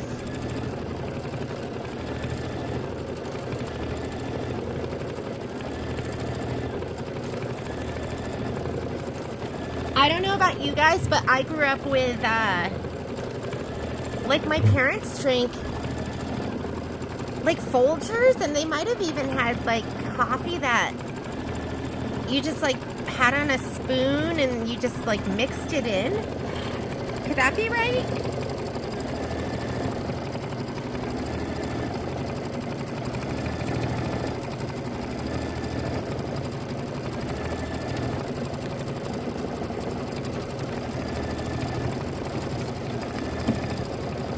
I never paid attention. I remember having coffee at church. As like a kid, you get like a little bit of coffee and put some like sugar and cream in it. I think that was like my first like experience with drinking coffee myself.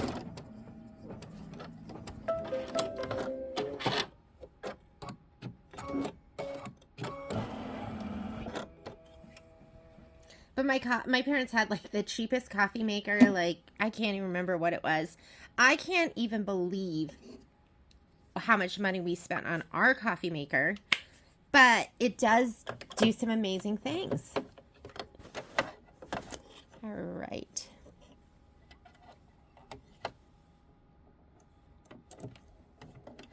Here we go. Okay, this is my placement for my flexi foam. And I'm just doing a color so I can see it. And I'm hoping that I can fit it on this leftover piece. If not, I have other stuff.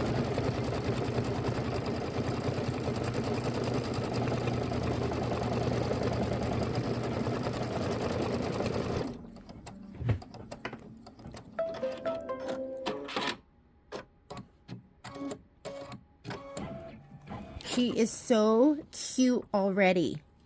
I need to be able to fit her little body there. That fits, head fits. I think we're good. I never tape this down. I've never really had any issues with it. I just hold it.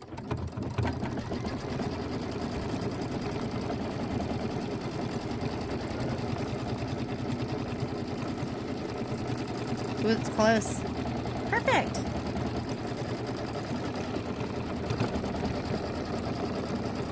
I don't know what that was from, but it was from something else. This right now is, here we go. We're doing step number 2. You could just look at the diagrams and see it. And now we're going to trim our flexi foam, and then we're going to place the body fabric. Okay, let's trim her up.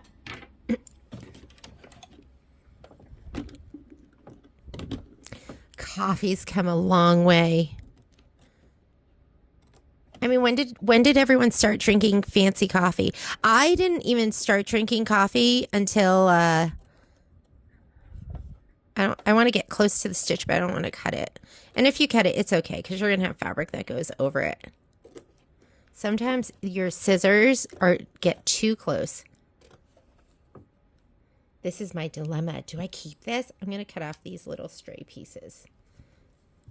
There's lots of good stuff on here.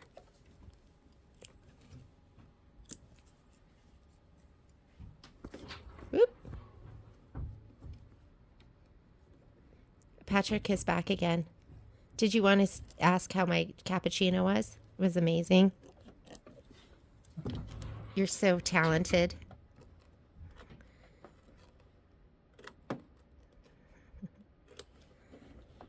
It's just Patrick. He likes taking care. And he's got a lot of energy. I like taking care of people, but I don't have as much energy as him. I feel like I'm more tired, and it's probably because he has energy because he exercises maybe, and I don't. Maybe I have a really bad metabolism. I don't know. Okay. Look how cute. Next thing, it wants a placement stitch for the body. We know exactly where the body's going to go, so I'm going to skip that. You know this is a placement stitch because it's turquoise. That is your tack down. I'm going to go ahead and do that one. So I'm going to go ahead and lay down the body fabric. Mine's already sprayed. There we go. And I'm going to tack it down. It doesn't make a difference. I'm on step number 4. I skipped step number 3. It is telling me the carriage will move. And now it's doing this step 4, and then we're going to trim. Don't you, Kimberbell, like seriously, they have the best directions. Everything's so thorough now, from their cut size to what kind of stabilizer to how to stabilize it, how to do your quilting. All the information is right there. I'm turning my page to page 20.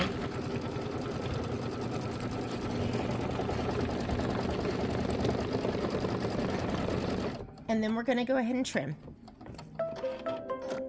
I probably do the majority of my trimming with these.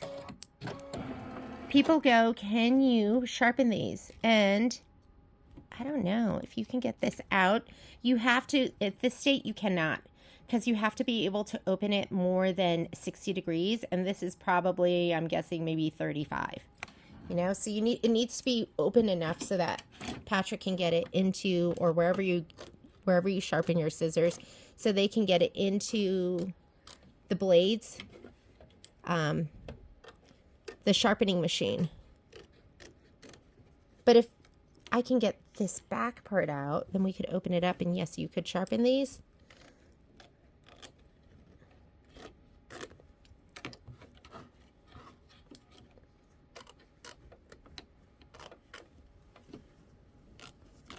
I find holding it up like this usually lets me get a little bit closer. It's a little harder to get close because of the flexi foam. Her head's a little flat. I think that's where the crown sits. And I love snips because look, like I can hold these any way. And I am a lefty. I cut with my left hand, but you're going to notice right now I'm cutting with my right hand because you're just pinching it together. So I find it really easy to cut with both hands with these.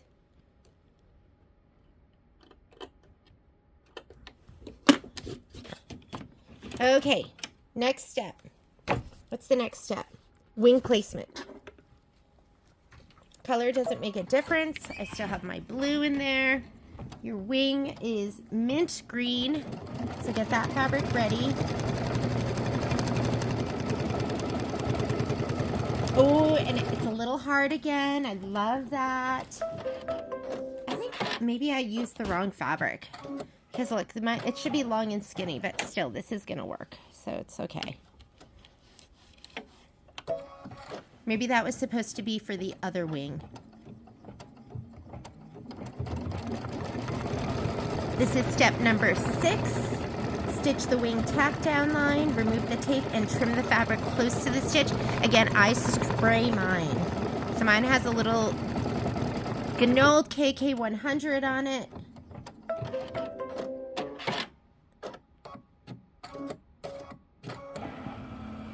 And then it looks like we're going to be doing some hearts. So we're going to trim this.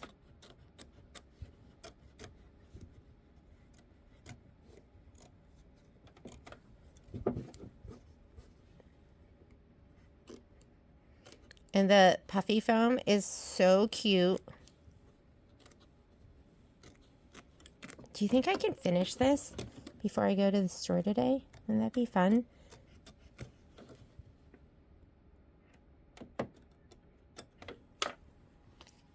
Okay, placement for the heart. And you want this fabric right here, the teal.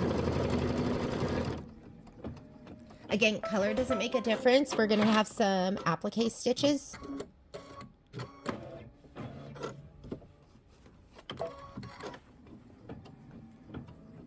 And then heart 2 is going to be the pink one.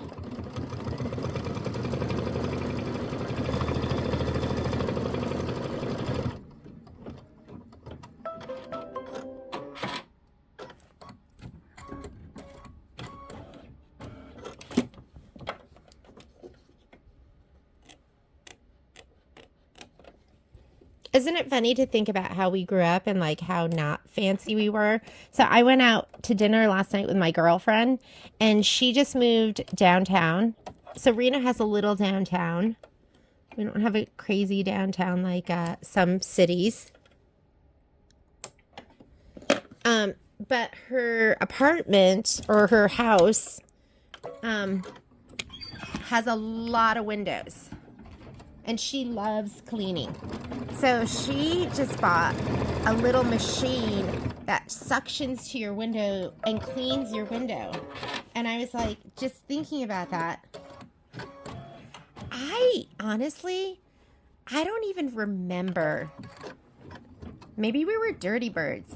I don't remember. Well, no, actually, that's a lie. I do remember cleaning the windows sometimes, but I rarely remember us cleaning the windows. We had one like big picture window in our TV room, and I remember we would clean that. And I remember cleaning like the windows in the kitchen. We have somebody that comes and cleans the windows at the store. But, you know, growing up, we would have never, we were the windows cleaners. If we had guests coming over, my brothers and I cleaned the house. And my mom. Never my dad. And we were our own landscape people. And we never had anybody. Okay, we're going to do black for the legs. So let's go ahead and change out our thread. Here's my never-ending spool of black. I can't get rid of you, although I try. I think the worst task, was, I grew up in Connecticut, raking the leaves. That was the worst. Actually, I don't know, because, like, shoveling wasn't fun either. Nor was mowing the lawn.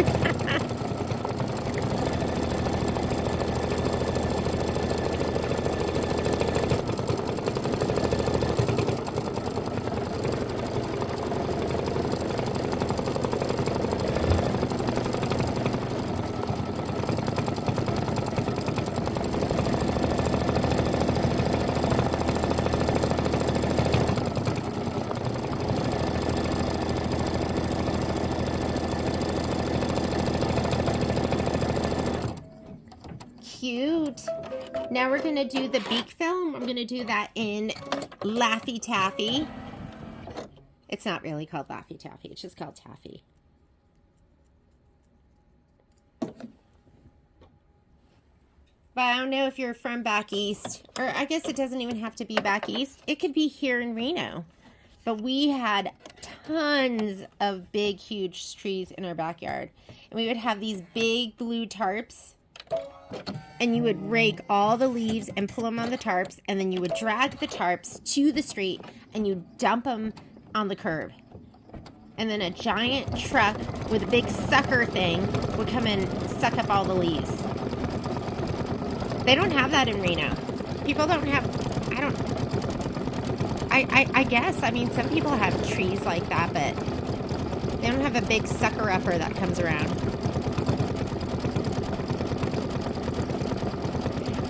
Then you're going to stitch the beak detail, which is going to be in red.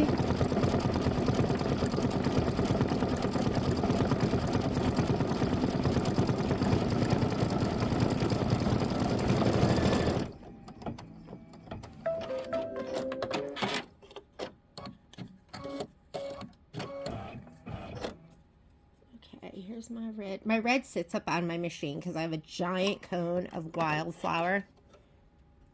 And for doing projects like this, because I like having a big cone of red that I love. But I really do like just using mini cones. I find them easier. Okay, here's my red detail. And I'm just, you know, following my steps right here. So we just did the legs, the beak, and the beak detail. You can see the pictures here too. Step 11, legs, beak detail. So you can always check. And now you want to stitch the body satin outline. This is going to take the longest. So while it's doing this, you know what we can do? We can press and prep the other blocks because this is going to be 5 minutes of stitching. So I might as well get the other ones ready, and that way maybe I can stitch this up. I always grab it if it doesn't go all the way through. My machine, just so you know, I need service. But I've been waiting because Charles Sweden from, is that his last name? From Brother is going to be coming to our store to do some training. And so I was waiting for him because he's the man. And I wanted him to service my machines.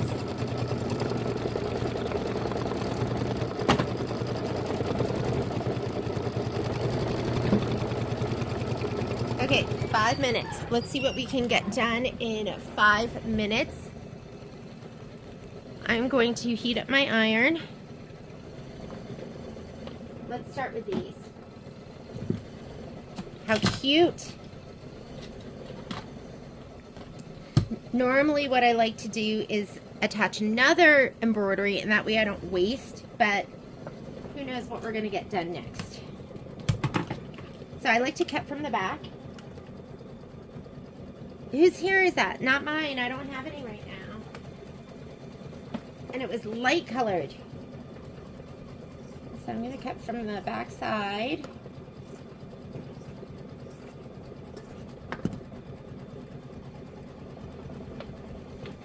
Let me get a trash bin.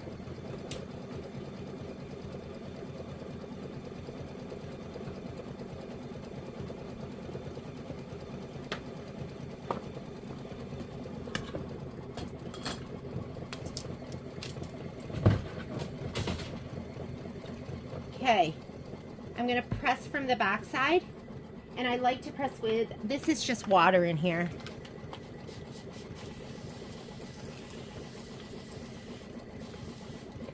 And if you want, you can cut them all apart, but I'll cut them all apart in a little bit.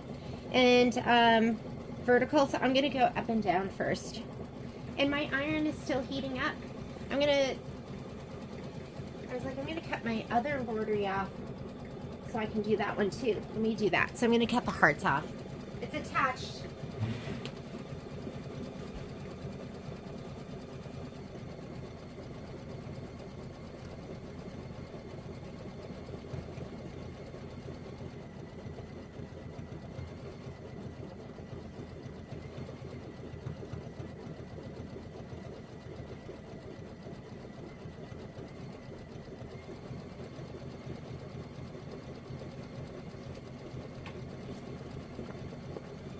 Okay, I went and cut that one off too.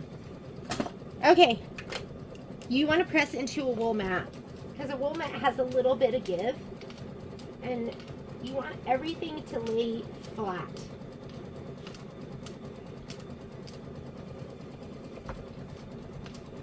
See how it's kind of ripply here? Get rid of that.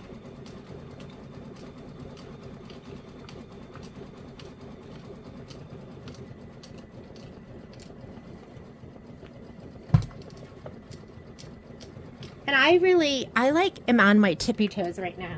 And I use my body weight.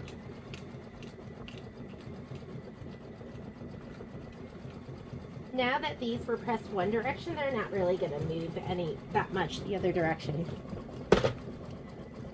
And that looks good. You want it to just be nice and flat like that? I'm going to cut these apart. And then we're going to use our rotary cutter. And it's the innermost line that you're going to be fussy cutting around. The 3.5 by 3.5.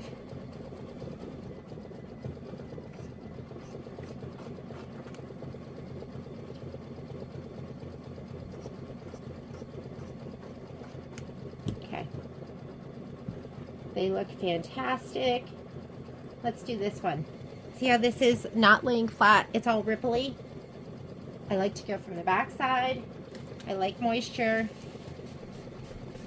You could use your best press if you want. I usually use water. And flat.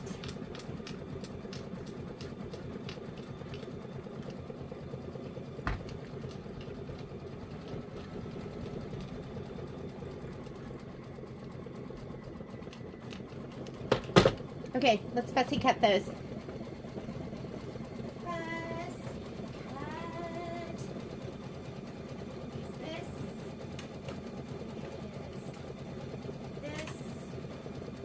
Where's my rotating mat?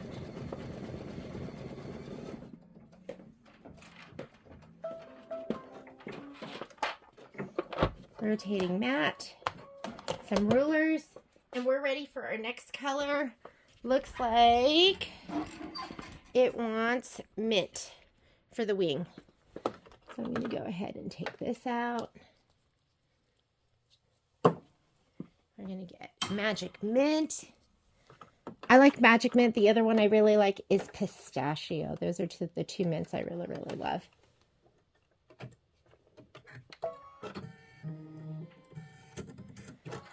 And if you ever want me to do a special order of glide thread for you, just let me know. We can do that. And I usually do my special orders at 20% off. Usually.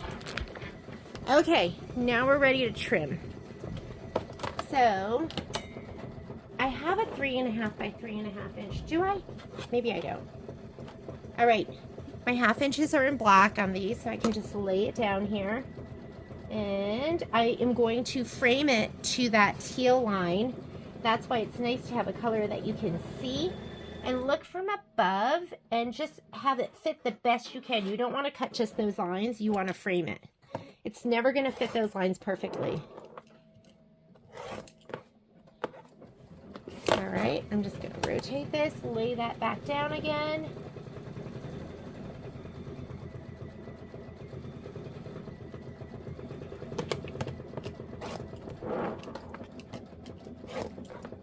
Rotating mat's so important. Here's my E. Looks good.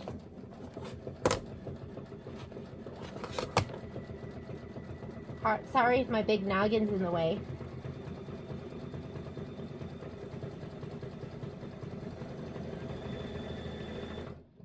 Okay.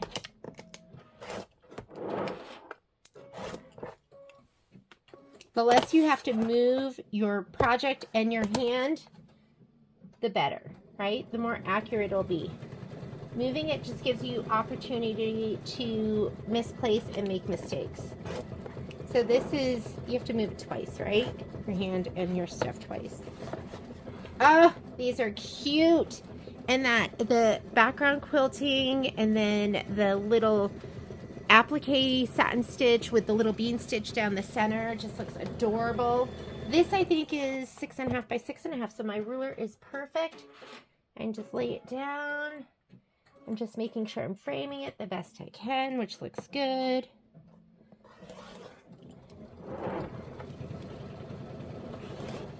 Do you see how much easier it is with your rotating mat?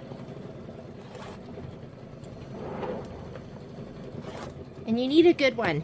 I have the, are they the green ones? Are they Olfa?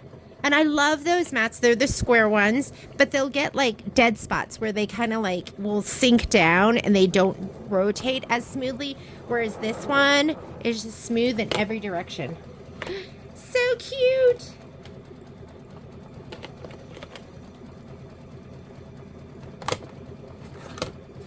Three and a half.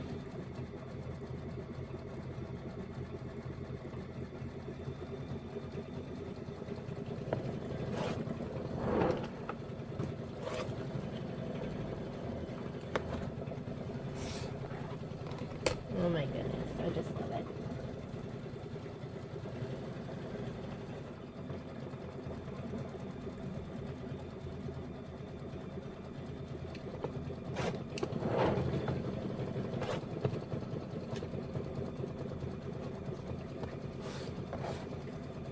and the V.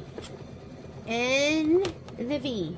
Oh, look, I didn't see. This is the problem.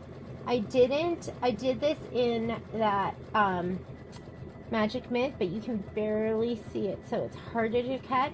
So try and pick something that has some more contrast, or else you'll struggle. This has lines on it, so try and also take that into account. And okay, hopefully I'm on the line. I thought that when I was stitching it, I was like, ooh, maybe that's not a good color. It's a lot easier when you have high contrast. Like, there's the red. This one's mint, and it kind of blends in.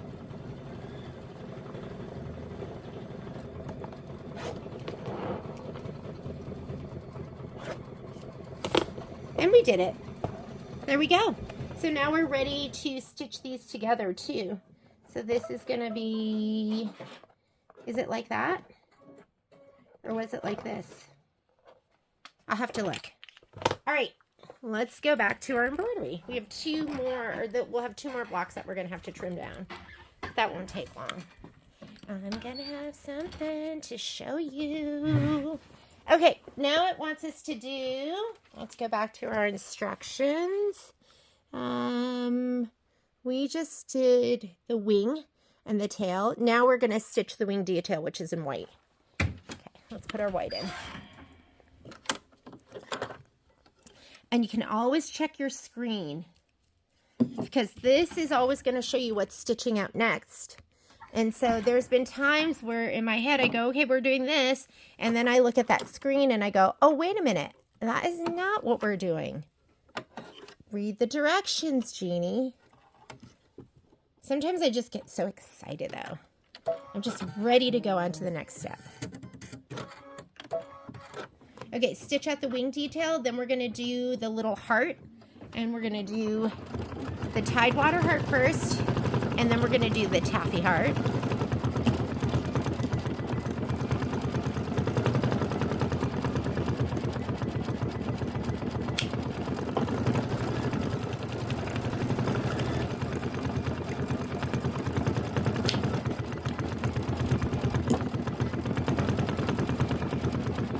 How can you not love this project?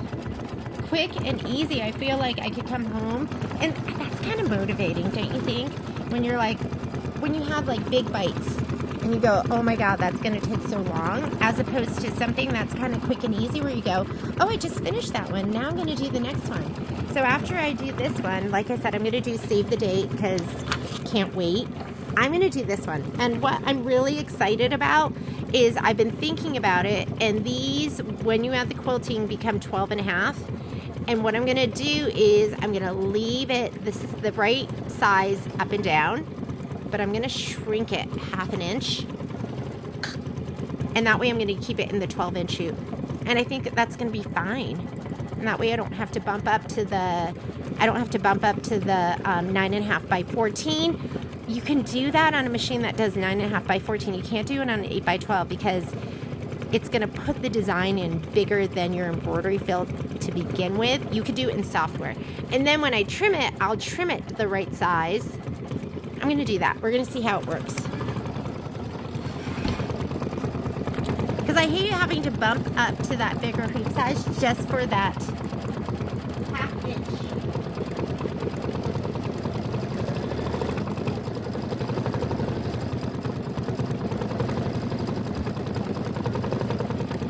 Isn't it beautiful? Look how cute that is. The rainbow and the pot of gold. I just love it. And look at that leather.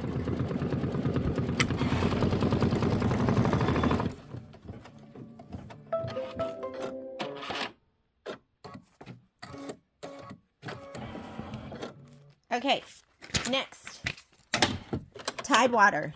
We're doing the outline of that first little teal heart. I'm wearing a dress today with really puffy sleeves, so you might see them get in the way.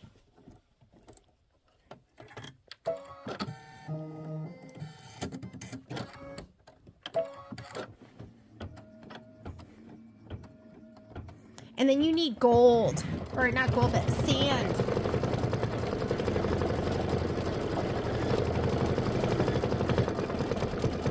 You could do King Star metallic, but this is the best gold, just regular thread color, sand. We're gonna do our crown.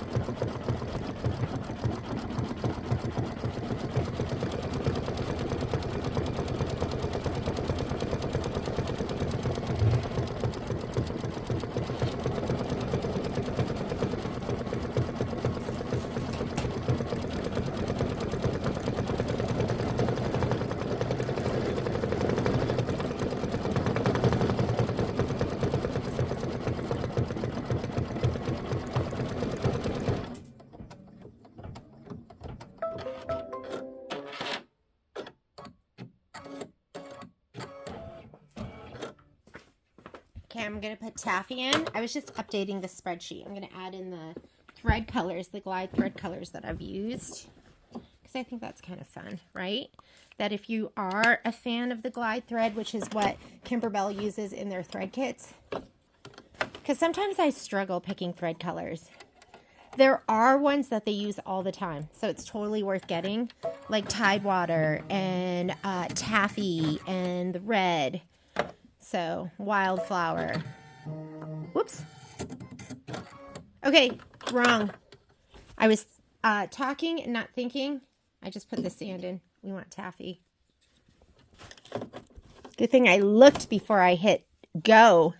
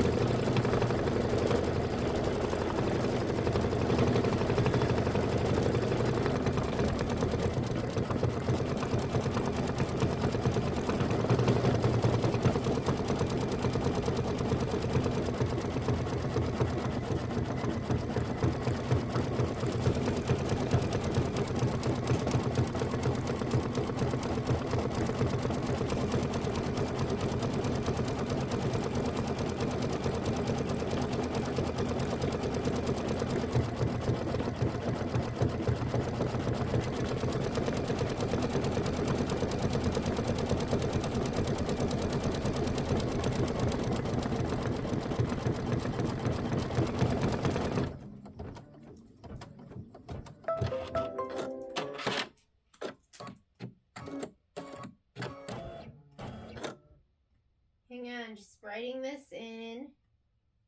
There we go. So all of that has been added to the spreadsheet too. Okay, now it wants us to do, I think it wants us to do white. Yep. And now it's going to do that pretty stitching. Let me make sure.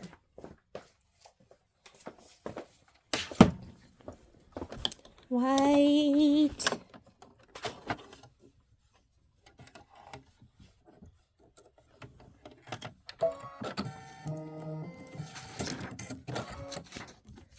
Let me just make sure. Yes. And it's going to do the stitching in, it looks like it does the stitching only in the pink heart. And then we're going to use the sand, the gold, and we're going to attach the crown.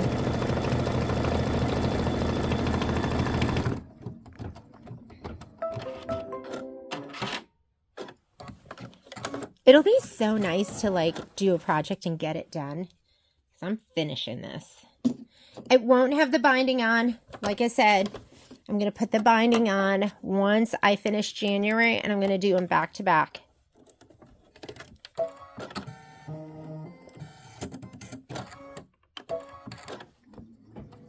Okay, here's the crown. I don't know if this piece is going to be big enough. Let me find another little piece.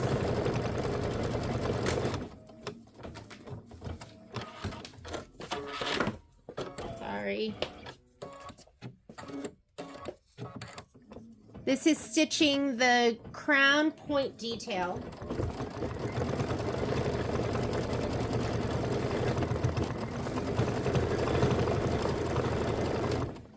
Oh my goodness, look at these giant pieces I have right here.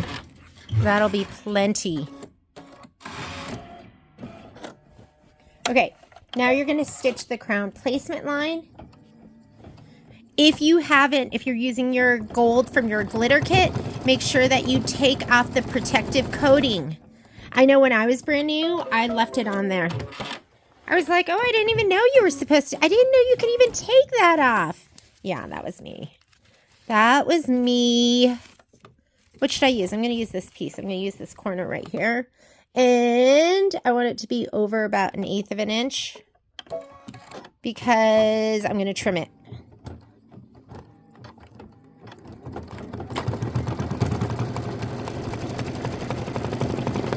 If it was a big old piece, I would be taping it, spraying it, doing something. Now this we're going to trim as desired, so I want you to go ahead. It says trim the glitter as desired. I like to leave about 1/8 of an inch. So I want you to grab your curved straight scissors. So these are curved straight. Okay, so you have the curve that goes over the edge of the hoop right here and then straight. These are just curved. You want to use the curve straight because that allows you to control your cut as you're going around. If you use these, it does cuts like this. It kind of scallops it, and you don't want that. This is going to be hard to see because it's gold on gold, but I'm going to do the best I can.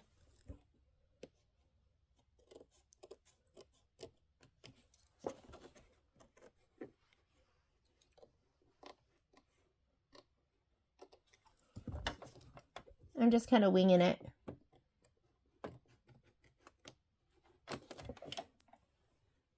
And I can't see it all. Let's see which way. Need a little room for my hand.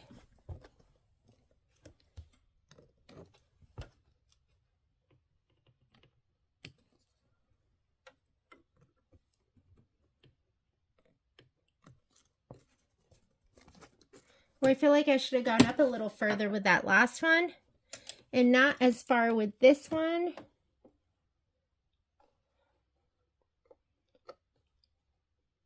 Okay, so I'm going to trim them. I want you to be mindful of that, right? Because I didn't get there. This one's not all the way to the point. The other ones are. I'm just going to leave it the way it is. But just be careful because I think you want that piece of glitter right in the middle to go all the way to the point, which mine doesn't do. I'm going to trim this one a little bit up. Okay, here we go. He's still going to be cute. Oh, and you know what? It is going to be doing a stitch, I think, some kind of stitch around it. It says, stitch the crown, tack down line, trim the glitter as desired. The crown is raw edge applique and will not have additional stitches covering it. Use a pressing cloth. I'm not going to do that right now. It'll be fine. And then stitch the eye fill. So I'm going to put my endless spool of black in. And then we're going to stitch the trimming guide. I'm just going to use black for that too. But we are going to press it, so don't worry. Remember, I'm going to press both of these. They're going to be so amazing.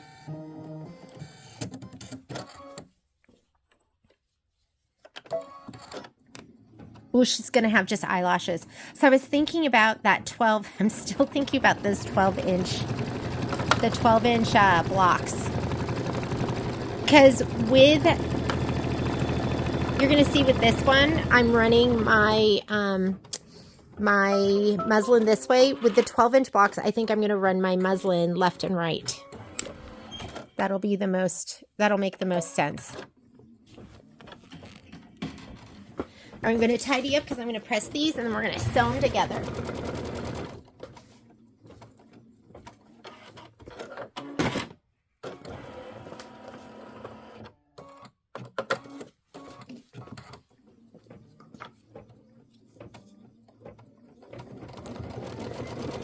Thread is done. I'm cleaning that up too.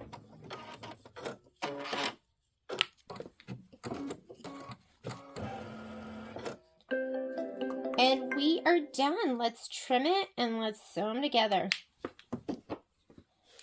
Just putting away my thread. Okay. Let's slide it off. And come on over here. Let's heat up our iron again. Then we'll convert our sewing, our embroidery machine to sewing. Okay.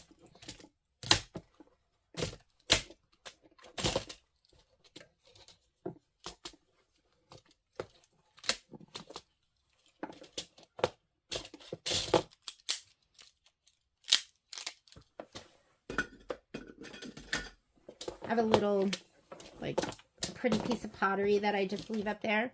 And I'm going to put my hoop away. Those are the cutest ever. We're going to go ahead and trim these apart. I like to trim from the back side. I mean, I could scoot that even more up if I wanted, but I'm fine with it right where it is. And if you cut the fabric in the front, it's okay because you're trimming all that off. And here, I'm going to trim it. I'm trimming it about 1/2 inch away. And here is my roll of muslin that I'll use for the next project. And let's go ahead, spray these from the back. You want to use moisture.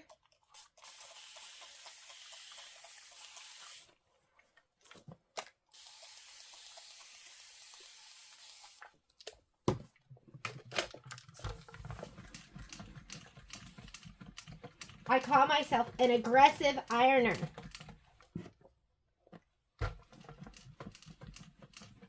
But I gotta say, my pieces look good.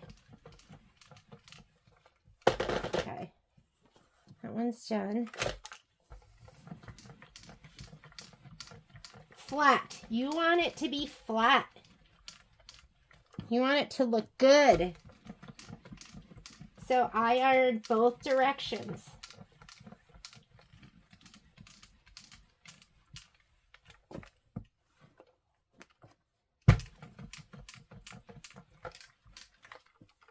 Let's look at it from the front, make sure it looks good.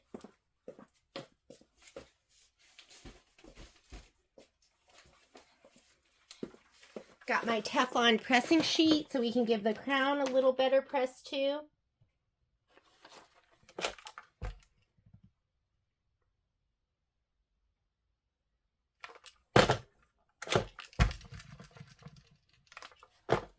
Make sure all of that's staying down.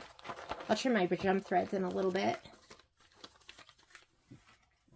And then now we're going to trim these. These are both 6.5 by 6.5, which is perfect because I have that 6.5 by 6.5 inch ruler.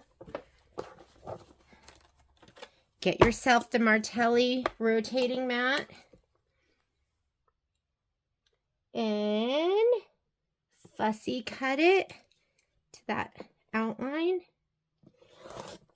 Hold it, turn, don't let go. Hold it, turn, don't let go.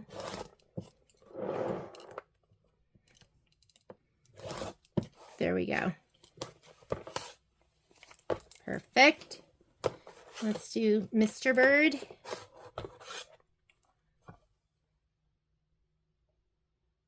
Like I said, do that outline stitch in a color you can see. Look from above.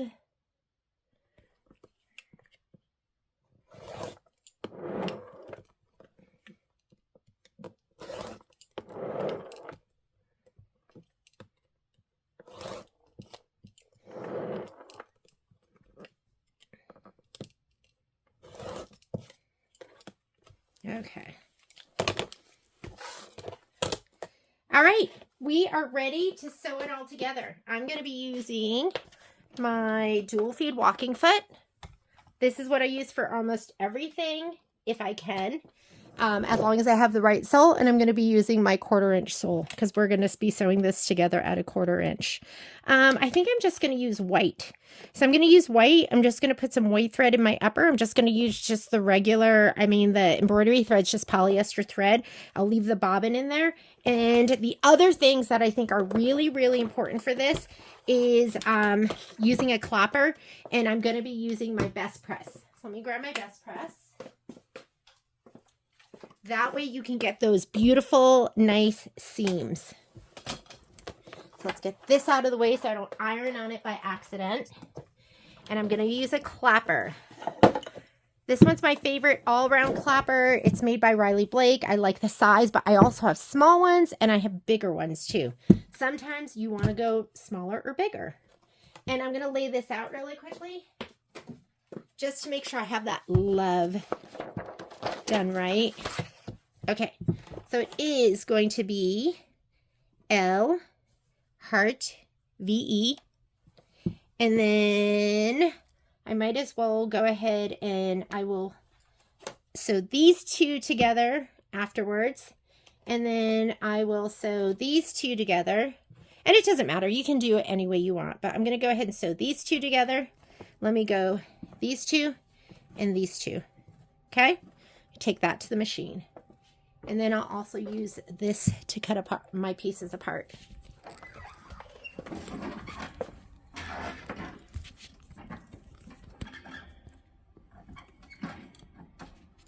How are we doing in time? We're okay. Okay, I'm changing out my thread. Never Ending Black is coming out.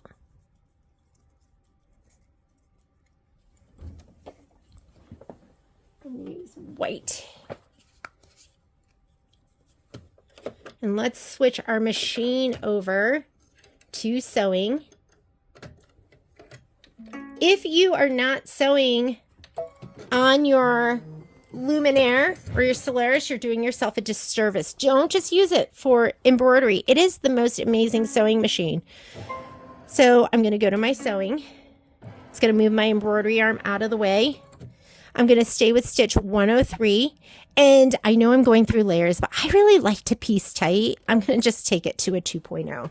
I know that's super tight because I have all these layers, but I really like it. Okay, this screwdriver is not only great for the hoop, but it's really, really made.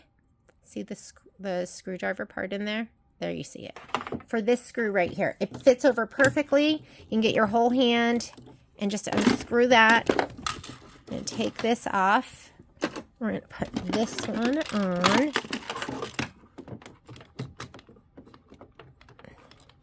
Hand tighten it. And always tighten it a little bit more so it doesn't shake off while you're sewing. Plug it in the back or it doesn't work. And let's go ahead and stitch. I'm going to open it up and take a peek at it one more time. Line up my edges. I am not, you could wonder clip, but I wouldn't pin because it's so thick. You're just going to be shuffling and moving that fabric around in ways you don't want to move it, I think. And you can lock that stitch if you want. Sometimes I'll hold it in place because this foot has a belt and the belt doesn't really engage right away. It's a little bit back, and sometimes I'll just kind of hold it there and just let it do a locking stitch. But if you want to do a locking stitch right here, you can. I'm just going to get my next two pieces. VE, love. Love, love, love. Let's make sure that's all together. I'm going to sew a little bit off the fabric so that I can cut those pieces apart. And when you sew at a 2.0, then it's not going to unravel if you're just chain piecing. If you're sewing at a 2.5 or 3.0, then those pieces are more likely to come apart. I'm like, where's my presser foot?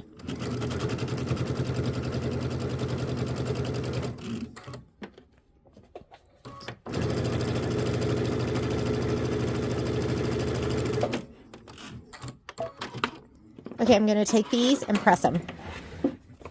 Cut them apart and press them.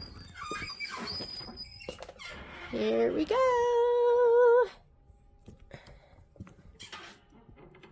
So this is, I'd recommend getting some kind of chain piecer cutter because you can just do this. Isn't that nice? And my iron's all heated and ready to go. I'm just going to open it up. Looks good. Press these open. They're just too thick to press to one side. So what I like to do, press it open, then I give it a little shot of best press, and then I press it one more time to really hold it, and then clapper. And that clapper takes the heat and like locks it in and just makes your pieces nice and flat. There's no way to get it as flat without your clapper. I mean, see? Looks so good. Okay, next one. So again, I like to just press it to open it just a little bit. Whoops, that best press really helps to get it even flatter and hold it. But don't forget, you want to clapper it.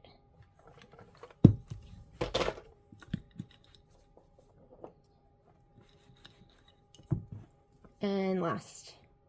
And, you know, you could start off with set the stitch to relax it from both sides. And then do what I just did. But I usually come straight in. Okay. Press. Best press. Press again. And then clapper.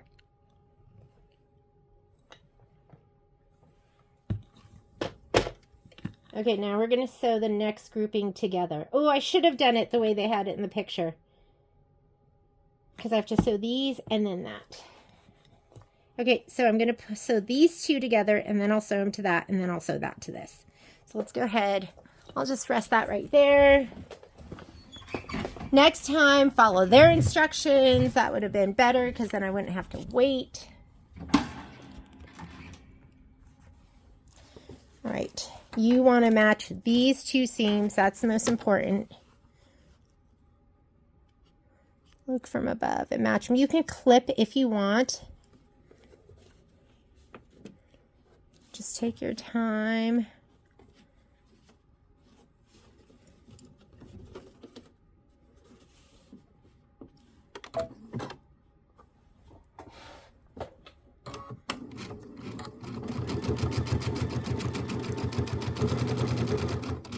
And there's no shame in having to rip it out. Like, that happens, right?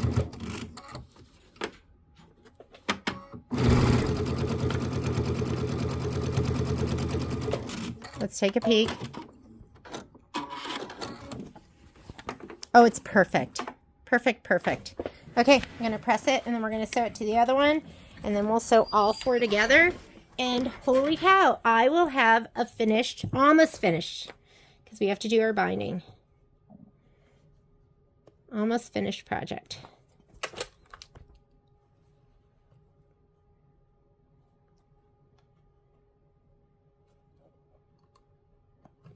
Hello. Couldn't even get that like really open. Hang on, let me come in from this side. And look how big and fluffy that center seam is with all the joins.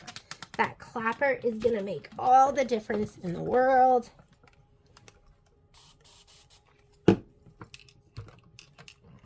Here we go. I mean, you can beat that seam down if you want.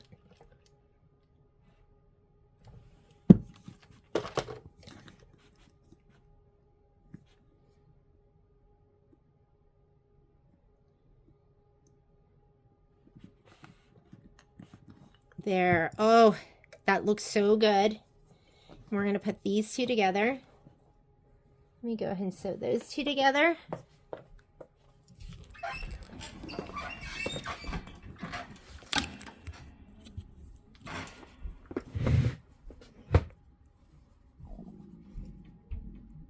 That is not a wild animal. That was my stomach. I don't know if you heard that.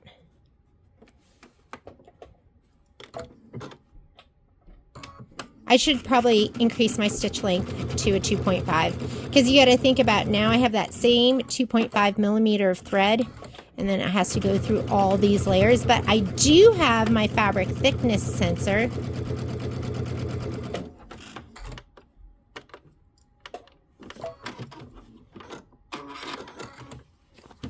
Looking good.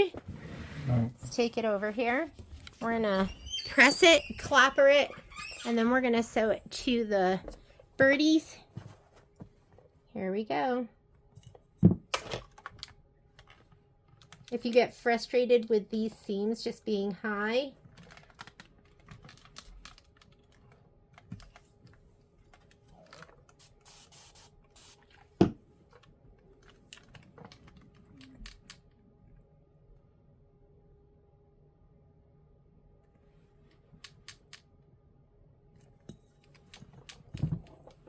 take the time.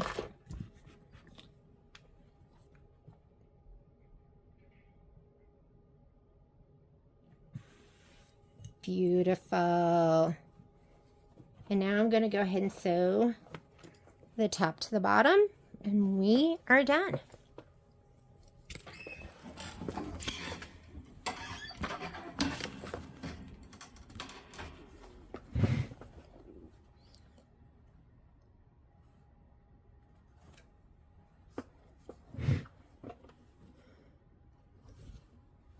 And the most important part is right here. The two seams coming together in the center. Don't worry about the rest. You can, whoop. He was not in there, was he?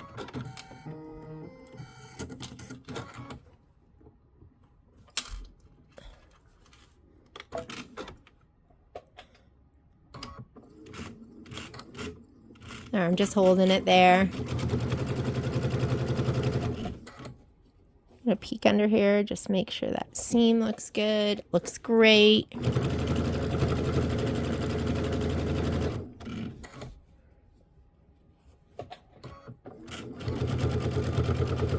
Now if you need to ease your fabric, mine's a little bit, I like whatever's shorter to be on top, but it's a little shorter. And don't worry, because we'll be adding a binding to it, and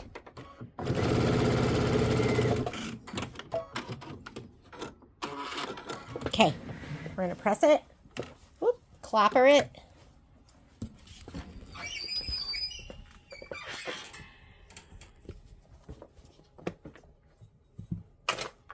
You can set that seam to ease it a little bit.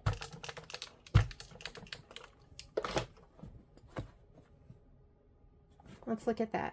Oh, we're off the tiniest bit, but you know what? I'm going to leave it. I'm not going to fix that. Sometimes I will.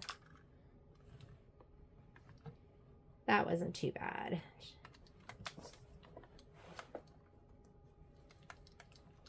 Okay.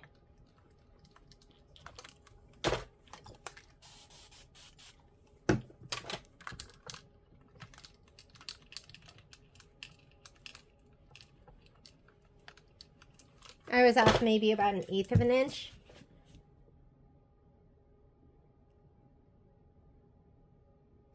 Normally I'm such a stickler, but I gotta get to work. I got stuff to do.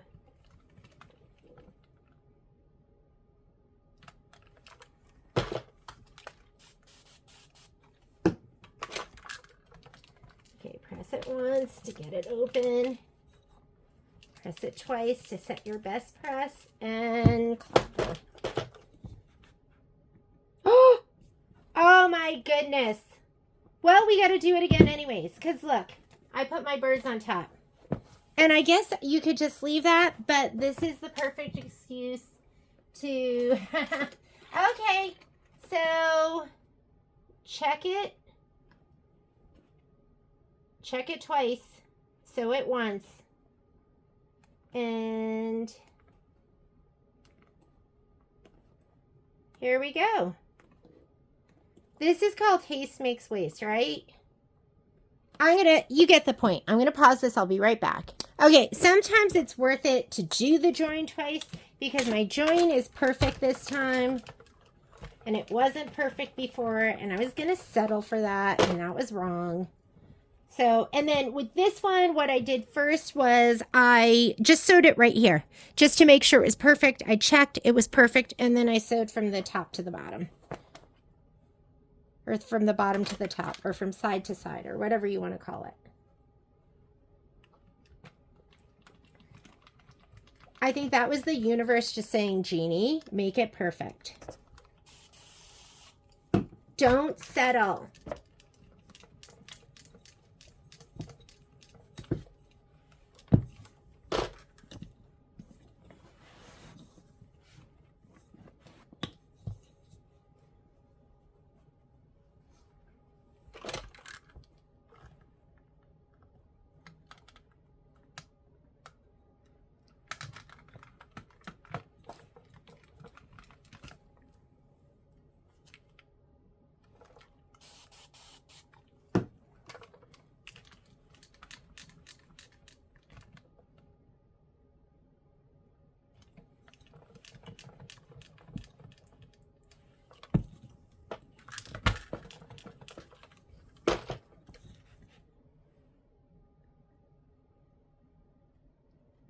Alrighty, and here is my 12 by 12 mini quilt. Isn't it just adorable?